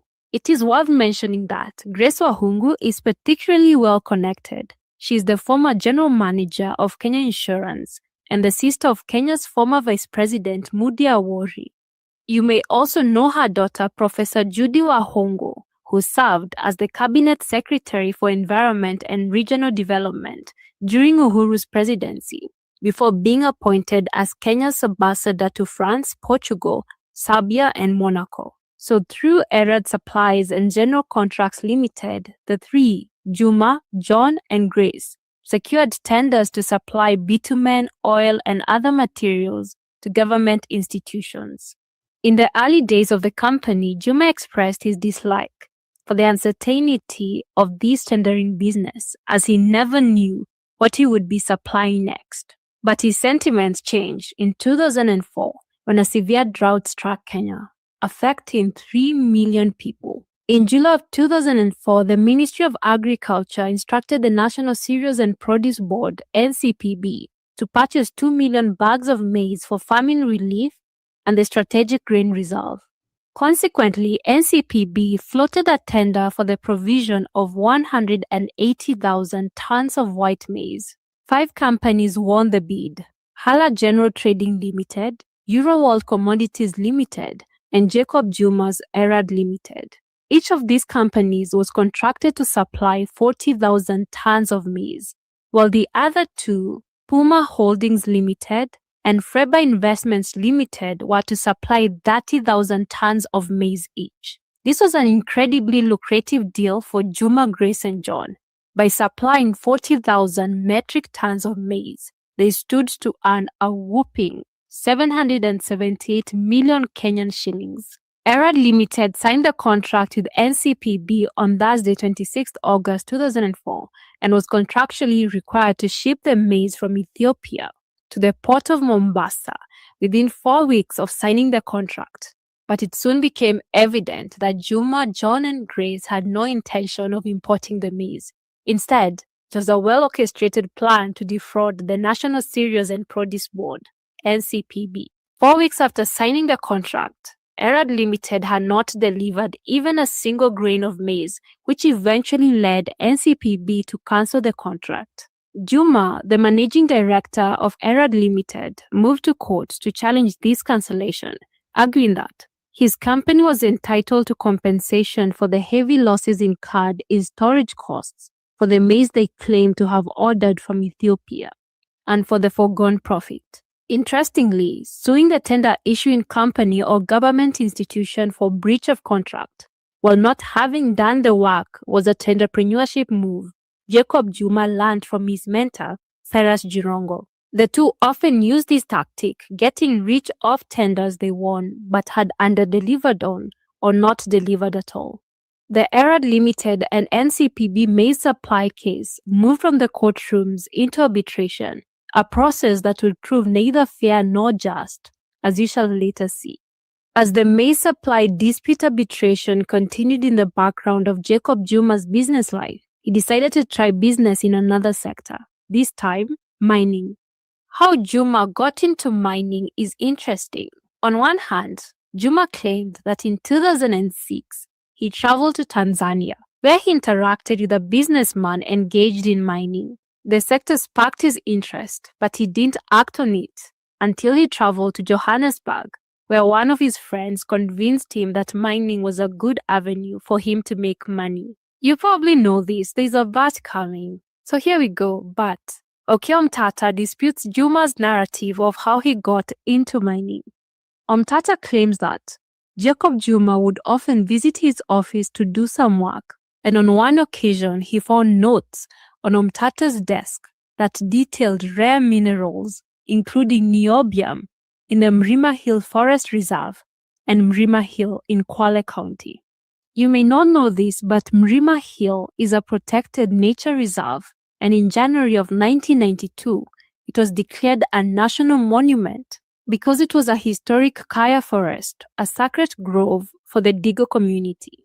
In 1997, a Gazette notice under the Mining Act prohibited all prospecting and mining in Mrima Hill. Omtata further claims that after Juma stumbled across these notes on his desk, he moved quickly, and in 2007, Jacob Juma registered another company, this time a mining prospecting company called Kotek Mining Limited Kenya. The setup of Juma's mining company is a little bit complicated, as 70% of his company was owned by two mining companies registered in the UK, that is Kotek Mining and Sterling Capital Limited. In turn, Kotek Mining UK and Sterling Capital were owned by a Canadian mining company called Pacific Wildcat Resources. Essentially, Pacific Wildcat Resources Canada owned 70% of Juma's company. Remember, Mrima Hill and its forests are protected under Kenya's mining laws, and all prospecting and mining are forbidden there. However, Juma bribed the then mining commissioner Lojomon Biwott allegedly, and in April 2008, Lojomon issued Kotek Mining a prospecting license, granting them full and exclusive rights to prospect and explore all minerals in the Mrima Hill Forest Reserve, including niobium and rare earth minerals. Mining niobium is a very lucrative business, since niobium is a component in high-strength steel, and it's used to manufacture electronics and metal alloys for jet engines. Mining niobium was going to be the biggest deal in Jacob Juma's life. Since the niobium deposit at Mrima Forest Reserve and Mrima Hill was one of the largest in the world and was worth 600 billion USD approximately. So this website that I'm on right now lets you invest into real estate for as little as a few $100s. It doesn't require me to deal with After hitting this multi-million-dollar niobium mining jackpot in 2008, the following year, in 2009, Jacob Juma would hit another jackpot, and the dispute between him and the National Cereals and Produce Board was finally settled through arbitration. The arbitrator overseeing the dispute awarded Juma's company, Erad Supplies and General Contractors Limited, a sum of $3,106,000 USD, equivalent to 564 million Kenyan shillings at the time, for loss of profit and maize storage charges incurred by Erad Limited, along with an interest of 12% per annum on delayed payments by NCPB. One thing that shows that this arbitration was a sham and the arbitrator was compromised was the fact that the arbitrator did not question or interrogate the invoice submitted by Erad Limited from Chelsea Limited of South Africa for the costing card for the maize storage. NCPB then moved to the High Court to contest the decision, arguing that it reeked of corruption and pure theft of public funds. They even presented damning evidence showing that the arbitration was a sham and that Erad Limited had defrauded NCPB. The evidence tabled by NCPB in the High Court revealed that the company which Erad Limited claimed had supplied them with the maize, namely Ropak CC International, was not even in the agriculture business, but was registered in South Africa as a company offering financial and real estate services. Additionally, the NCPB presented evidence showing that Chelsea Limited, also in South Africa, did not offer services for storing agricultural produce. Therefore, there is no way Erad Limited had incurred such hefty storage fees storing maize with them. Despite of all this evidence showing that Erad Limited had scammed the NCPB, Erad Limited greased the hands of the High Court judge who was handling the case, Justice Leonard Njagi, and he ruled in Erad's favor, dismissing NCPB's case on 28 October 2011. The NCPB was not giving up, and they moved to the Court of Appeal, And whilst the NCPB moved to the Court of Appeal to fight Steroid Limited, Jacob Juma went to court with a request for the arbitration decision to be executed, meaning he wanted to recover the 564 million Kenyan shillings his company Steroid Limited had been awarded in arbitration. During this time, things were looking up for Jacob Juma financially. In addition to the big award he got from the maize supply dispute arbitration, the mining commissioner Lojomon Biwott renewed Kotek Limited's mining prospecting license at Mrima Hill and the Forest Reserve. Remember, these areas were legally protected against mining. Jacob Juma was now flying too close to the sun. As March 2013 came and Kenyans went to the ballot, Uhuru Kenyatta was elected president and William Ruto as his vice president. Uhuru, as the president-elect, issued a decree to all ministry officials under the outgoing Mwai Kibaki's government, instructing them not to issue any new contracts or licenses on behalf of his incoming government. Perhaps Juma thought that securing the license during this period of power transition would mean he wouldn't have to start applying for his mining license from scratch once the Jubilee government took office and appointed new government employees, including those in the mining ministry and commission. 2 days after Kenya's general election in 2013, Jacob Juma planned a meeting between himself, executives from Pacific Wildcat Resources Canada, and key government officials here in Kenya. The meeting was a success, and on 22nd March 2013, the issuance of the mining license to Juma's Kotek Mining Limited was gazetted. 4 days later, on 26th March 2013, Jacob Juma received an exclusive 21-year mining license. A few weeks after securing the license, which had taken them almost 5 years to obtain, the executives of Pacific Wildcat Resources Canada, who own 70% of Juma's company, visited Kenya, and together with Juma, they met with the newly elected president, Uhuru Kenyatta, to discuss growing the country's mining sector. However, things took a drastic turn in May of the same year when Najib Balala was appointed as the cabinet secretary for mining. Balala began advocating for the nationalization of Kenya's mining sector, claiming that the country was not benefiting enough from its mineral resources, as much of the mining was being done by individuals and international companies. Of course, knowing our politicians, they did not have Kenya's best interests at heart. They just wanted a slice of the huge profits that Jacob Juma's company was about to make by mining niobium at Mrima Hills. When Jacob Juma sensed that Balala's rhetoric would translate into action and that he was about to target him and his mining activities at Mrima Hill and its forest reserve, Juma met with Balala at his house in July of 2013. Jacob Juma alleged that Najib Balala demanded 80 million Kenyan shillings from him during this meeting, or else he would cancel his mining license. Following this demand by Najib Balala, Jacob Juma moved to the Ethics and Anti-Corruption Commission of Kenya EACC on 29 July 2013 and reported Balala for bribe solicitation. Nonetheless, Najib Balala cancelled Kotek's mining license on 5th August 2013. Kotek's license was not the only one cancelled. The licenses of 42 other mining companies were also cancelled by Balala. After Najib Balala cancelled Kotek's mining license, Jacob Juma would call for a press conference accusing Balala of corruption. And of course, Balala also called for his own press conference to counter these claims. Mining Cabinet Secretary had to suspend his Eid al-Fitr celebrations for a while to respond to the allegations soon after he left the mosque. My track record is very clear on issues of corruption. And if it's money, I don't need money. Thank God.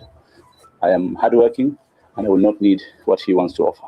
To back up his claims, Juma placed a call to, according to him, the suspended Commissioner of Mining, Moses Masibo, who was apparently present as Balala demanded for the 80 million shilling bribe. How much was it? 80 million. 80 million. That you will revoke our licenses. What we were doing as a government, we knew people will hit back. So we were ready. Being legal, we will go legal. Being allegations like this, which are unfounded, we will know how to deal with them. The reason why the other companies have suffered the fate of cancellation is not that the Commission of Mines did not follow the law. It's because of extortion bribery claim from Kotek that was declined by ourselves. We are reviewing not only Kotak as one company, we are reviewing 43 licenses. And I've made it very clear that if you think and you believe strongly and the task force clears you, then definitely you deserve to get a license. The cabinet secretary insists that Kotek's license should be scrutinized because he suspects it was issued unprocedurally. What I feel, and it is suspicious, when all of us were at Bomas, waiting for the results and the announcement of who is the winner, and then you are in an office somewhere, issued a license on the 7th of March, then there must be something serious. As and when the government gives us the license, it is not our prerogative, remind. Belongs to Kotek Mining Limited for the coming 21 years, effective 7th of March 2030. We want to review all these licenses from January, when Parliament is dissolved, till the 15th of May. Yeah, review them. Whatever is good, we are going to reinstate them and reissue them. Whatever is bad, we are going to cancel them. As simple as that. Why is Juma panicking to this? Jacob Juma now says his company, Kotek, plans to take the battle to court, not just in Kenya, but also in London and France. This has been very expensive for Kotek. And I can assure you that we shall not lose a single penny. That I can assure you. The country director of Kotek Mining Kenya Limited claims the company will demand a minimum of 10 billion shillings in compensation if its license won't be reinstated. About a year after the cancellation of the mining license, this is in 2014, one of Kotek's managing directors, David Anderson, alleges that he met with Balala and Deputy President William Ruto to try to resolve the matter. David alleges that, to his shock, Najib Balala and Deputy President William Ruto were demanding that the government accord for a few individuals in power wanted up to half of the profits from the mining in Rima Hill. Keep in mind that when the mining license cancellation debacle was going on, the maize supply case was still ongoing, and Erad Supplies and General Contract Limited applied for a garnishee and attachment orders in February of 2013, instructing banks where NCPB kept its money to surrender the cash to Erad Limited. These orders were granted on Friday, 15th March 2013. Consequently, 297 million Kenyan shillings belonging to NCPB and held at KCB Bank were transferred to Erad Limited. Erad Limited, through auctioneers, also raided NCPB offices and seized vehicles and furniture. However, the money and assets recovered by Erad Limited were nowhere near the 594 million that they had been awarded in arbitration. The one asset NCPB had that could have fully covered the amount was its grain reserves, and there's a very, very high chance that this is what Erad Limited, that is John, Juma, and Grace, were after. Fortunately, NCPB, through the Attorney General, obtained a court order preserving the country's grain reserves, meaning Erad Limited could not acquire them, which would have put the country in a very difficult situation.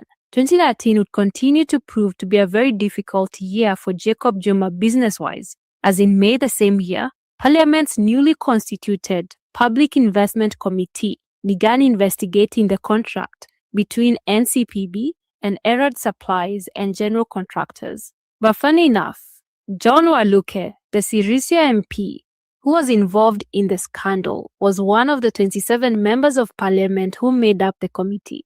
It was as if he was on the committee by design. Needless to say, he did not sit in on this particular inquiry due to a conflict of interest. The committee called 28 people to testify, including Jacob Juma.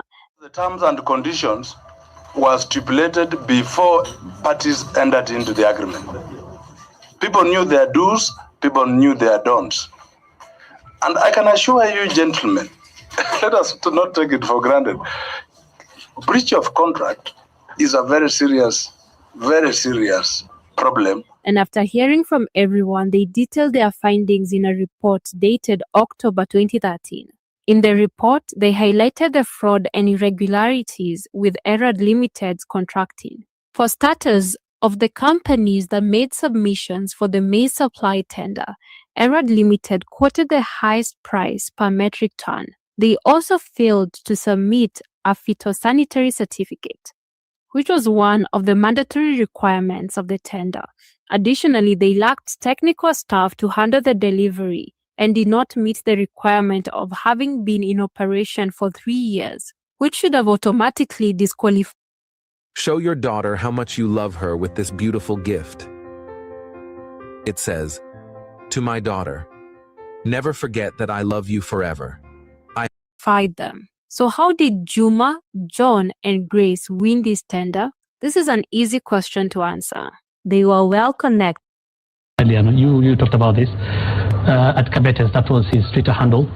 The late Jacob Juma, at 12:34 p.m. on the 10th of December 2015, tweeted, and I quote, "The person who is obsessed with plans to kill me is William Ruto. I know that my assassination was discussed on Tuesday." My question to you is, did you have anything to do with that? As the late Jacob Juma claimed, as Jirongo claimed, and why you? Well, I think we lost Jacob Juma, that he would be best placed to respond to your question. And maybe you should look for some time, get Jirongo here, so that he can tell the country what he means. But I'm sure as the sun is going to rise tomorrow, that the killers of Jacob Juma will be brought to book. Maandishi haya si mageni jijini, labda kwa mgeni jijini, ila kwa wenyeji wa jiji ni maandishi tuliyoyazoea. I am hoping that they will be brought to book and they will be known. I want to tell you and to tell Kenyans and to tell the country that I have nothing to do with anything to do with the life or death of Jacob Juma. Investigations are going on. Have the police questioned you since Jacob Juma directly? When the police want a statement from me, I will give it freely. Any day, anytime, anywhere. But they haven't questioned you yet? They have not asked me for a statement. I will gladly give my statement. Okay. Yeah. I will gladly do that because I'm a law-abiding citizen and I want to help in getting to the bottom of this death of Juma, or indeed any other Kenyan. In part 1 of the Jacob Juma story, we dropped off at Juma's turning point, when court battles with the Ruto government over huge business deals gone south turned him into a government critic, an anti-corruption crusader, and a whistleblower. In this episode, part 2, we take a look into Juma's online activism and his assassination that remains a mystery to date. Welcome to Silent Shadows. As always, if you appreciate our true crime storytelling, support our work by liking and subscribing. Together we uncover compelling tales of crimes and mysteries in Kenya and beyond, presenting well-balanced narratives that respect the victims and their loved ones. In hindsight, Jacob Juma was ahead of his time because he used his social media accounts, especially on Twitter, now X, to call out and expose the corrupt dealings of the Kenyan government at the time. As expected, he did take to social media to accuse Uhuru, Ruto, and Balala of cancelling his mining license at Mrima Hill and Forest Reserve in Kwale County. As Juma fought the government both online and in court, the government began to fight him. Slowly but surely, overtly and covertly, they also started threatening Juma's life. For example, on Wednesday, 29th July 2015, the former Inspector General of Police, Joseph Boynet, announced that no one in Kenya could own an armored car without a license. This seemed targeted at Juma, who was one of the few Kenyans who owned an armored car. Following this, Juma took to Twitter the same day to say, "This is how low this government has sunk. Now William Ruto is sponsoring laws to get us my armored limousine. Very cheap."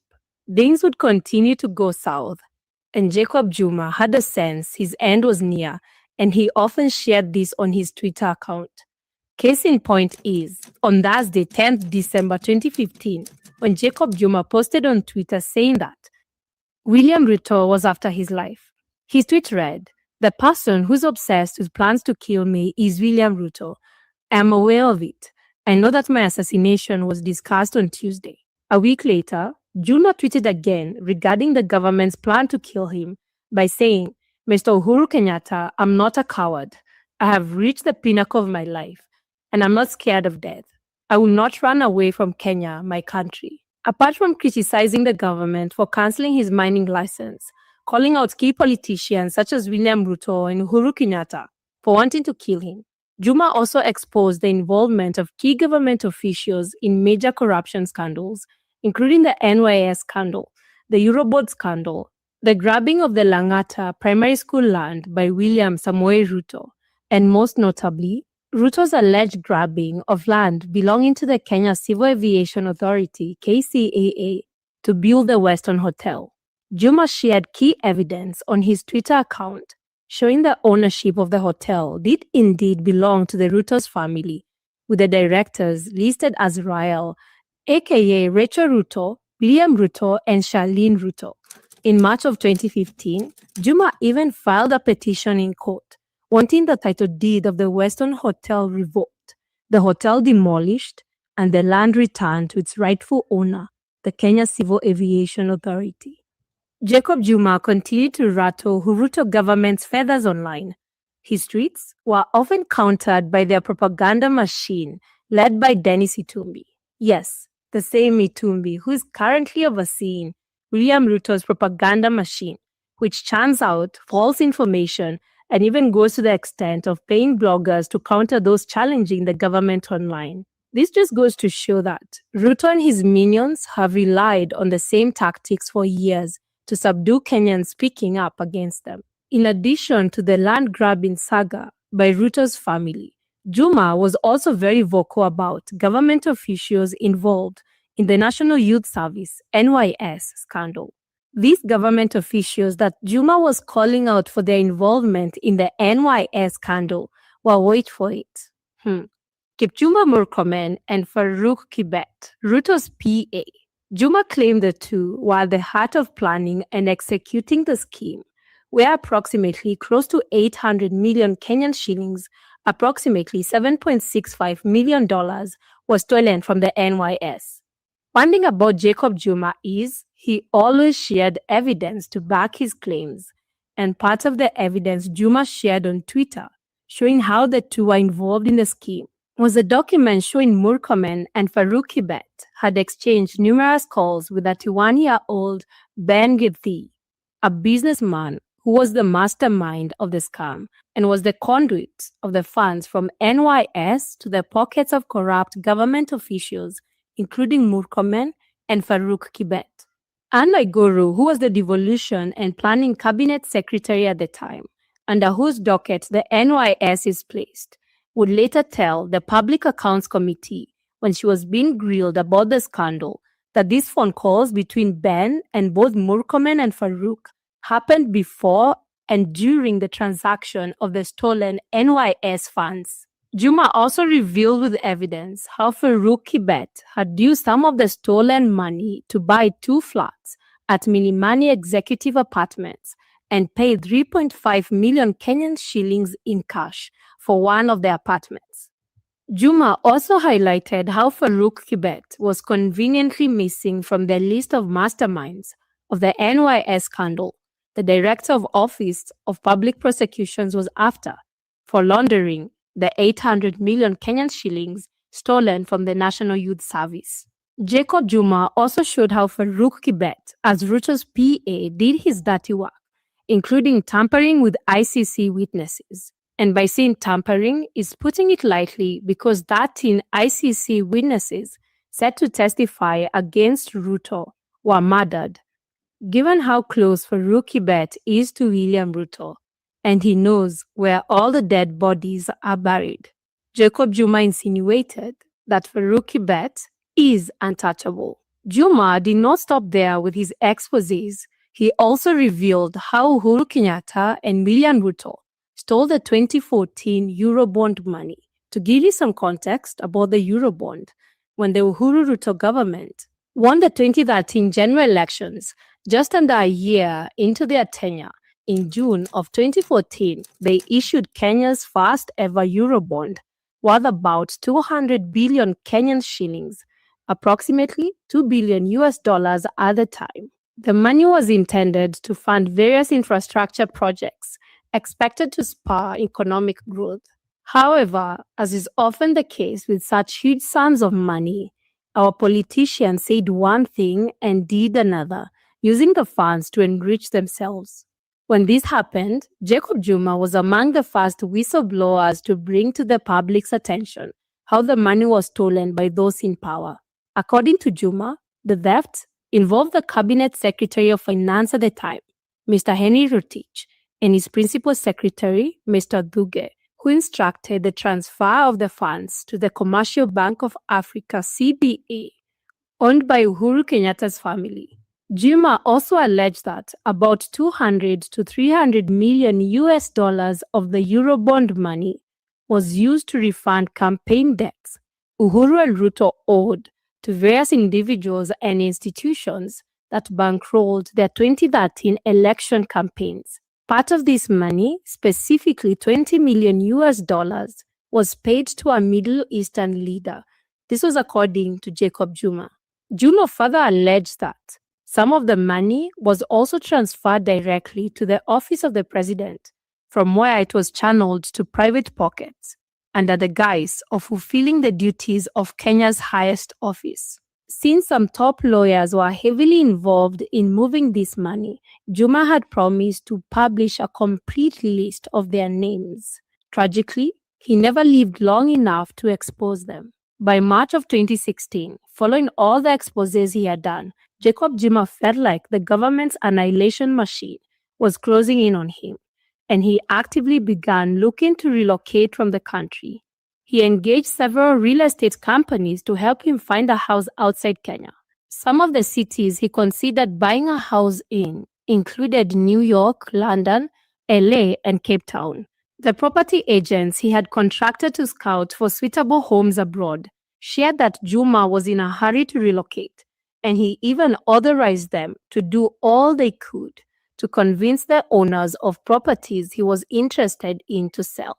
Sadly, Jacob Juma would not get the chance to flee the country, as his life was taken by hired assassins on Thursday, 5th May 2016, near Lenana School along Gong Road, just 2 months after he had begun considering relocating.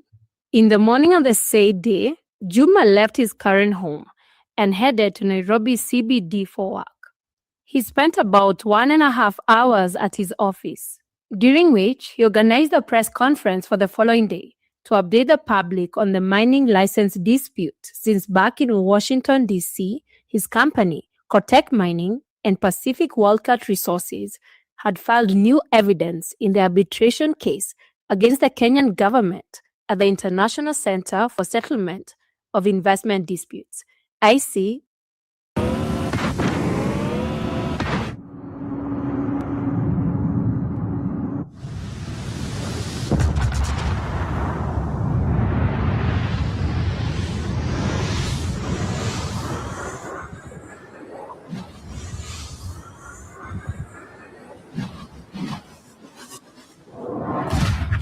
We've destroyed an enemy cruiser.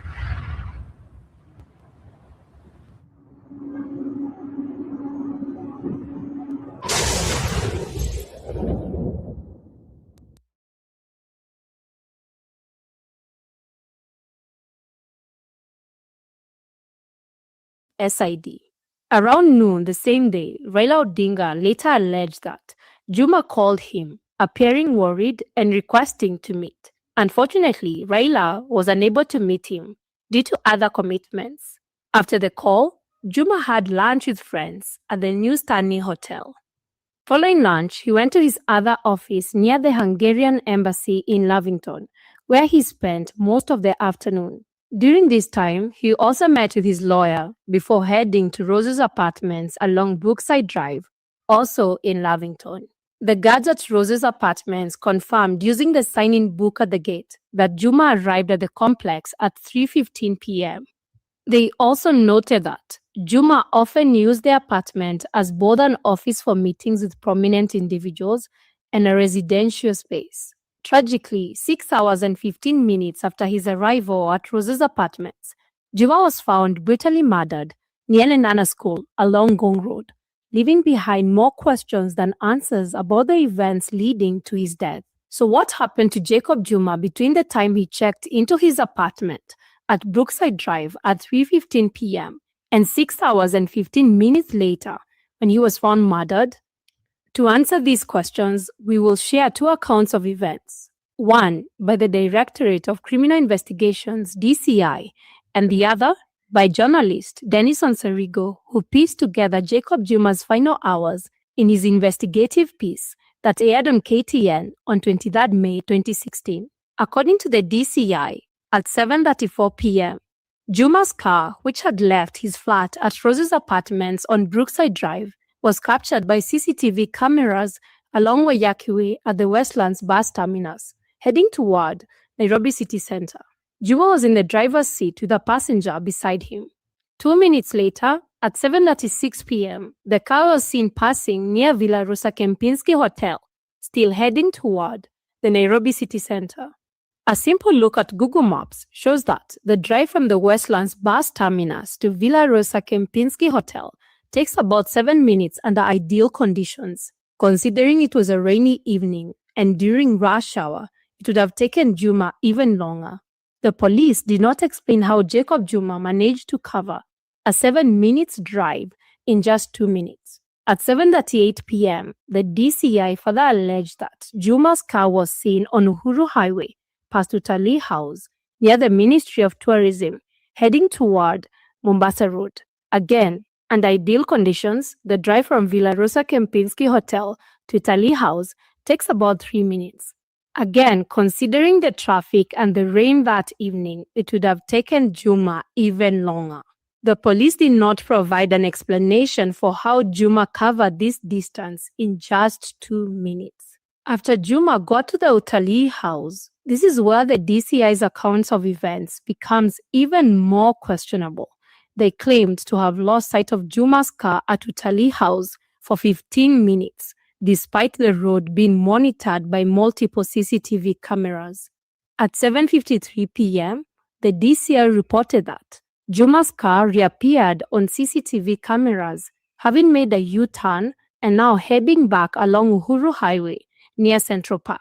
However, the DCI were unable to confirm who was inside the vehicle, if indeed it was Jacob Juma. At 7:55 p.m., the car was seen making another turn on Uhuru Highway towards Nyerere Road, near the Children's Traffic Park. For the next 19 minutes, the car was not spotted by any cameras along that road. At 8:14 p.m., Juma's car was now captured by CCTV cameras driving along Irwin's Kodhek Road near Yaya Center, heading towards Oleodume Road. At 8:27 p.m., the car was seen on Lenana Road, marking the last recorded sighting of the vehicle that night, before Jacob Juma was found murdered an hour later. The DCI also claimed that at around 9 p.m., 2 men approached a police officer guarding a construction site about 1 kilometer from where Juma was killed. The 2 men reported seeing a suspicious car with shattered windows at the Southern Bypass interchange near Lenana School along Gong Road. Consequently, the DCI alleged that police officers from Karen Police Station responded to the scene around 9:30 p.m. and found Jacob Juma's car.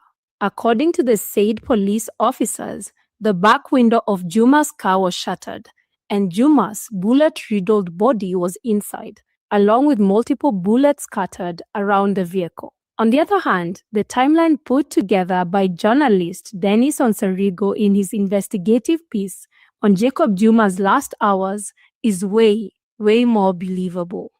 According to Dennis, 2 hours after Jacob Juma arrived at his flat in Rose's apartments at 3:15 p.m., he made a call at 5:11 p.m. to his cab driver, asking him to pick up a lady named Cheryl at Sarit Center and bring her to his apartment. According to Cheryl, this was the first time she was meeting Juma. How Cheryl and Juma had become acquainted or the nature of their business remains unknown and hugely speculated. At around 6:27 p.m., the cab driver dropped off Cheryl outside Juma's apartment. Juma and Cheryl spent just over an hour and 15 minutes together before they left the apartment complex. According to the records kept by the guards, Juma and Cheryl left their apartments in Juma's Mercedes at 7:45 p.m. This contradicts the DCI's timeline, which claims Juma was seen along Wayakiwe near the Westlands bus terminus at 7:34 p.m. This discrepancy shows that the DCI's timeline was doctored and it's far from the truth. After Juma and Cheryl left their apartment at 7:45 p.m., the only person who lived beyond that day to give a timeline of where they went after leaving Brookside Drive was Cheryl, and her timeline of events is inaccurate. Cheryl claimed that Juma dropped her off at Trattoria restaurant in the Nairobi city center at 7:50 p.m., 5 minutes after they left Juma's apartment. Here's the thing, getting to Trattoria restaurant from Juma's apartment in 5 minutes was impossible. Again, checking on Google Maps shows that traveling from Juma's apartment to Trattoria typically takes about 10 minutes. Again, Nairobi traffic gets crazy during rush hour, and to add to the fact that it was raining that evening, it would have definitely taken Juma more than 15 minutes to get from his apartment to Trattoria restaurant. Forget everything you knew about war games. The large-scale action game War Thunder will bring you a storm of unforgettable experiences. Fight in the skies, assault enemy. Well, here's something else that's puzzling. There were 7 cameras near the area where the Trattoria restaurant is that the police could have used to verify Cheryl's story and establish a more accurate timeline of when Juma dropped her off. However, the police failed to review the footage. Cheryl, who lived in South B, further claimed after Juma dropped her off at Trattoria, she took a matatu and headed home, and she was at home by 8:12 p.m. 8 minutes after dropping Cheryl off at Trattoria restaurant, Jacob Juma called his friend at 8:20 p.m. to let him know that he had just spoken to a foreign envoy and was about to send him documents detailing corrupt dealings of key government officials related to one of the cases he was working on. The specifics of the case are not mentioned, but it must have been either the Eurobond or the NYS case, as these were the 2 cases Jacob Juma was heavily involved in and was exposing on his social media channels. Since the police were unable to trace both Cheryl and Juma's movements in Nairobi CBD, the details of what happened between when Jacob Juma made this call at 8:20 p.m. and 9:30 p.m. when he was found murdered near Lenana School along Gong Road remains a mystery. This was clearly by design, part of a well-planned murder intended to leave no witnesses or video evidence. Jacob Juma's movements from the CBD to the area near Lenana School, where he was found murdered, is just one of the many puzzling questions in this case. Another puzzling detail is who reported to the police that Juma's car was abandoned by the road. Remember, the DCI reported that 2 men saw Juma's car on the road with shattered windows, and they drove 1 kilometer along the southern bypass, where they reportedly saw a policeman mamming a construction site and reported the suspicious car they had seen. This report by the DCI, however, is false. This is because the security guards at the construction sites near where Juma was shot told reporters they didn't have any police officers guarding the sites that night. So who called the police? Well, it turns out it was a police officer who called the current police station around 9:30 p.m. to report seeing a car riddled with bullets on the side of the road. The name of this officer and how they came across Juma's car remains unknown. After the unnamed police officer made the call, the police from the current police station arrived at the crime scene just minutes after receiving the call. Upon arrival, witnesses reported that the police immediately assumed Jacob Juma's car had been ambushed by his attackers and shot at while he was driving. One of these witnesses was Joshua, a towing company driver, called to tow Juma's car by the police from the current police station. Joshua told Dennis Onsarigo that when he arrived at the crime scene, a few minutes past 10 p.m. on the night, Juma was killed The police had already secured the area. Joshua further asserted that the police instructed him and other civilians to stand far away from the car as they searched it.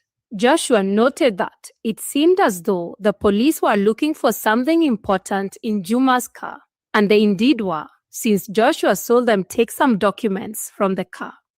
When Joshua was finally allowed near Juma's car, he noticed something interesting. That is, despite the numerous bullet holes on the outside and the fact that Jacob Juma had been shot, there was also very neatly blood on the driver's seat. Joshua also observed that while there was blood on the passenger's seat, the blood was not splattered, which would have been consistent with a shooting. Instead, the blood seemed to have been smeared on the seat. As someone who had been to many crime scenes to tow away cars, to Joshua, this particular crime scene looked staged.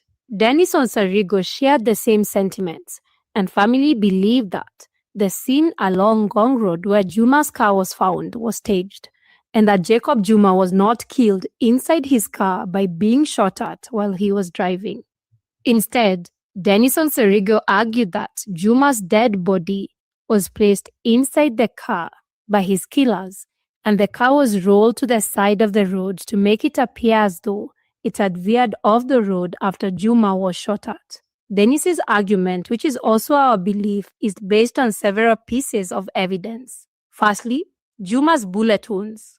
Jacob Juma was shot several times, and the bullets to his chest, neck, and right hand indicated he was shot from a very close range. Additionally, the bullet wounds in his right hand suggested he was shot as he raised his hands to defend himself, and this was unlikely to happen when his car was moving along the highway at a speed of approximately 60 kilometers per hour with his windows rolled up.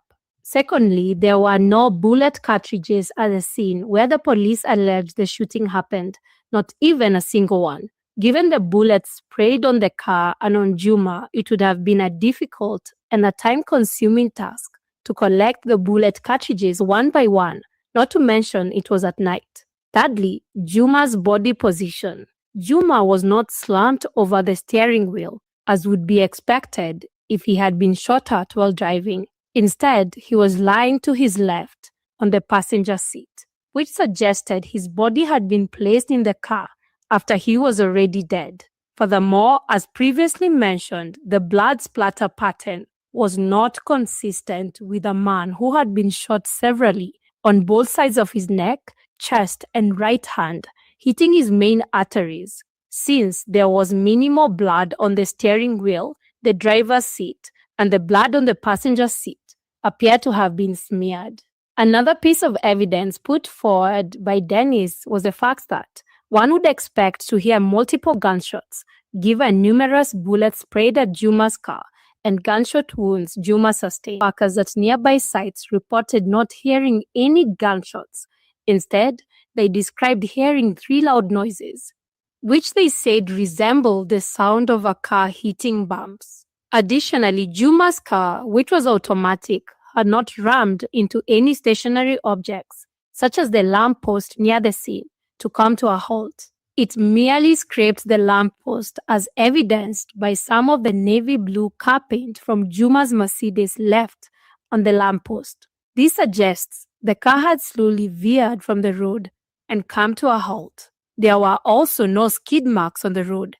Going by the DCI's theory, if Juma had been ambushed and shot at while driving at approximately 60 kilometers per hour or 80 kilometers per hour, he would have veered off the road, leaving skid marks and possibly hitting the lamppost with high impact. Still on Juma's car, according to Dennis Onsarigo, when the police arrived at the scene, Juma's car engine had been switched off, raising the question, who switched off the engine? Given the extent of Juma's injuries, he would not have been able to switch off the engine before he died. Another piece of evidence that showed that the scene that Jacob Juma was found at was staged was the fact that the bullet patterns on the body of his car were inconsistent with a car being shot at while moving. The bullets appeared to have been randomly shot while the car was stationary, making it look like The car was ambushed and shot at. Finally, and most damningly, some of the tweets on Jacob Juma's account were deleted the night he was murdered. And the last seen status on Juma's WhatsApp was 10:05 p.m., the night he died. During this time, remember that Juma was already dead, and the police were processing the scene of the murder. So who had access to Juma's WhatsApp?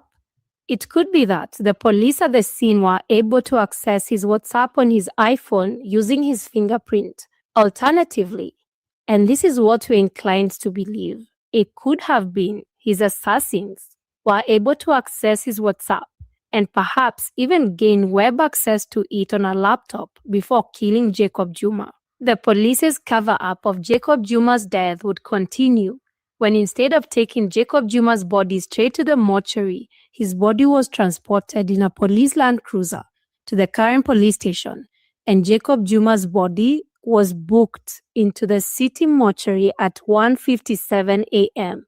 by one Corporal Haemba. What the police were doing with Jacob Juma's body at the police station for 3 to 4 hours remains a mystery. 3 days after Jacob Juma was murdered, an autopsy was conducted at Lee Funeral Home, but the questions continued to pile up. His body was presented for the autopsy with a blood-soaked gauze.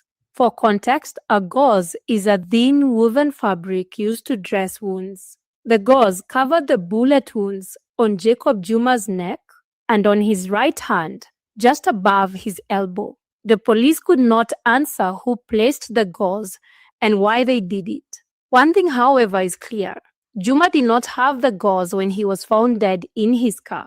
Whoever placed the gauze did so either at the current police station or the city mortuary where the police took him after he was killed. Our hunch is that the person who placed the gauze on Jacob Juma's body, possibly at the current police station or the city mortuary, did so to prevent post-mortem bleeding after removing the bullets still lodged in Jacob Juma's body with the goal of getting rid of evidence. The evident political assassination of Jacob Juma was met with both international and national uproar, with many blaming the Ruto government for Jacob Juma's death and spotlighting the numerous extrajudicial killings, including those of ICC witnesses that had been linked to Uhuru Kenyatta and his deputy president, William Ruto.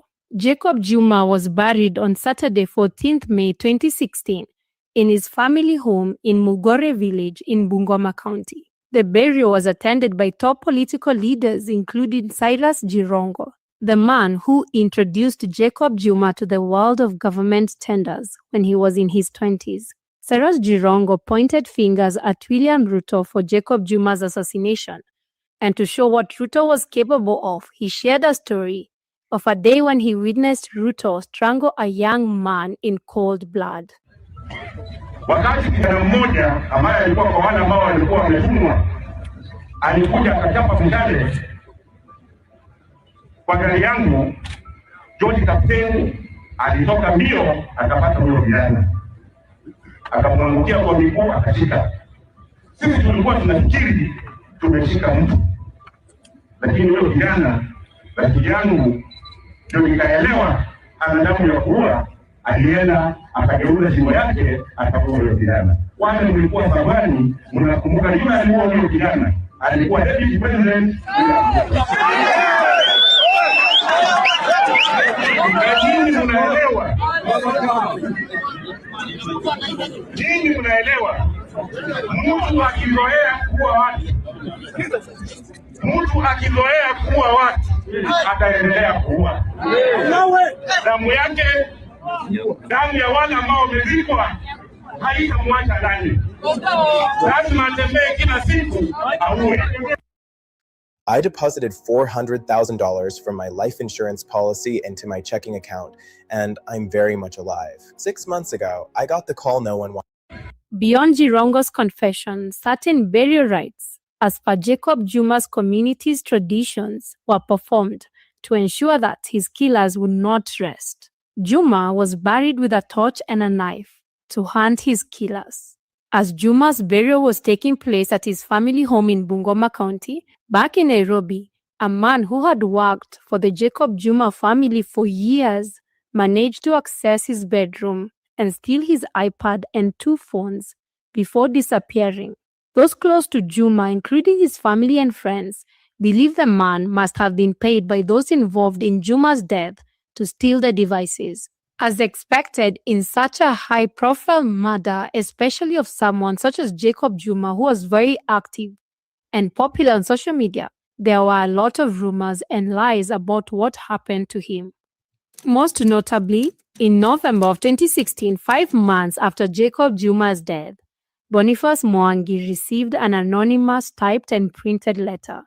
The letter, dated 18th November 2016 and titled Self-Confession, made some bold claims. The person who wrote this letter claimed to have been an assassin and a spy of high-profile politicians and claimed to have been involved in the planning and execution of Jacob Juma's murder.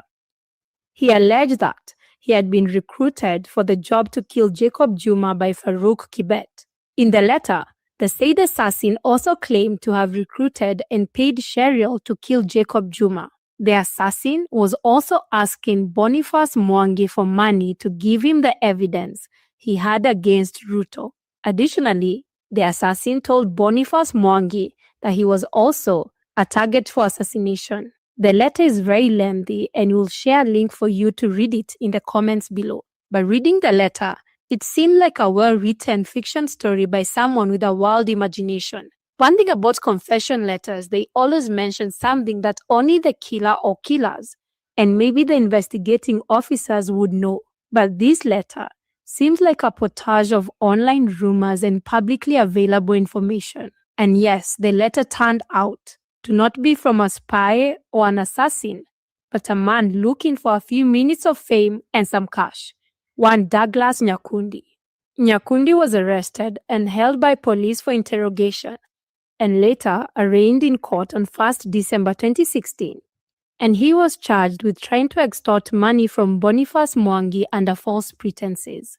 Nyakundi, in his first sworn affidavit, claimed that his boss, a man by the name Rono, had given him the letter to send to Boniface Mwangi. But later, in a new affidavit, Nyakundi claimed it was Boniface Mwangi who had coached him about what to say.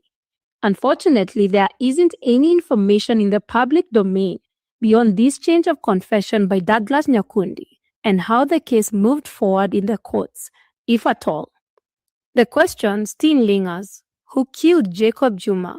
We theorized that it might have been the Special Service Unit, a rogue and exclusive unit trained to kill, formed within the DCI, that politicians used to kill innocent Kenyans. Some of the policemen who are part of this unit are currently being charged with the murder of 2 Indians and a taxi driver.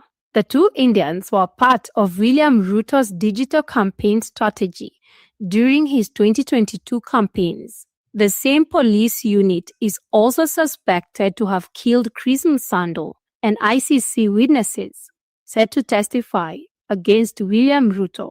The rogue unit was disbanded by Ruto in October of 2022 after he was elected as the 5th president of the Republic of Kenya. Another lingering question is who gave the orders for Jacob Juma to be killed?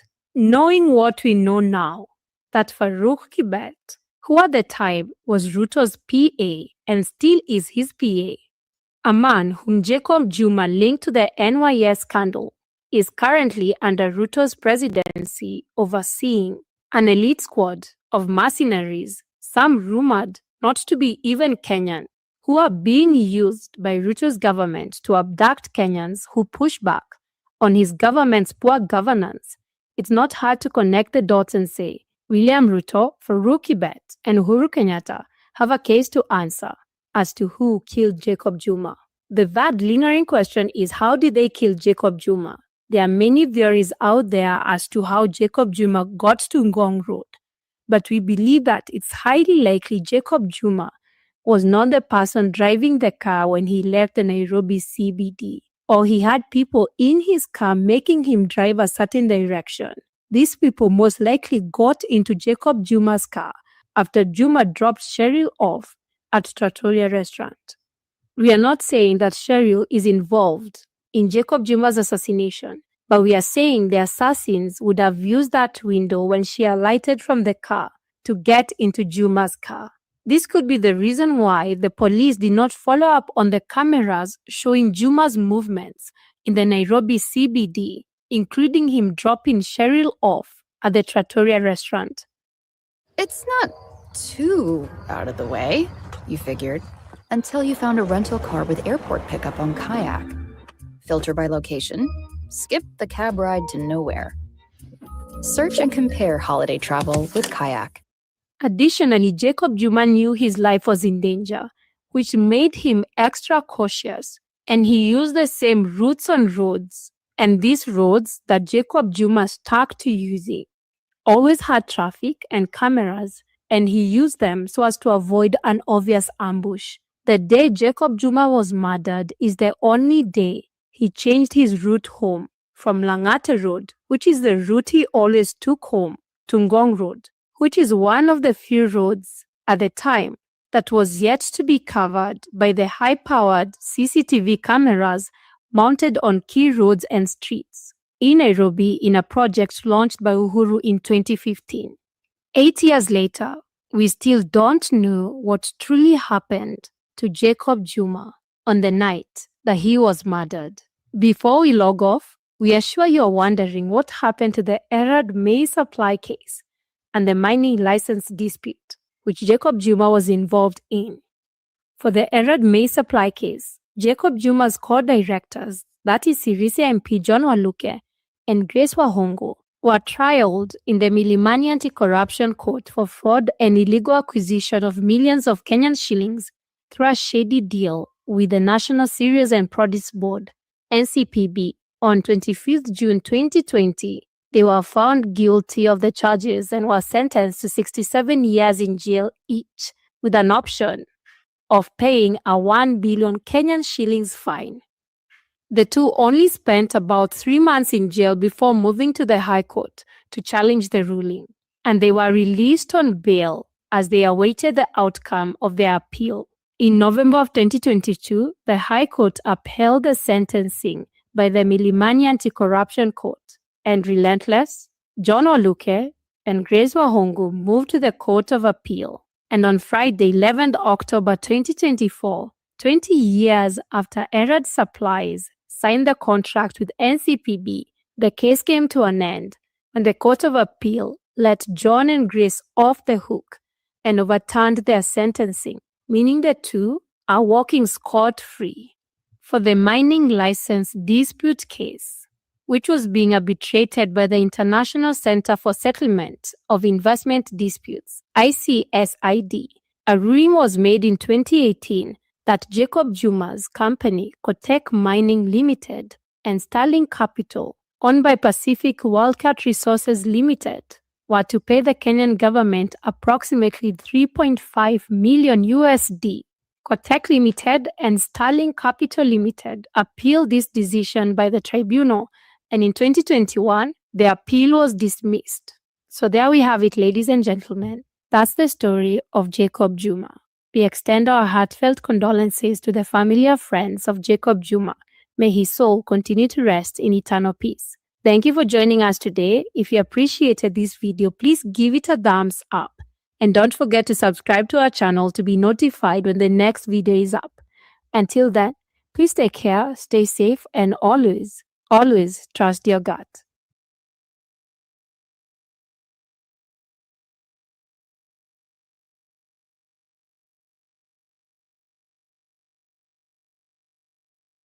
Y'all ever heard of a home equity agreement?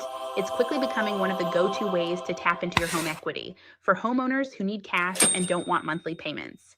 They've already helped over 14,000 homeowners tap into their home's built-up equity without adding monthly payments, refinancing, or selling their home. Here's how it works. They ask a few simple questions about your home and your goals, then they tell you how much cash you may qualify for. I first found out about this from my neighbor, Raymond. About 2 years ago, he used it when his bills were stacking up and his bank kept denying him for a HELOC. He used the same site and ended up unlocking $125,000 from his home with no added monthly payments. Then it happened to me. I had credit card debt piling up, needed to fix my roof, and didn't want to touch my low mortgage rate. I clicked the same site Raymond used, answered a few simple questions, and boom, I qualified. Fast forward just 32 days, and I had this fat check in my hands. It helped me pay off debt, catch up on bills, and finally breathe again. Then I shared this site on social media. My friend Jasmine tried it. She unlocked $147,000. And my buddy Eli, he got over $178,000. What I love most is how easy it was. You don't need to talk to banks. You don't need perfect credit. And there are no monthly payments. You just click the link, answer a few simple questions, and in minutes, it shows you how much you could qualify to unlock. They even walk you through everything. No pressure, no obligation. A few years ago, I thought the only way to get cash from your home was a refinance or a HELOC, but now I know better. So yeah, this is for any homeowner who's sitting on equity but doesn't want to deal with the banks. Click the link below, answer a few simple questions, and see how much you could qualify to unlock from your home, just like I did. And share it with your friends or family who own a home too. You never know who might be sitting on tens or hundreds of thousands in cash they didn't even realize they had.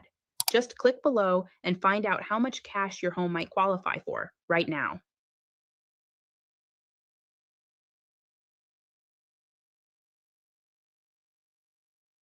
Wix.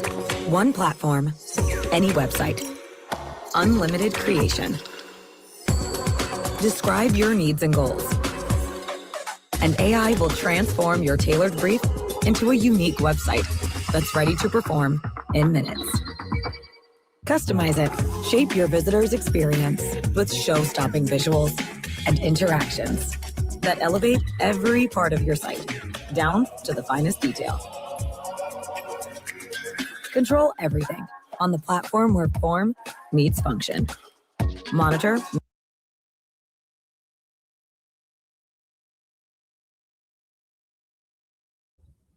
Tuonaneni kesho.